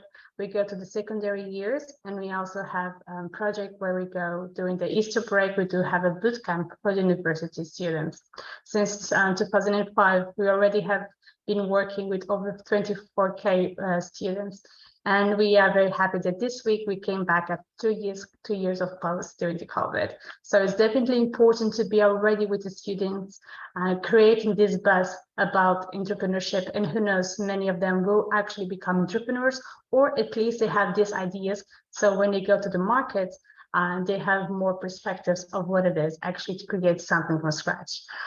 We also have acceleration programs here in the islands for both people that want to create something as a business. So from the moment of the idea into the creation of them, precisely. And we do have the Start Now. We have launched this project back in 2018. And so far we have already created and been working with over 182 projects here in the islands. Another project that we also do here is definitely upskilling, in this case regarding programming and developers. And we do have quality that, and this actually right now is happening the second edition after a very successful first edition, among other projects that we also have for serial entrepreneurs. For us as Madeira, as you probably noticed, is very touristic as well. So for us, it's important to be alongside with how to become and create more innovational projects here in the island. So we do have this acceleration program for travel and tourism startups, international ones, and it's like conference, workshops, mentoring hours, consultancy. This is an idea of a program. The many mentors that we already had since 2018, it is a project that is supported by Tourism Portugal, done in partnership with Nova SPE. And it has been very interesting to see that at least 50 startups have been here from all over the world during 6 weeks. And for us, it's important that these 158 entrepreneurs will also lead Madeira all the way as ambassadors. So doing this project definitely brought more awareness of how it is possible to be working from Madeira to the world. And then to conclude, we also have another project, which is a digital nodes Madeira Island. It was a place where we just aggregated all the information for this niche of market back in 2020. And we created the first nomad village of Europe here in Madeira. And it has been very, very interesting to see that we have been attracting to the island a lot of people that have been choosing this as a community, as a place to settle. And over 14K registrations have been done for over 1 year. And at least 7,000 of them have been choosing Madeira to live. We are on the third top of the ranking. And these are some of the images. And if you want to know more about our community and how authentic everything is here in the island, just please feel free to contact me. We love new ideas. We are still building everything. So here are my contacts, and very eager to talk more about how can we even do synergies, as someone said before. Thank you.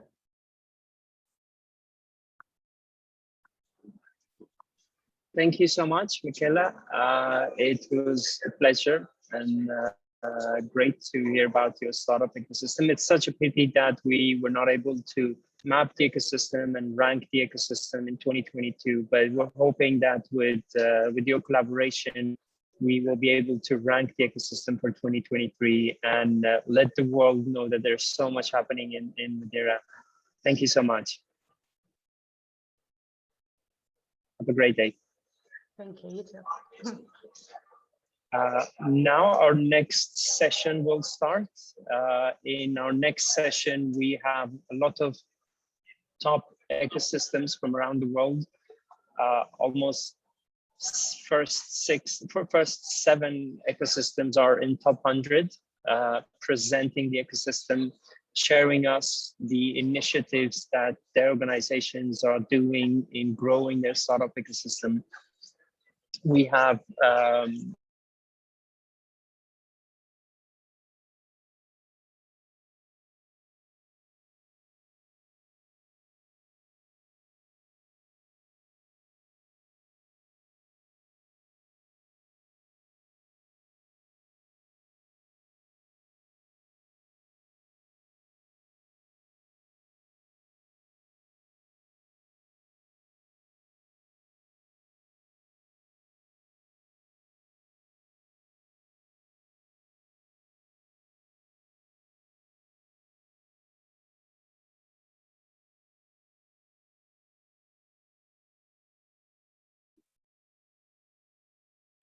Hello, everyone. Sorry about that. There are some technical difficulties, as usually happens during these kinds of events. as Mahmoud was saying, we're now moving on to the last session of today's summit. Once again, thank you to everyone who has joined us, and to everyone who has joined us now, welcome. Welcome to the sixth edition of our Ecosystem Summit. So during this last session, we will have a lot of interesting ecosystems from around the world. And we'll get to travel more to the Americas, and also a few locations still in Asia and in Europe. So I guess we'll kick off with the first ecosystem. So first ecosystem for this session is Charlotte, USA. We will be joined by Juan Garzon, who is the managing director for Innovate Charlotte. So while we're promoting Juan as a panelist, I'll just share a bit more information about Charlotte's rankings during our 2022 Global Startup Ecosystem Index report. So Charlotte is ranked 73rd globally, which is really great. It's in the top 100, and it's overperforming in industries such as food tech, fintech, software, and also software and data. So Juan, maybe you can raise your hand so we can promote you.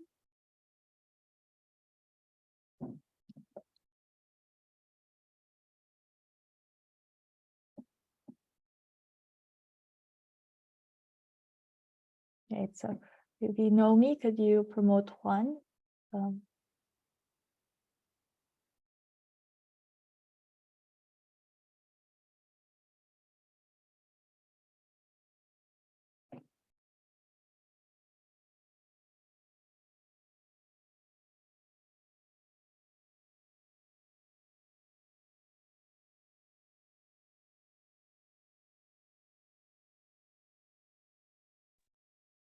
Hi, Juan. How are you? Thank you for joining us today. Good morning. Yes. Yeah. Good morning. Good morning.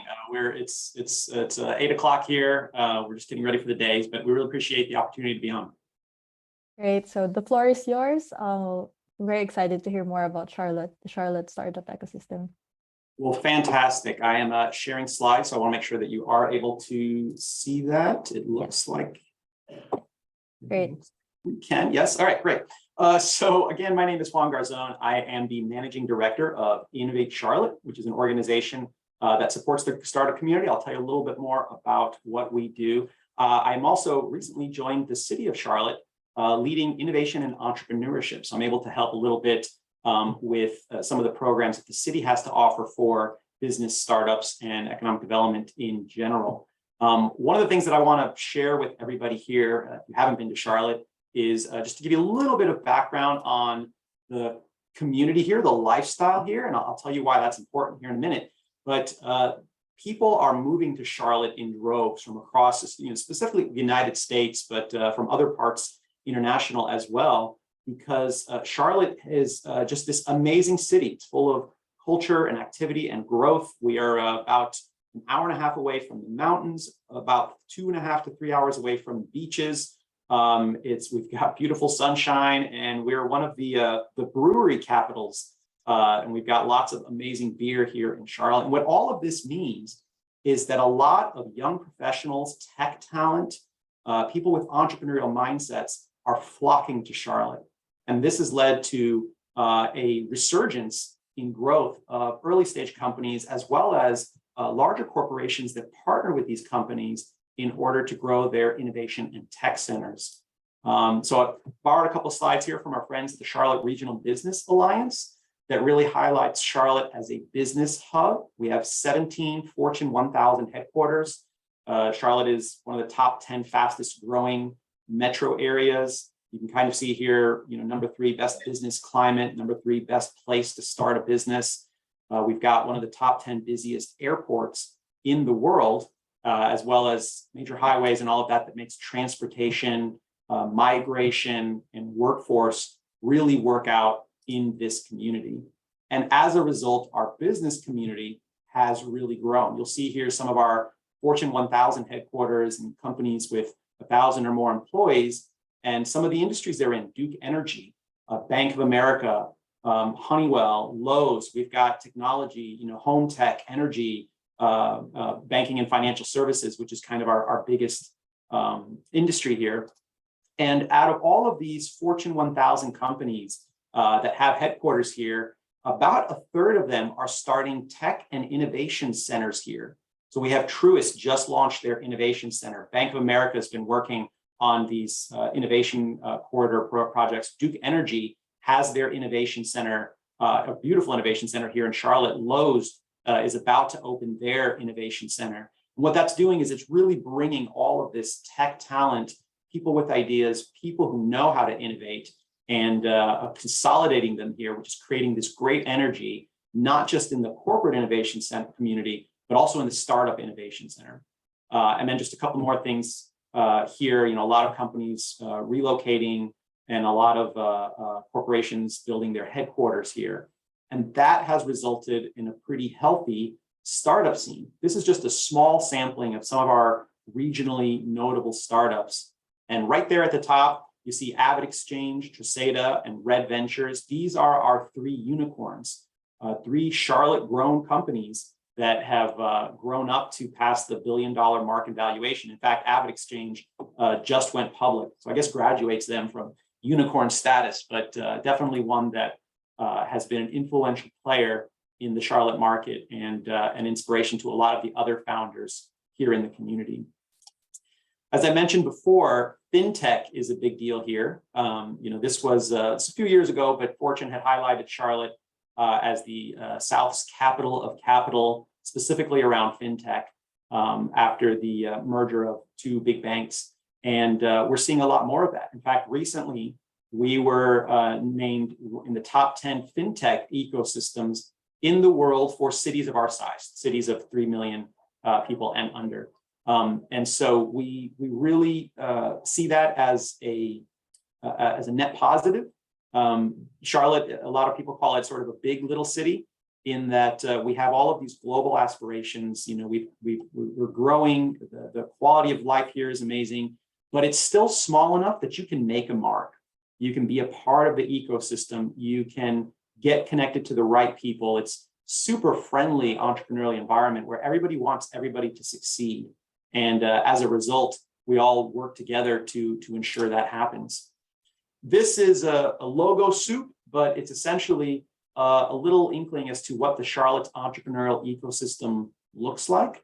We've got a number of organizations and incubators and accelerators and support systems, co-working spaces that all come together to support entrepreneurs in these industries. And while the top industries are fintech, health tech, energy, and advanced manufacturing, we'll have startups in all sorts of different industries, across the board here in Charlotte.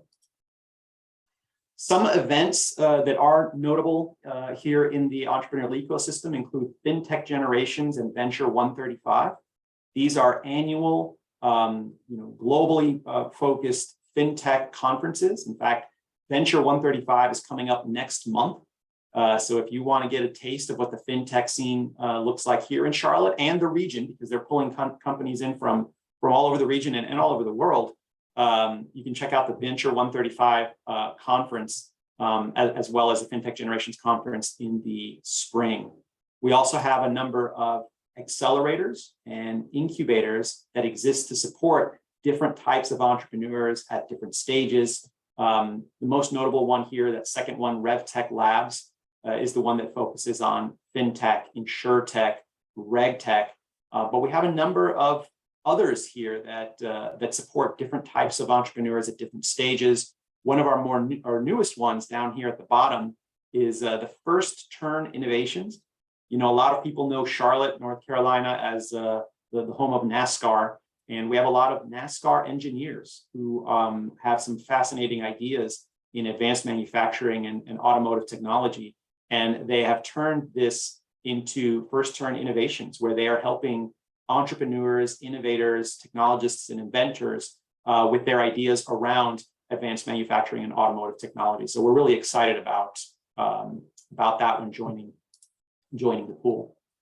We also have, there's a lot of capital here, being a banking hub and a financial town.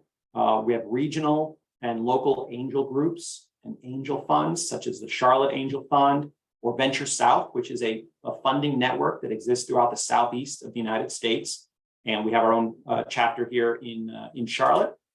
And then we have some venture funds that have various areas of focus, and including focusing on fintech, focusing on veteran entrepreneurs or physical product entrepreneurship, and several others, including Idea Fund Partners, which is the most active seed stage fund in the Southeast, if not the United States. I mean, they're pretty active.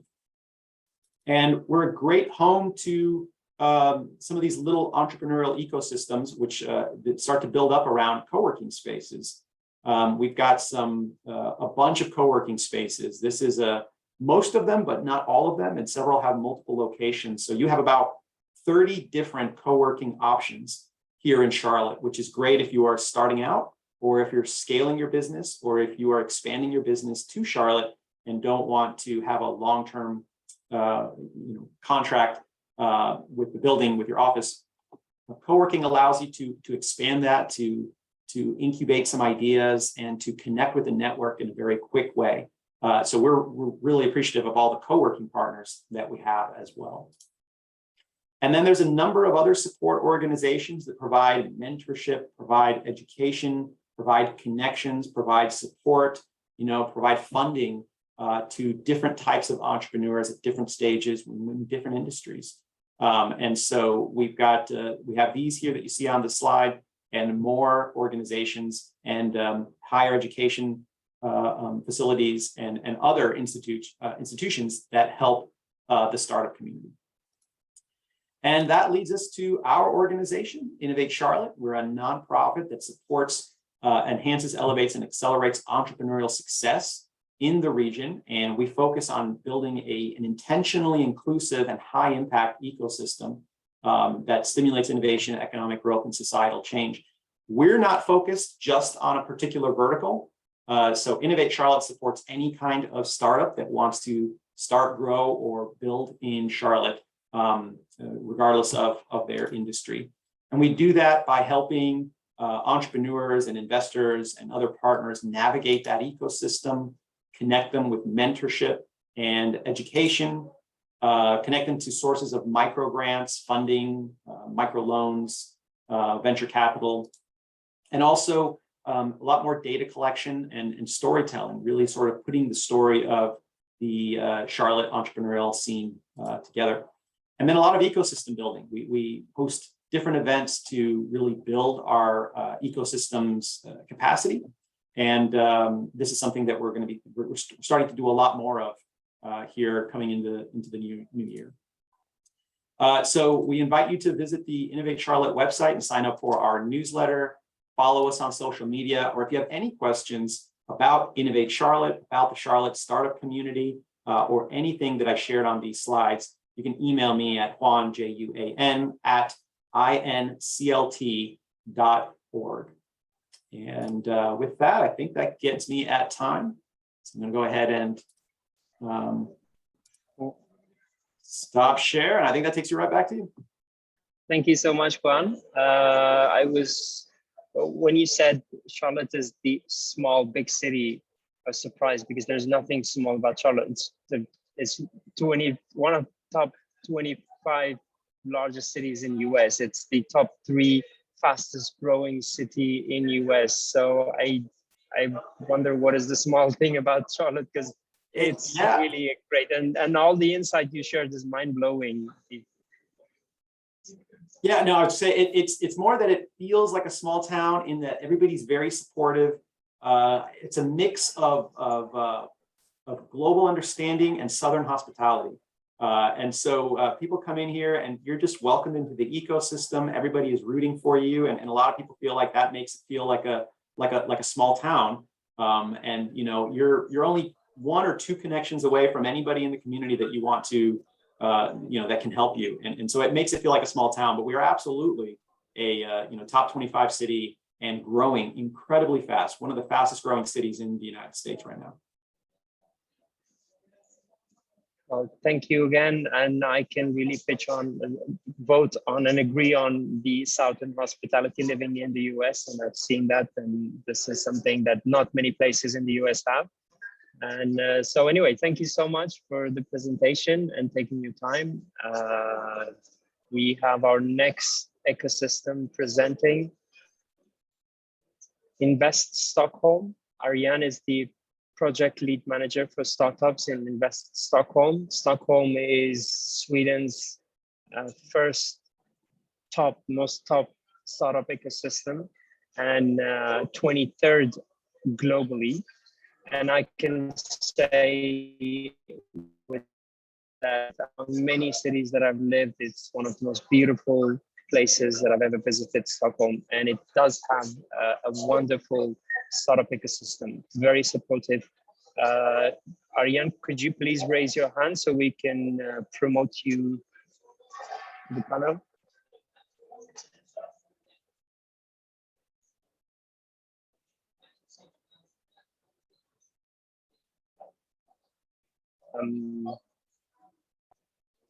Ariane, could you please, if you are in the attendees, could you please raise your hand? Okay, I guess we will, if she is, we will allow the presentation to happen next. But now we will have Business Yokohama. Nikolai, he's the project manager for Business Yokohama. Yokohama Tokyo is Japan's top ranking startup ecosystem and 15th in the world.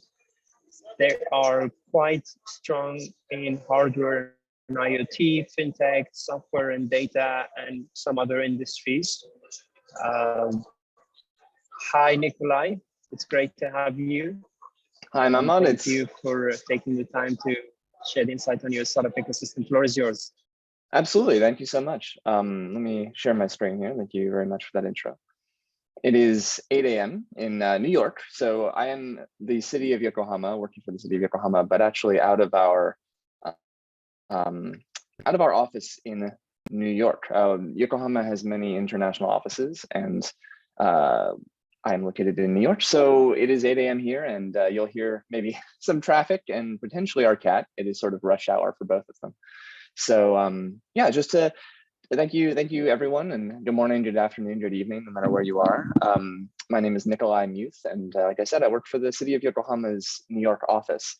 And today I wanted to take a moment to talk about, we've had the pleasure of working with StartupBlink before on presentations and summits like this. So today, rather than doing an overview of the entire city, which I have done in the past, if you're interested in learning more about this, then you can check, I think, on StartupBlink's YouTube channel. You'll find more information about Yokohama sort of generally. But I wanted to focus today on some major industries in Yokohama, because if you're interested in doing business in Japan, I think that Yokohama is a city that you can't overlook. And so I'd like to kind of talk about why and what industries might be particularly attractive to startups looking to do business in Japan and have Yokohama potentially be a stepping stone, or just their home base. So the first thing I wanted to mention is we've had the pleasure of working with StartupBlink, and Yokohama has been, with Tokyo, ranked as the top 15 startup ecosystem worldwide. First in Japan, 5th in Asia, and top 15 worldwide. So we're very pleased to hear that.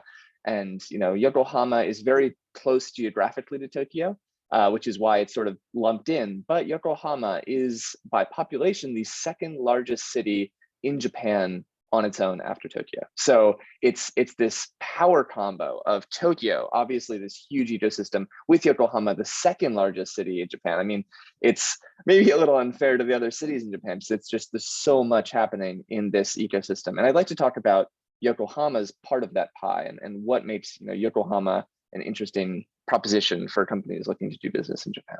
So the first industry I want to touch on is mobility. And by mobility, I'm referring to mainly automotive manufacturing and like parts and vehicles, and also transportation solutions like AI and automated driving. So Yokohama, this is sort of a map of Yokohama, the region of Japan. Yokohama has long been a center for automotive and automotive parts industries. So you can see sort of this map of all these 15 world-leading companies in the field. And in addition to Nissan, Mazda, and Panasonic that all have major establishments in Yokohama, there are top international parts suppliers such as Bosch and Adient that have chosen to locate in Yokohama for their Japanese offices, investing in cutting edge R&D for mobility solutions, including automated vehicle testing and within the city. Some really great field trials that we've seen happen in Yokohama. And so, yeah, there are 13 suppliers here for automakers. Of the makers, you can see that there's Nissan and Isuzu. Both of those have their headquarters in Yokohama. And then there's Yamaha and Mazda that have R&D centers. So historically, that's what Yokohama has looked like, and up until now. And then actually, as recent as 2019, we've seen a lot more explosive growth. 7 more international automotive companies followed suit and moved to Yokohama, joining that 15 already on the map. And obviously, COVID-19 had an effect on international companies moving into Japan in general. I'd like to take a moment to point out the fact that maybe you weren't aware of. As of 2 days ago, Japan has now opened its borders completely and removed, the COVID era restrictions that were in place in terms of getting a visa. So it's possible for individuals to go to Japan without any hustle and bustle, no fuss. So that's really great to hear, and we're very excited to welcome more companies and people into Japan, and hopefully that sparks a new era of growth in the ecosystem. But we've actually seen some exciting development recently locally as well. For example, Bosch announced a new construction project in Yokohama, a new R&D center that's set to be completed in 2024. Until now, and for most of the century that Bosch has been doing business in Japan, its headquarters has been in Tokyo.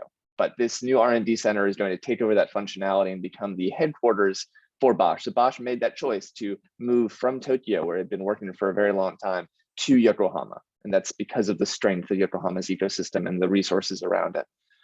And then for startups, I don't want to forget about startups here.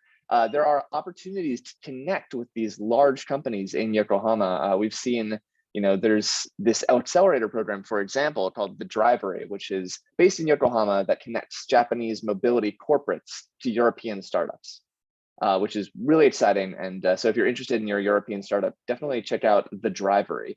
If you're not interested, if you're interested in connecting with a Yokohama company, but you're not a European startup, there are other programs and opportunities as well for you. So feel free to reach out to me. I'll have my contact info in the end, and I can talk about what would be the right program or approach for you. But to just keep things moving along real quick, I also wanted to talk about life sciences, because this is another major industry in Yokohama. Life sciences includes biotech, pharmaceuticals, and much more. And Yokohama has been promoting innovation in the field for the last 30 years or more. And so you can kind of see here this map. Yokohama is at the center of the local ecosystem. There's Tokyo nearby. And there's all these magnetic life science facilities based around Yokohama, which attract a lot of companies to the facilities and to Yokohama because it's close to the facilities. And in Yokohama, there's a lot of wet lab facilities, which is a very important thing if you're a life science startup or a life science company trying to establish a base. You need those, the ability to do your research. You need the ability to have the access to that wet lab. So Yokohama has a lot, and that's something that it offers to companies looking to do business in Japan. Another thing that is very exciting in the life sciences is LIP Yokohama. It's a network. It's Life Innovation Platform is what it stands for. It's a network of life science organizations in Yokohama. Great resource. Membership is free, although I will say one of the hurdles of doing business in another country, especially Japan, is the language barrier. The information in LIP Yokohama is virtually entirely in Japanese at this point. But if you have a Japanese speaker on your team, or that's your next step, this platform enables communication between a lot of the existing actors in the space, research institutions, coordinators, companies in Yokohama. Very exciting. And if you're interested in doing business with a Japanese company, these are some startups that have been coming out of Yokohama that have been you should definitely keep an eye on. Yokohama has been partnering with Connect San Diego on a mentoring program that supports life science startups' global expansion. 15 Yokohama companies have enrolled in the program to date, and one of those 15, Artham Therapeutics, there on the top in 2019, actually succeeded in an exit last year, which was historic because it was acquired by a pharma company in the largest M&A in the life sciences in Japan's history. So very exciting news. And we're really excited to see where these companies go in the future. So if you're interested in connecting with a startup, let me know. I can send you the full list or whatever.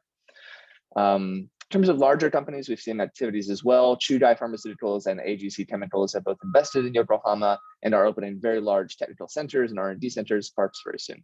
Oh, is my time up? All right, great. Yeah. Well, yep, perfect. One other thing is this Bio Japan. It's an event happening right now in Japan.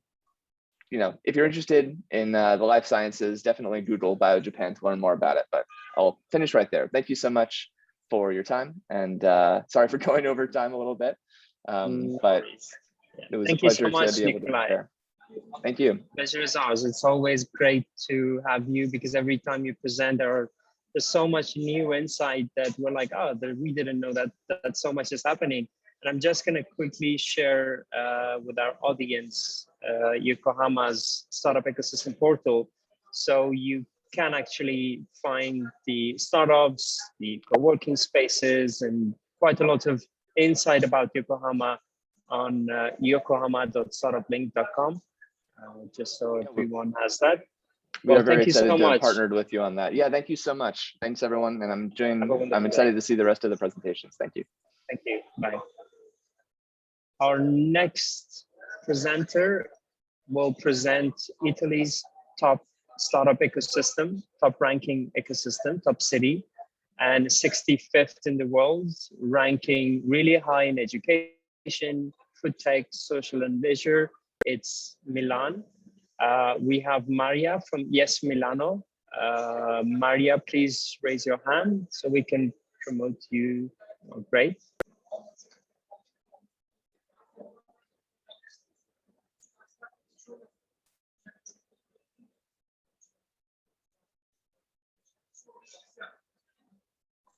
Hi, can you hear me? Hello, Maria. Hello. Yes, we can hear you. It's great to have you. Thank you too. It's really a pleasure to be here, and really thank you for this opportunity. I will share my screen. Let me know if you see it.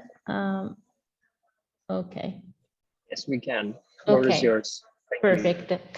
So hello everyone, I'm Maria Giulia Boscolo, as mentioned by Mohamed. I'm the head of innovation for Yes Milano and Milan and Partners. So we are actually working on strengthening and enhancing the Milan ecosystem to make it more attractive and increasingly attractive for international players to come to Milan. So just to provide some key facts around Milan, of course, it is a thriving city. So considering the fact that with 3.2 million of people living there, 10% of Italian GDP is concentrated in the city, with roughly 50K per capita GDP, really above the European average.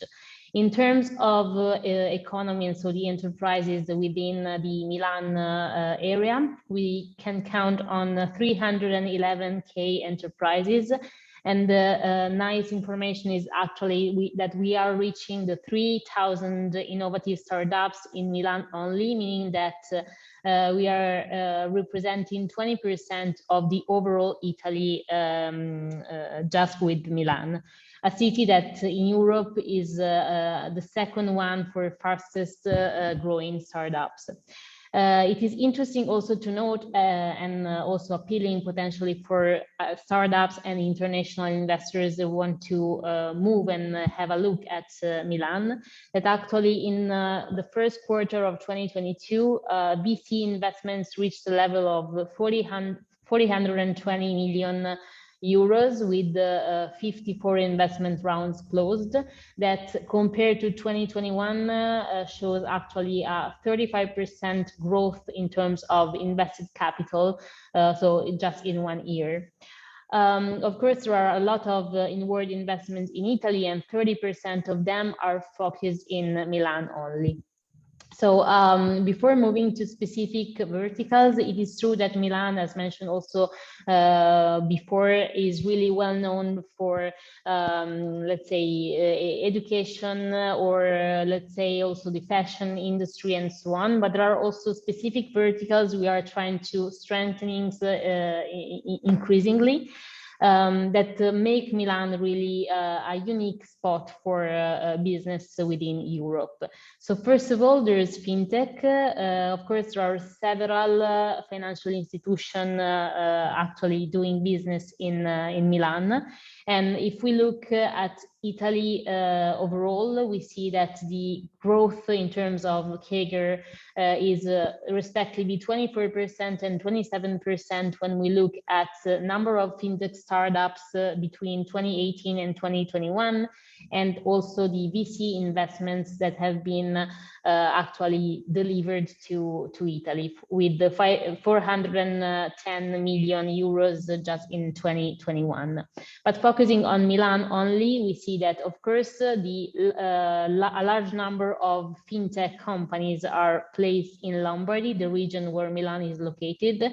And within Lombardy, 62% of these fintech companies are actually headquartered or with the operating sites in the Milan area. In terms of opportunities, of course, there are several stakeholders in the ecosystem, and what we can actually provide you with is that basically Milan has a really dense ecosystem for fintech with players that actually gather together different fintech players at different maturity and different types of players. So we have, of course, investors, startups, but also a wide series of supporters that come from the banking industry rather than other specific industries that actually are willing to support. And the fintech district is actually the key promoter of such things. So it's the main gateway to the Italian fintech ecosystem. Just to mention, it is not in the slide, but they generally organize events on an annual basis where they bring together people and key, let's say, key companies from all over the world. It happened actually last week here in Milan. It was really a success, especially after the COVID period, to see back again a lot of companies that are actually willing to consider Milan as a place where to bring their business or to grow their business further. And then there are also other units. The Milan Partner One is really like relevant when it comes to support startups in the soft lending program, but also the aftercare programs that startup might need when they actually move to Milan. And last but not the least, there's the FinTech Milano Hub that is really important also in the support to digital evolution of the financial market.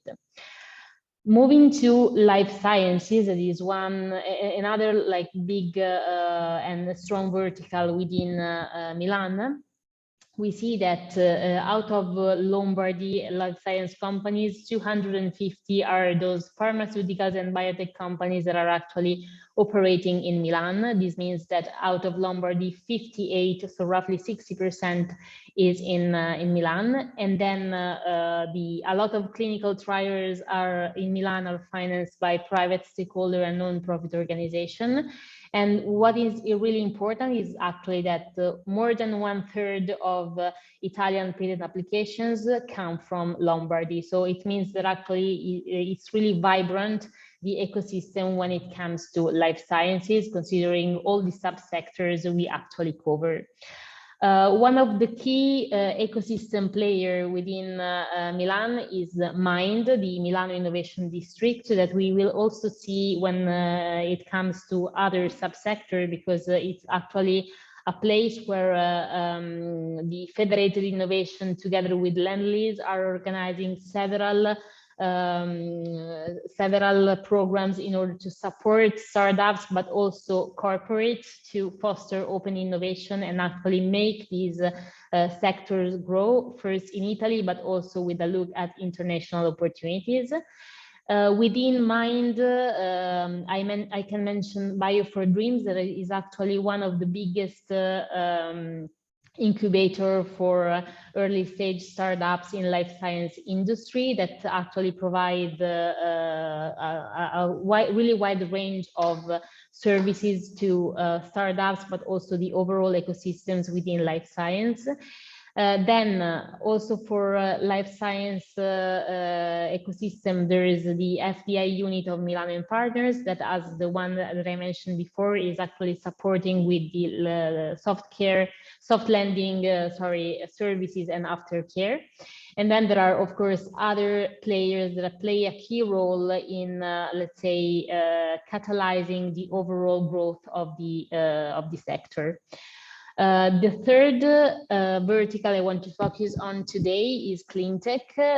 So also looking at the plan that there is for Milan 2030, we see that there are strong investments, both private and public, in order to make Milan really a greener city by 2030, with more than 100 new regeneration projects, more than 10,000 new social housing apartments, and other key initiatives that are actually aiming at making Milan an attractive but also really responsible in a way city versus the current situation.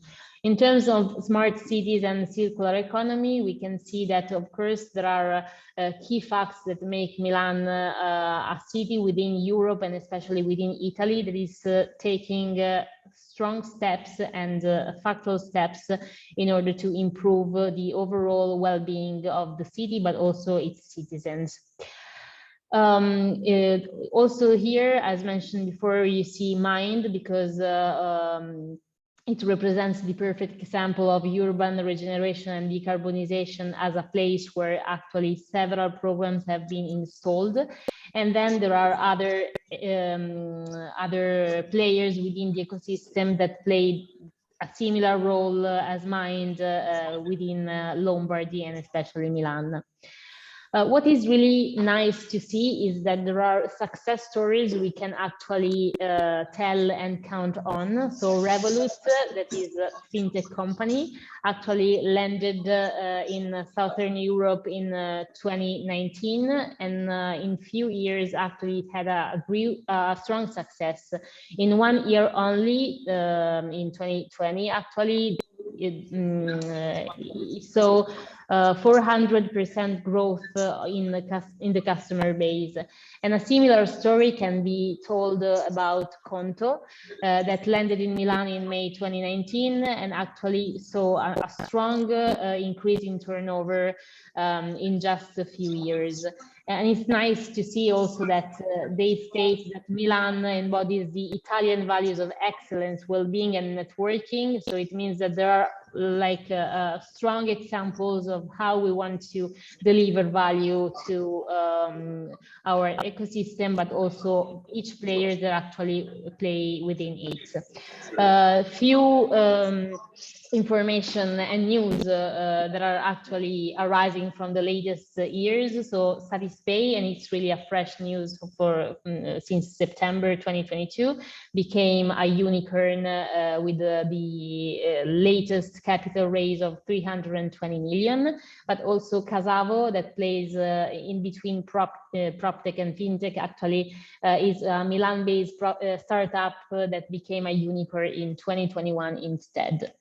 Of course, just to also show this, in terms of support, what startups can find in Milan. There is it is one of the leading regions for data centers of the area of Europe that brings actually a strong support in terms of data that is available to players and startups. When looking at people and so potential talent, it is a young international city with 10% of university students that are international. and an increasing focus on, let's say, internationalization of the city and Italy in general. It can count on top universities. So we see Bocconi University, that is the 6th worldwide university for business and finance. And then, of course, depending on specific courses, the ranking can be even higher. Then Polytechnic of Milano is the 13th worldwide university for engineering and technology. And then Istituto Marangoni, just to stress again the relevance of Milan within the fashion and design world, is 9th best fashion school worldwide. I don't want to bother you too much with the talent attraction slide, but basically this slide shows really that the number of foreign residents and international students is high and is promising also for startups that want to come here and can count on a talent base that is actually appealing and fruitful for them. We see that students are roughly 223, roughly 24K in Milano. It is really high compared to Lombardy. So we see that most of students are concentrated in Milan, and also compared to the overall students in Italy is really a high percentage. Last but not least, what might be also appealing for startups to come here goes around incentives. So just to show some of them for innovative startups.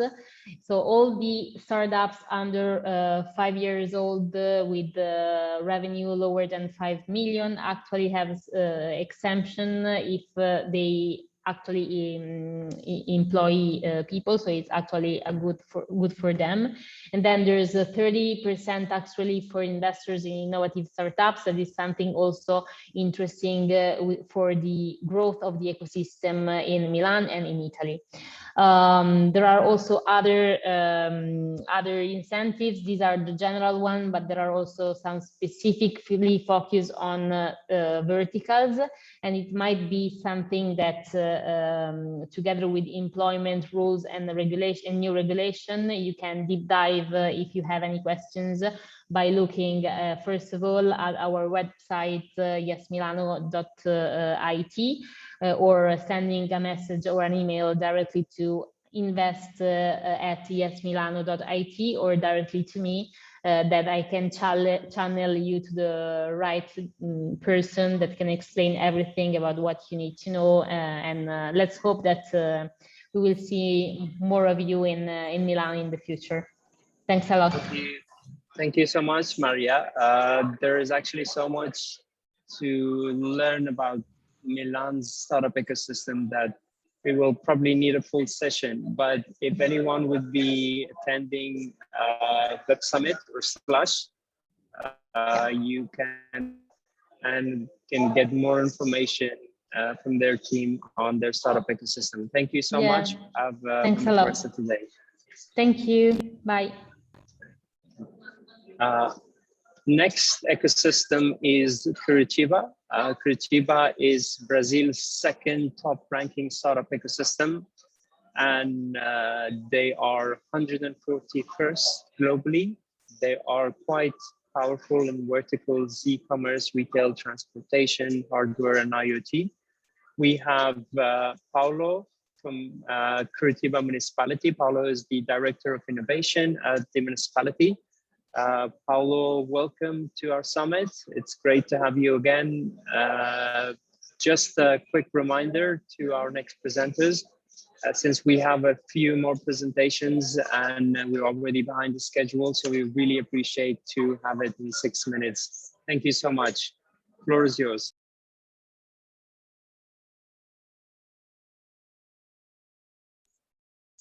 You're on mute, Paulo.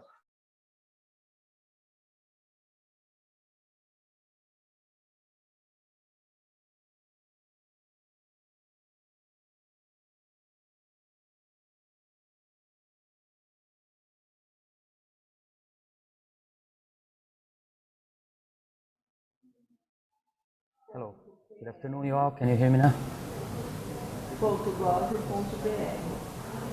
Yes, we can hear you now, Paula. Okay, let me show my screen. Can you all see my screen now? Okay.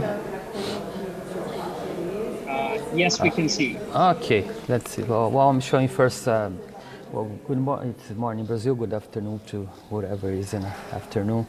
So I'm Paulo. I'm a technical director for Curitiba Agents for Innovation. I'm starting my presentation with our position in the ranking, in the Brazilian rank, which is we're featuring in second place in Brazil. We moved up to the second place in Brazil last year, 2021, and we kept the second place this year, 2022. Of course, São Paulo, the major city in Brazil, is the leader in our country, but I think Curitiba is doing very well in the StartupBlink ranking. And as you can see in my board, only São Paulo and Curitiba increased a little bit this year in the ranking. All the other cities in Brazil, unfortunately, they decreased in this year's ranking of the startup ecosystem. Please notice another cities in south of Brazil, as I mentioned, Porto Alegre in 5th place, Florianópolis in 6th place, and Joinville in 9th place. They are all cities in the south of Brazil. And we're working together with them in a program called Tech Road. You know, we cannot compete with São Paulo because São Paulo is much bigger than all other cities in the south. But we work together to present the world that south of Brazil is really a good destiny for investments in startups, innovation in tech companies. Curitiba is considered a smart city in Brazil. In fact, last week we received this award in Brazil. As you can see in the photo, our mayor is in the middle. This Connect Smart Cities ranking was released last week, and Curitiba was in first place.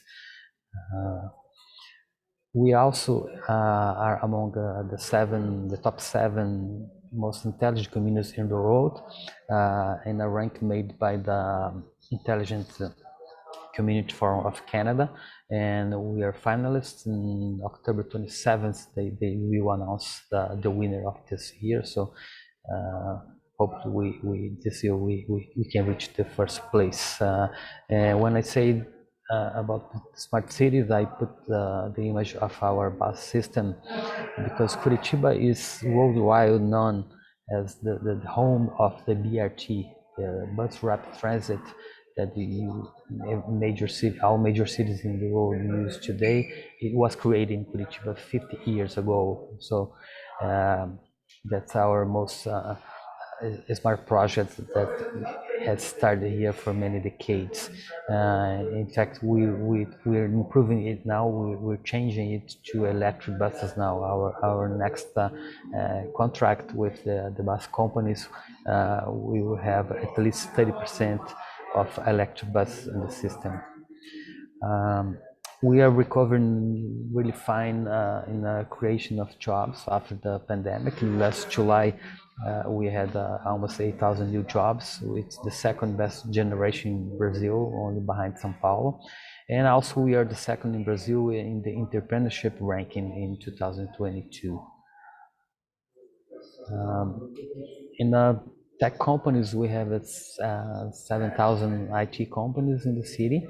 Altogether, they're responsible for IT revenue of 5.5 billion a year. And we have a new project very interesting for tech companies that will be announced in next November. We're writing a new bill of law now, and our mayor will sign it in November. We're going to reduce the tax from the service tax, which today is 5% in January. We're going to reduce it, cut in half, and reduce to 2.5 for tech companies. So that will be announced in November. It will be a great incentive for innovation and for technology companies. with the agency, we have 3 co-workings for startups. They're public co-workings, free for the startups. We have them since 2017. We have had more than 200 startups going through it, and now currently we have 80 startups that are working with our workshops and our spaces. So they're all early stage startups, so we try to help them to make their company really to develop inside our co-workings. As I mentioned before, we working together with the other cities in the south of Brazil, the other capitals. We made the program Tech Road, and we work together to attract tech companies to south of Brazil in general. And our first great action together is to be together in the Web Summit in Portugal in November. So we're gonna have a stand there. This layout that you can see in my screen is going to be our little stand there. So I invite you all that if you are in Lisboa in November at the Web Summit, come to see us at the stand E344, which is going to be the Tech Road stand, and so you can talk more with Curitiba and the other cities in the south of Brazil that are really working in a program to attract more innovation and more startups and more IT companies. So we are now 5 cities in the project. We have 3,000 startups altogether and 21,000 IT companies. And hopefully we can have your interest in and also looking at south of Brazil as a point of interest. That's my presentation for today. Thank you very much. Thank you so much, Paulo. It's always great to hear about your startup ecosystem and how fast the ecosystem is growing in collaboration with 4 other cities. And wishing you all the best. Thank you so much. Thank you. You all have a good time. Our next ecosystem is Southern Africa's 2nd top ranking ecosystem. They are 91st in the world, and it's Namibia. Namibia Investment and Promotion Board's Head of Business Development, Josiah, will be presenting their startup ecosystem. There will be 2 people actually.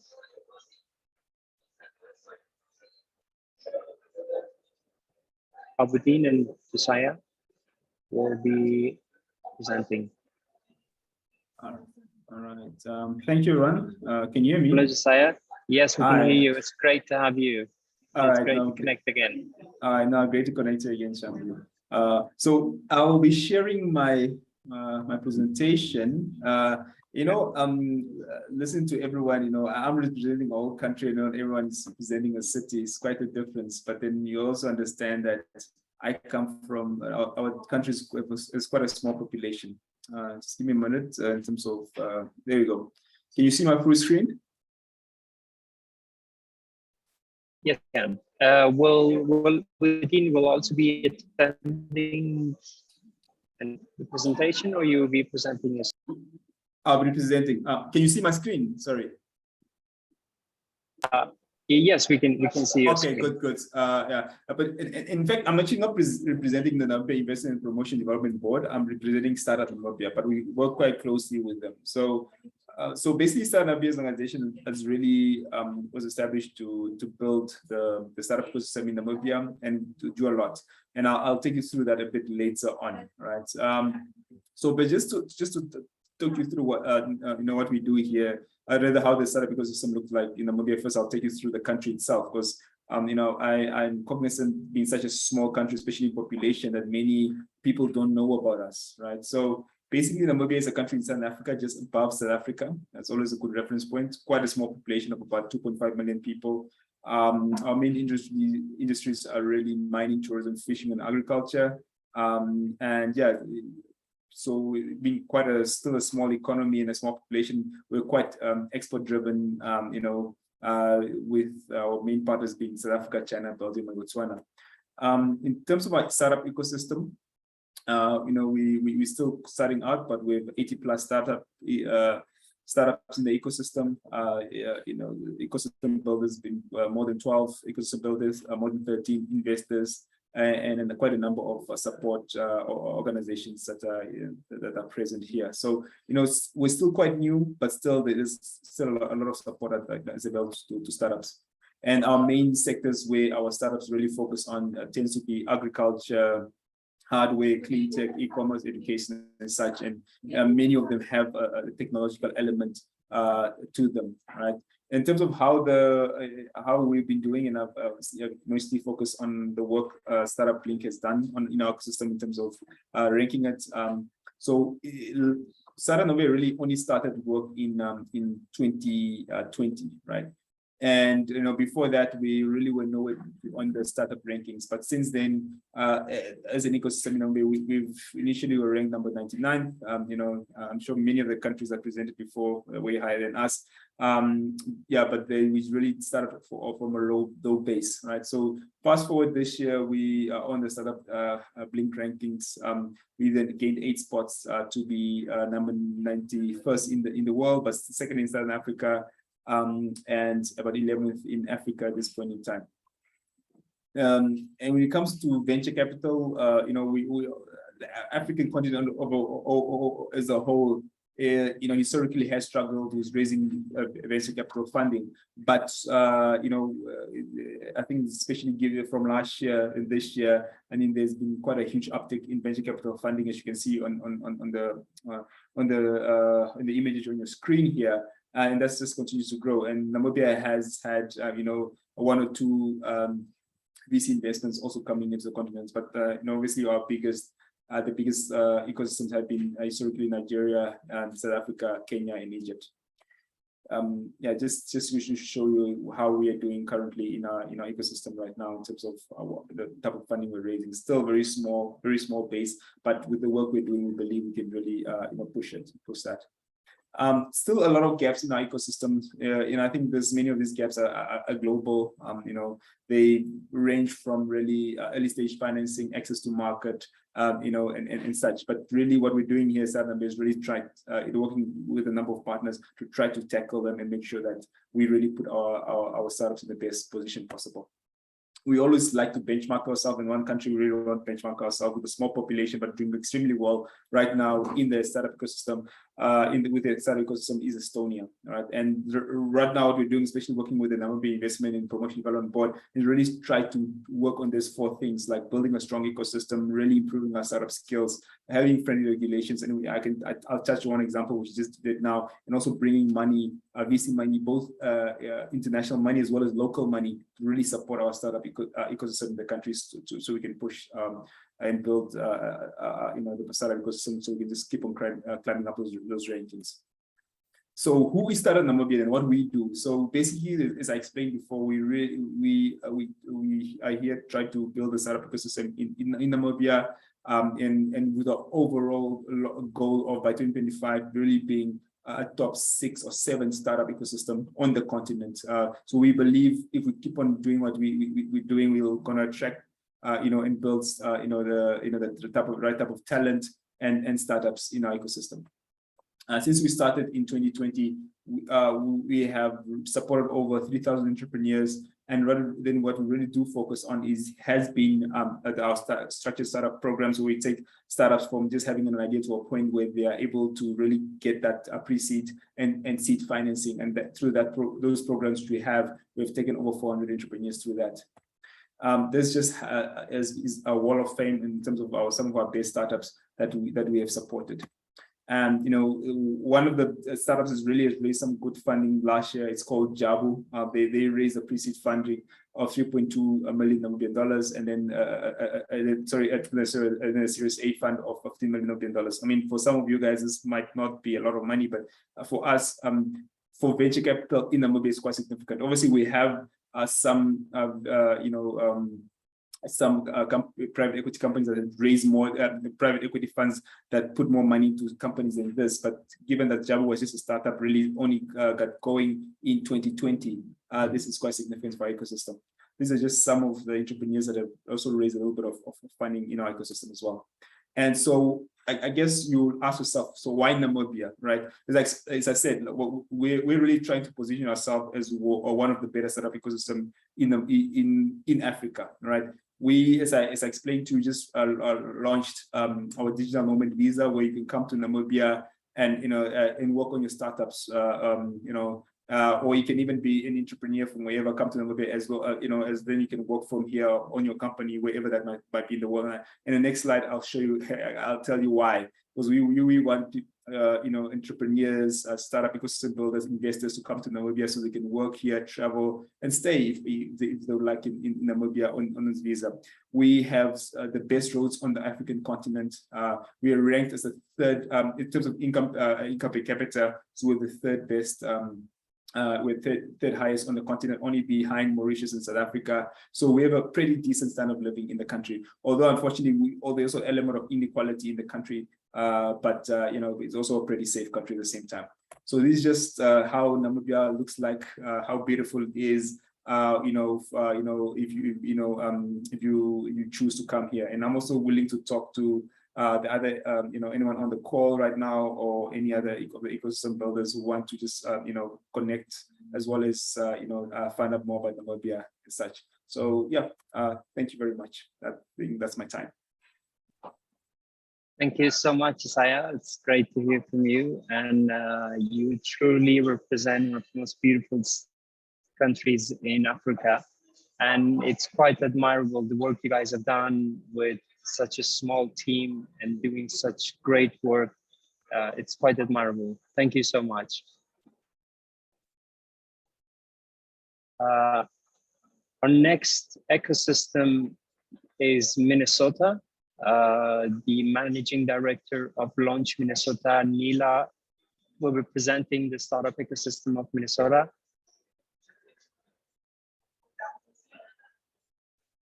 Well, there's so much to say about Minnesota, but I will let Nila Nila, yeah, great, to take on the floor and present the ecosystem. Thank you. Hello, wonderful to be with everyone today. Let me share my screen and we can get started. All right. Launch Minnesota was spearheaded just in 2019 by the state of Minnesota's Department of Employment and Economic Development. We are empowering and elevating our state's innovation ecosystem. Launch Minnesota helps make Minnesota the best place to start and scale new ventures by providing access to capital, statewide connectivity, and expertise. But before I tell you more about what we do, I want to talk a little bit more about Minnesota and the entrepreneurs who live here. The size of Minnesota is the same as the United Kingdom. The population is the same as Ireland, and we are in the top 30 for world economies. Minnesota is consistently recognized for its high quality of life, receiving awards for best state to raise a family and the least stressed state in the country, along with numerous other attributes. Minnesota also has a long history of being a place where good ideas begin and grow. We pioneered the open heart surgery, supercomputing, we've invented hearing aids, the pacemaker, and the birthplace of Post-it notes. We are the #1 Fortune 500 per capita so that is a real unique value proposition for our state. Many look to the coast when they look at the United States, but I encourage you not to overlook the Midwest and Minnesota. In 2021, we had a record year of venture capital raise, and businesses that start here stay here. We have one of the highest 5-year business survival rates, and proud to report that the Twin Cities is now ranked 4th globally as an emerging ecosystem and 2nd in the United States. We are really trying with partners across the state to make it easier for innovative companies to find answers and plug into the resources. We, with Launch Minnesota, have created a model where we're really putting the entrepreneurs and the innovators at the center, and that is our key focus. We work to build out regional, and a statewide innovation ecosystem by connecting and convening and catalyzing government partners, higher ed institutions, investors, corporate innovators, and multiple entrepreneur support organizations to help our entrepreneurs succeed at every stage of their journey. And we do this by focusing on three really key areas. First is we want to increase access to capital, and we're proudly put a lot of capital in the hands of our startups. To date, in just under 3 years, we've given out $6 million in grants to about 150 startups. They have gone on to raise millions and millions of dollars, and our return on investment for those grants is $9 for every dollar we've invested. We also work with our investor community. We have various tax credits and other types of funding to make it easier for our startups in Minnesota to succeed. And we're proud to report that 100% of our grantees said that our grants and our support has helped propel their business forward. In addition to capital, we are also creating a collaborative culture by bringing together these various sectors that I shared, communities and across the state, to build a Launch Minnesota network, which is a hub and spoke model. We know that a strong network increases the rate and the success of new business formation. And in just a recent study with our partners, we've already increased that connectivity at a local, regional, and statewide level by over 20%. And proud to report last year that the United States Small Business Administration, we were 1 in 4 in the nation to receive the Super Connector Award. And last, what we focus on is really expanding the entrepreneurial talent and expertise through education and mentorship. I am really proud about the traction we've seen in a few years, though we know that there's more work to be done to make Minnesota the place that, to best start and scale a business. We're happy to join you today, and this was just a high-level overview. So please reach out with any questions that you might have and how to learn more even about Minnesota. Thank you, and enjoy the remaining of the day. Thank you, Nila. It was great to hear about Minnesota startup ecosystem. Just to add on what you mentioned, to not really focus on the West Coast. We just, on the rankings 5 years ago,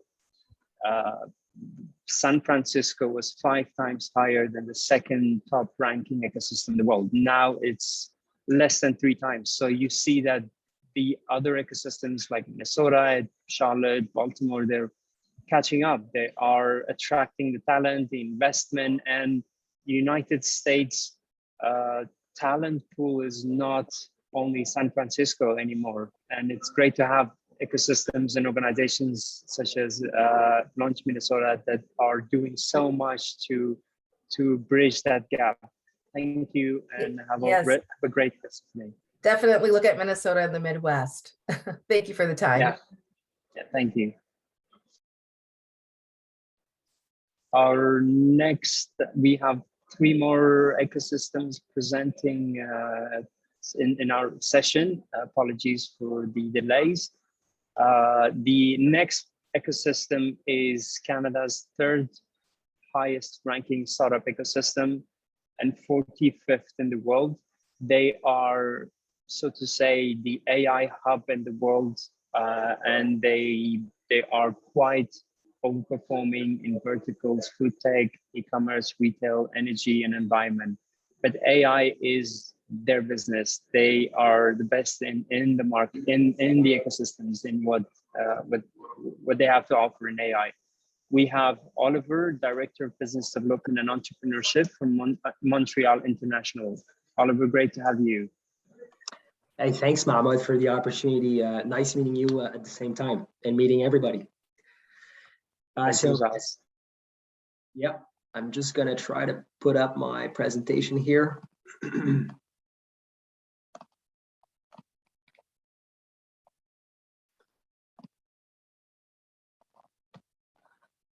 All right, let's get going. So I'm going to try to do this fairly briefly, but yeah, very happy to be here. just a bit to brag about ourselves, but we were selected as the second best promotion agency in the world last year. We won several awards over the years, and so we're kind of proud of this because we think we set ourselves apart from the competition, although all the regions have something specific to offer. And I was glad to see the folks from Charlotte telling us a bit more, because I think we are in the same kind of range in terms of the sizing of the population and the interest for technology and things as such. So you might wonder, why Montreal? Well, Canada as a whole was selected this year as the best place to work out of, and so in the world, and so we surpassed the United States for the first time, specifically for tech talent. So we're very, very proud of that. That ranking was made by Boston Consulting Group, and so we defer to their knowledge of the space to evidence the fact that we're a great place to do business. And so why Montreal within Canada? Well, there's a variety of reasons. For startups, I think to some extent, it has to do with where you can find money. And so for the last 5 years, we've been able to generate over $8 billion in venture capital, a lot of it tied to seed and Series A investment. And so you see that, it accumulates to about 189 deals just for last year. Also, just for last year in Quebec, we've seen a growth for seed investment of 328%, and so that's pretty significant. If we look back for 10 years, we've done an amazing. We've grown amazingly in Montreal, and we're very proud of that. As you see, Montreal hosts 6 of Canada's 10 most active VCs. We're in the top 10 for affordable talent, and obviously we have a bunch of accelerators and incubators and co-working spaces. We also think there's a number of new funds that we're seeing this year and last year that are forming in Montreal in the new kind of generation of funds that we see, meaning venture studios. So we have one in clean tech. We have one that's very active in fintech, which is the venture arm of Power Corporation, a big publicly listed company in Canada.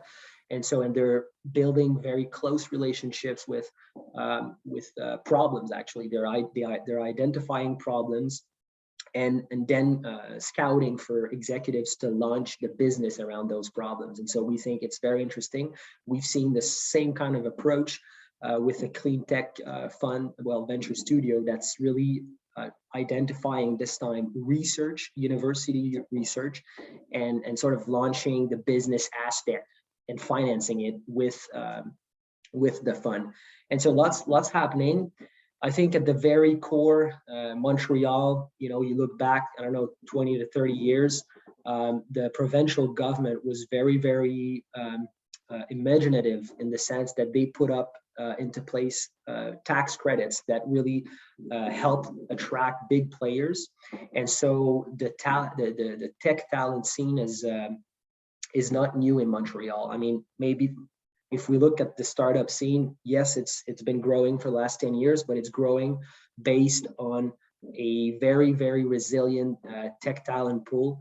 One of the tax credits that was put into place was for attracting Ubisoft back then in 1997.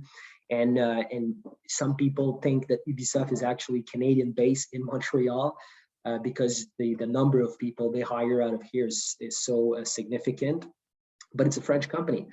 And so another tax credit that was put into place was in 2008 to attract Morgan Stanley, American-based Morgan Stanley, to really help them make sure that they could build the tech infrastructure of the bank out of Montreal.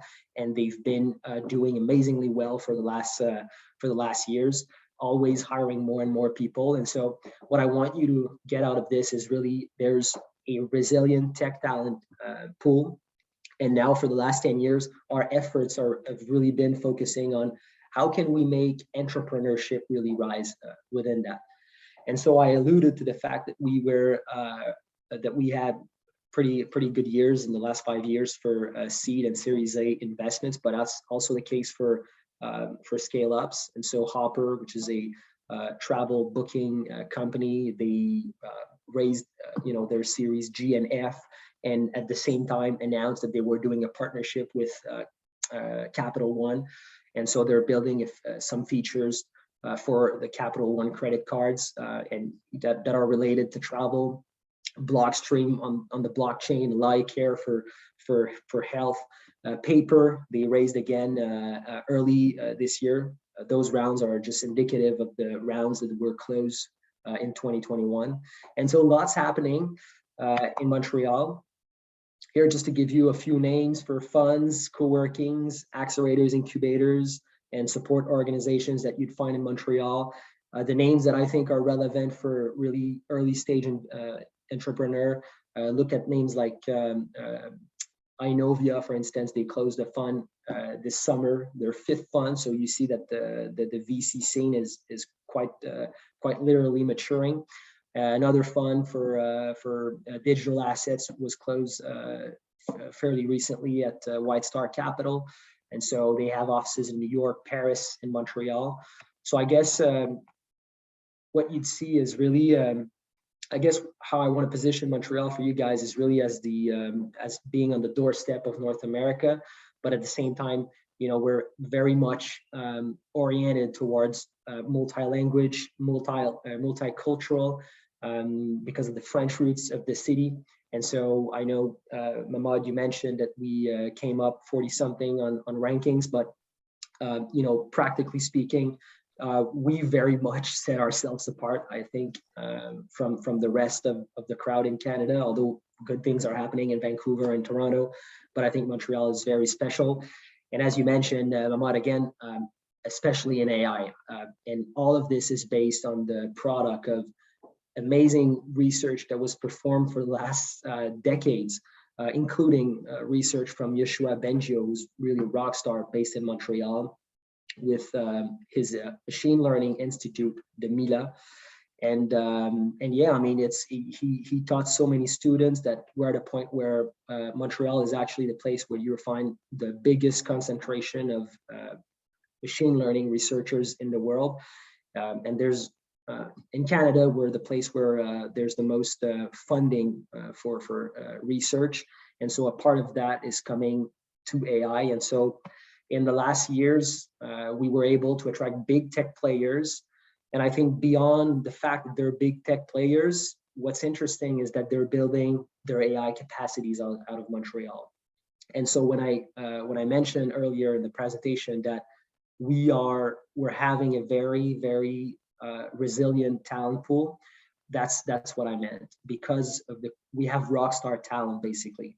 And although it's a competitive market like everywhere else, I guess, you do find that talent if you're competitive. And so, a few names out there that we supported: Google with Hugo La Rochelle, Epic Games. They're building their AI products out of here. It's the only full stack studio out of the HQ, meaning they build Fortnite, Unreal Engine, and Unreal Enterprise. And so we were selected in 2018 by Techstars to really host the AI chapter of Techstars. And so there's opportunities to join, an accelerator here in Montreal, including in AI. We have Next AI, for instance, that's very strong to really sort of jumpstart your journey as an entrepreneur in AI. And here I'll probably share, I guess, this presentation with you, Mahmoud, and everybody can access it. But there's a variety of reasons to invest and operate here. And so it's just a few data points, but I'll let you look it up once you get the presentation. Thanks very much for the opportunity of presenting. My name is Olivier Rivas. Please reach out if you have questions. My role is really supporting tech companies, but even more so supporting founders who want to sort of relocate to Montreal to launch their business. We got a full stack of immigration lawyers who can work for, not every case we take on, but some of the cases we take on for free to make sure that you get a soft landing in Montreal, both in terms of your business, but also personally, so that you can come here and work legally. Well, thank you so much, Olivia. And there is so much about Montreal that is unique in terms of its characteristics in the city. Please correct me if I'm wrong, but I think Montreal used to be the largest city in Canada until just recently Ontario, Toronto took over, correct? Yeah, it's been, you're right. I mean, it used to be a few years, several years ago though, that we were the biggest city in Canada, but Toronto has been the leader on population size for several years, I think. But I guess Montreal is the type of city where you get a real small field town, a bit like Charlotte, I guess, but at the same time, all the advantages of being in a city that has a lot of exchanges with several countries, and so lots of exchange of ideas and very inclusive. It's there's a bunch of awards that we get every year in terms of the best city to cycle in North America, the safest city in North America, and I'll pass on the various awards on food because good affordable food. Actually, this is the second most restaurants per capita in North American continent. So after New York, if you are a foodie, Montreal is the best place to go, I guess. Thank you so much. Thank you so much for the presentation, and have a wonderful rest of the day. Yeah, likewise. Our next ecosystem is Bucaramanga. We have our partner from our colleague from Chambers of Commerce of Bucaramanga, Juan, if you are, or Maria, if you are in the attendees, please. Okay, great. Great to have you, Juan. Hi, Mahmoud. Good afternoon for everyone. We're from Colombia. So, good morning to you. I'm going to talk about Santander Innova. We call it SA Innova. SA Innova started as a entrepreneurship and innovation support center in Bucaramanga as a part of the Semprende Network, which is a national initiative to promote the entrepreneurship and innovation in the whole country. This strategy is led by Ecopetrol, which is Colombia's gas and oil company, and the Bucaramanga Chamber of Commerce. Some important data about Santander, which is like the department in which Bucaramanga is. We promote 6.29% of the country's product. We are the third department ranked by competitiveness and the sixth department ranked by innovation. However, about 66% of our PIV is represented in the oil and gas sector. So this whole ecosystem started as an idea of Ecopetrol, which is the national oil company. And they were searching for an ally that could help them promote this center. And the Bucaramanga Chamber of Commerce started here as an anchor. So what is the purpose of the SA Innova? We started in December 2020, so we are practically a new center in this startup ecosystem in the country. And we have three main objectives. The first one is we want to support productivity. The second one is we want to increase exports. And the third one, we want to increase the competitiveness of our region. All of those based in the entrepreneurship and innovation companies. So we have a focuses of technological convergence. As SA Innova, we are focusing in nanotechnology, biotechnology, information and communications technology, and the cognitive sciences. And what we promise, our value promise for the people that get contacted and start working with us is we are going to connect you with the spaces. We own our own co-working. We are going to offer you the best experiences that you can get in this ecosystem. We are going to promote all of your gains. And the third and most important, all of the efforts are going to be working as a whole unit, not as an individual, but we're going to promote ourselves as a whole city. So how did we start? SA Innova started 2 years ago. And what we wanted to do was to create an articulation between the academia, the private companies, and the state. For this, we managed to get all the universities in the city, the state, the government policies working with us, the local authorities working with us. We have Impulsa, which is Colombia's innovation center, National Innovation Center. We have the Sena Tecnoparque. Sena Tecnoparque is a national agency that only helps in education. So we brought them together. We brought them to our center because we thought it's going to be a great place to start, and our like financial help, which is Ecopetrol. What have we managed to do in the last couple of years? We got support by all the universities in the department, and we got support by the ANDI, which is the Colombia's Private Companies Association. We got Finactiva, which is a fintech company, ProColombia, which is a national initiative that promotes experts and promotes experts. So what are we doing here in SINNOVA? Here in SINNOVA, we created a route that it's focusing in the companies that are starting or are getting noticed by us.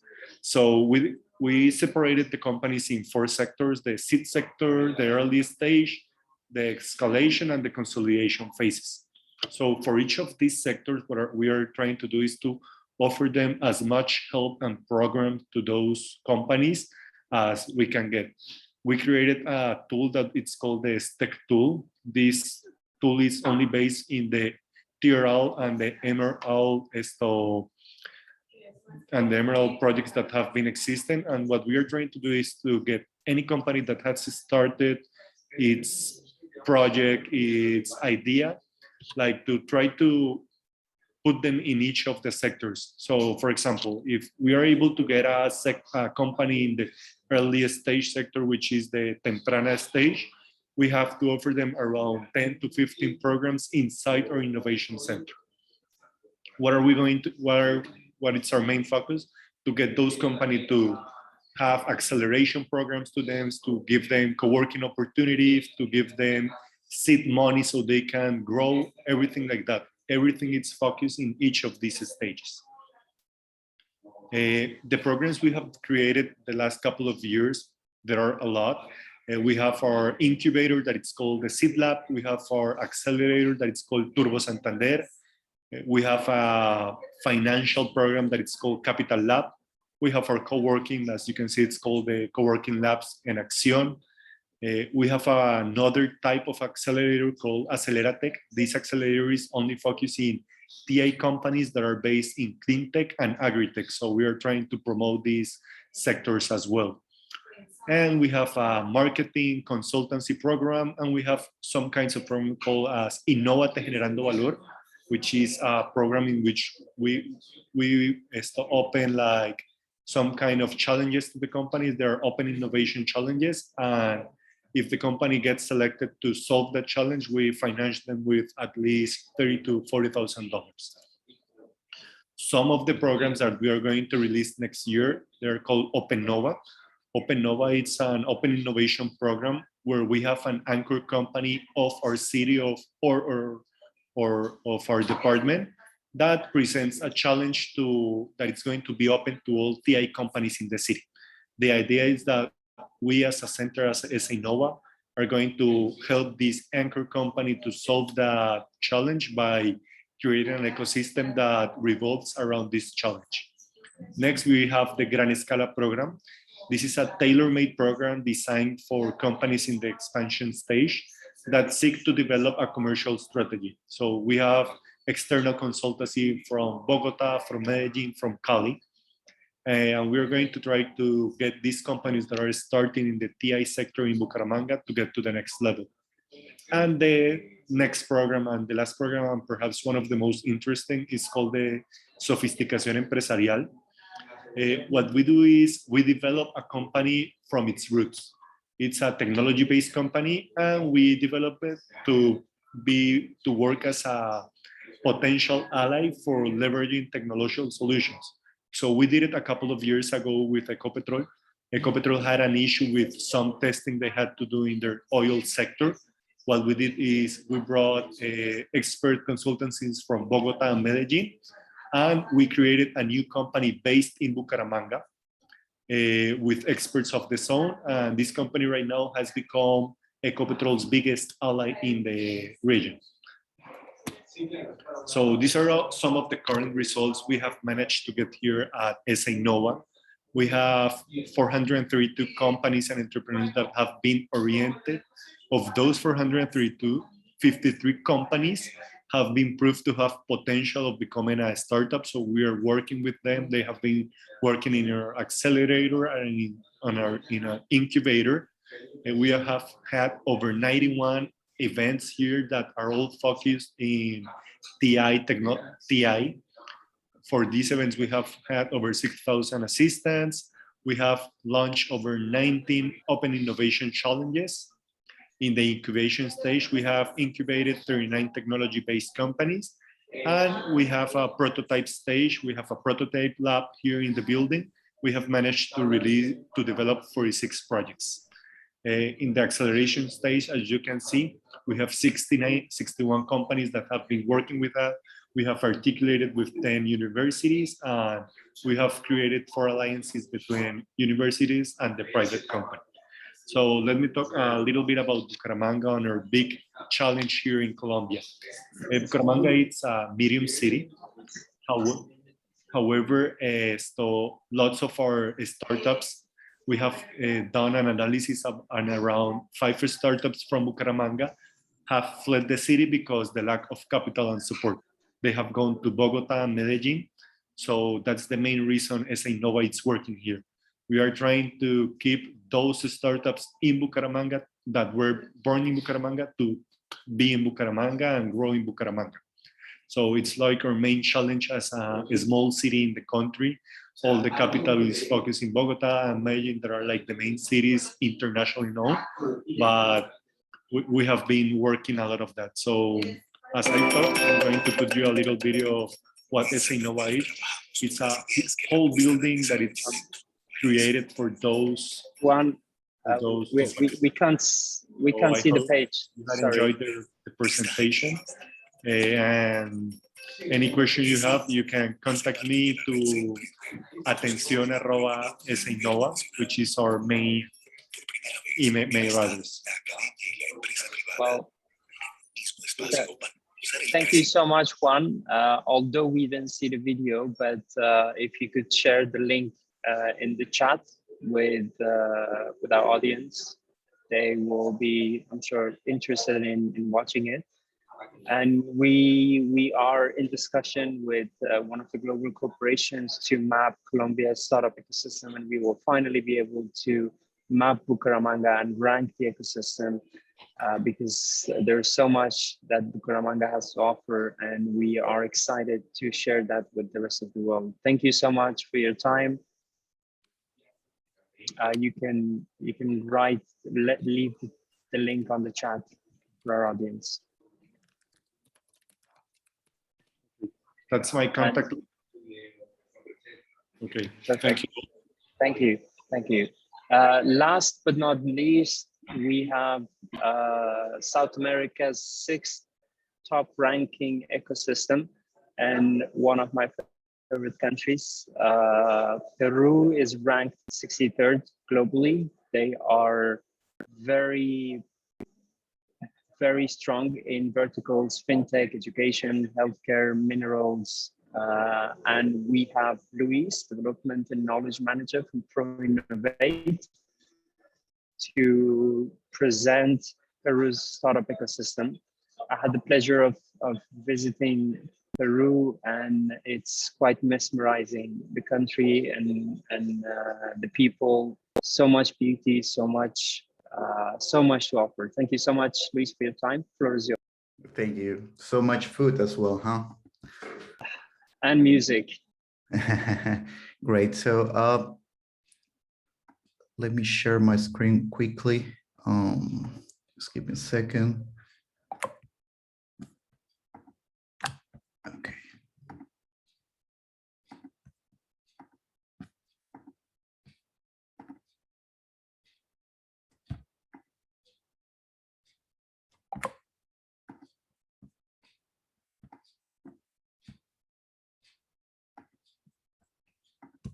All right now. So, yeah, Peruvian innovation ecosystem. I'll get right into that, but before I do that, I want to let you know who we are. I think it's very important for you to take in consideration that we are a public entity. We're actually an innovation public agency subscribed to the Ministry of Production. And we promote and consolidate innovation, entrepreneurship, and technological development. We do that by managing funds. That's our main duty. We manage funds, we design grant programs, and we do follow up in our projects, and we provide technical assistance. Why we do that? Well, we're a public entity and we want to insert more innovation into the productive matrix. We want to create innovation conditions for businesses and startups, and as well as help SMEs to transfer, absorb, adapt, and diffuse technology. But when you ask us why are you really doing this, it's because we want to improve the country's competitiveness and productivity level. We need to remember that Peru macroeconomics performance has been good in the past 2 decades. However, it's not been the case for productivity levels. This is why we want to insert more innovation into the productive matrix. We have 4 portfolios. I'll get in touch. I'll go back to that later on. Before I do that, I want to talk about the ecosystem. So this is actually from your index. We're ranked 7th and 63 globally. Most of the countries or ecosystems in Latin America are early stage ecosystems. I would say that Brazil is a big monster. Most of the startups in Latin America want to go to Brazil. And we have a total of 60 cities represented in the global 1,000 and 11 countries in the global top 100. Startups in Latin America raised over $20 billion in funding in 2021. That's also a good insight. Well, as I said, we're an early stage ecosystem. We have most of our countries are early stage ecosystem, and you can see that in the funding. Most of them is early stage funding, nearly 75%. When we see innovation economies, we also see Brazil at top with Chile and Mexico. We're actually ranked 6th in Latin America behind Chile, Brazil, Mexico, Uruguay, and Colombia, but ahead of Argentina, Bolivia, and Paraguay. This is from a Global Innovation Index. And our STI investment is quite low. We actually invest lower than the average Latin America country. And let's not even compare it to OECD countries, which they are investing 20 times more than us. Nonetheless, Peru is performing above expectation on innovation relative to the level of economic development. So we have a lot of potential in many fields that I will talk about later on. When we look at the investment, private investment made in Peruvian startups, we've seen our ecosystem growing, especially in 2021. We broke a record by attracting more than 124 million in investment, almost 3 times than the previous year. And as I mentioned before, most of the investment is made in early stage startups. And well, as I said before, this is private investment, and most of them come from venture capital. And when we look at the sectors, most of the investment is made in EdTech. Actually, Creana, which is a Peruvian EdTech startup, raised $70 million. Now, I would like to go back and talk about our portfolios. We have 4 portfolios. These are our key portfolios. Startup portfolio, innovation portfolio, a portfolio for productive development, and another one for the key stakeholders in the innovation ecosystem. We invested over $300 million, which are represented in nearly 5,000 projects. And when we look at our portfolio, startup portfolio, we have 3 programmes or 3 grant programmes. Startup Peru, which is the main one, I will say, but we also have grant programmes for incubators, accelerators, and angel investors. We only do seed investment in the startups, mainly through our 2 programmes, but we, as I said before, we also invest in incubators, accelerators, angel investors, and hedge funds. We actually had 8 generations, which means that we had 8 calls since 2013.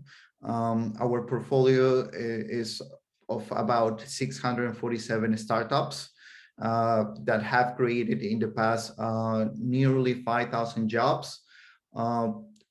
Nearly 80% of them are still operating, which is very, very good indicator. And unfortunately, most of our startups are concentrated in Lima. We have to remember that Peru is a very centralized country. Our performance really depends on our capital.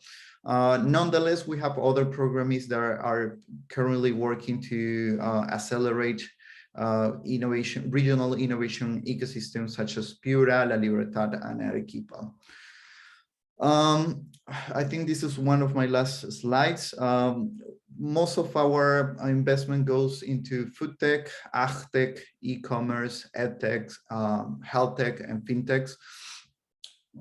Let's not forget that Peru main industries are mining and agriculture. So this might be one of the reasons why we have so many food and ag tech startups in Peru. These are some of our startups that we have funded in the past. And this is my last slide.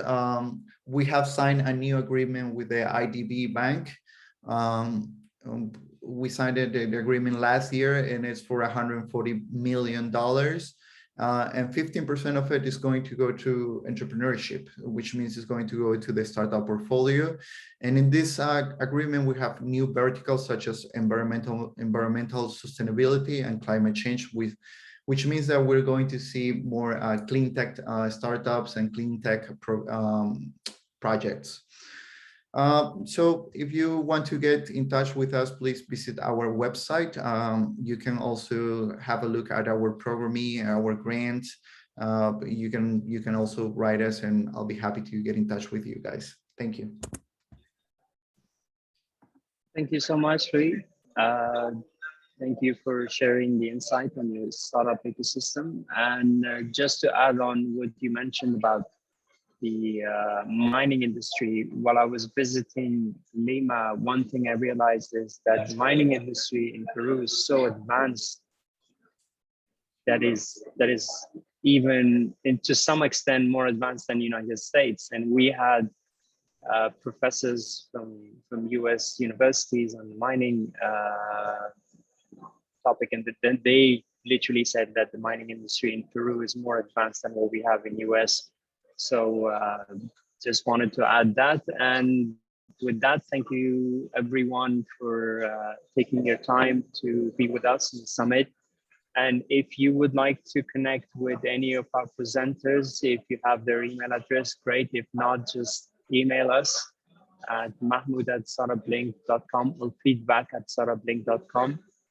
And we'll be happy to connect you with anyone that you will be interested to connect. Thank you so much. Catherine, the floor is yours. Okay, again, thank you. So now it's time for us to close our summit. Thank you to all our ecosystem developers who presented their ecosystems today. I hope everyone was able to learn more about the different startup ecosystems globally and the benefits that it will give you as a startup entrepreneur, as an investor, or even just a regular tourist. We'll be happy. Thank you to everyone that joined us today. I know from different parts of the world, and to my colleagues and our panelists, thank you as well. Yeah, really hope that you enjoyed these sessions. Please make sure, if you haven't yet, to follow us on our social media. So I will be pasting our social media accounts below on the chat. Please connect us on YouTube, LinkedIn, Twitter, and on Facebook. If you weren't able to join us for the whole event, the recording of this event will be sent in a newsletter tomorrow and will also be on our YouTube channel. And finally, of course, don't forget to download our report. If you haven't yet, you can download it using the link that I will also be pasting. lp.startuplink.com/report. Thank you, everyone. I hope everyone has a pleasant rest of the day or afternoon, wherever you are. Bye.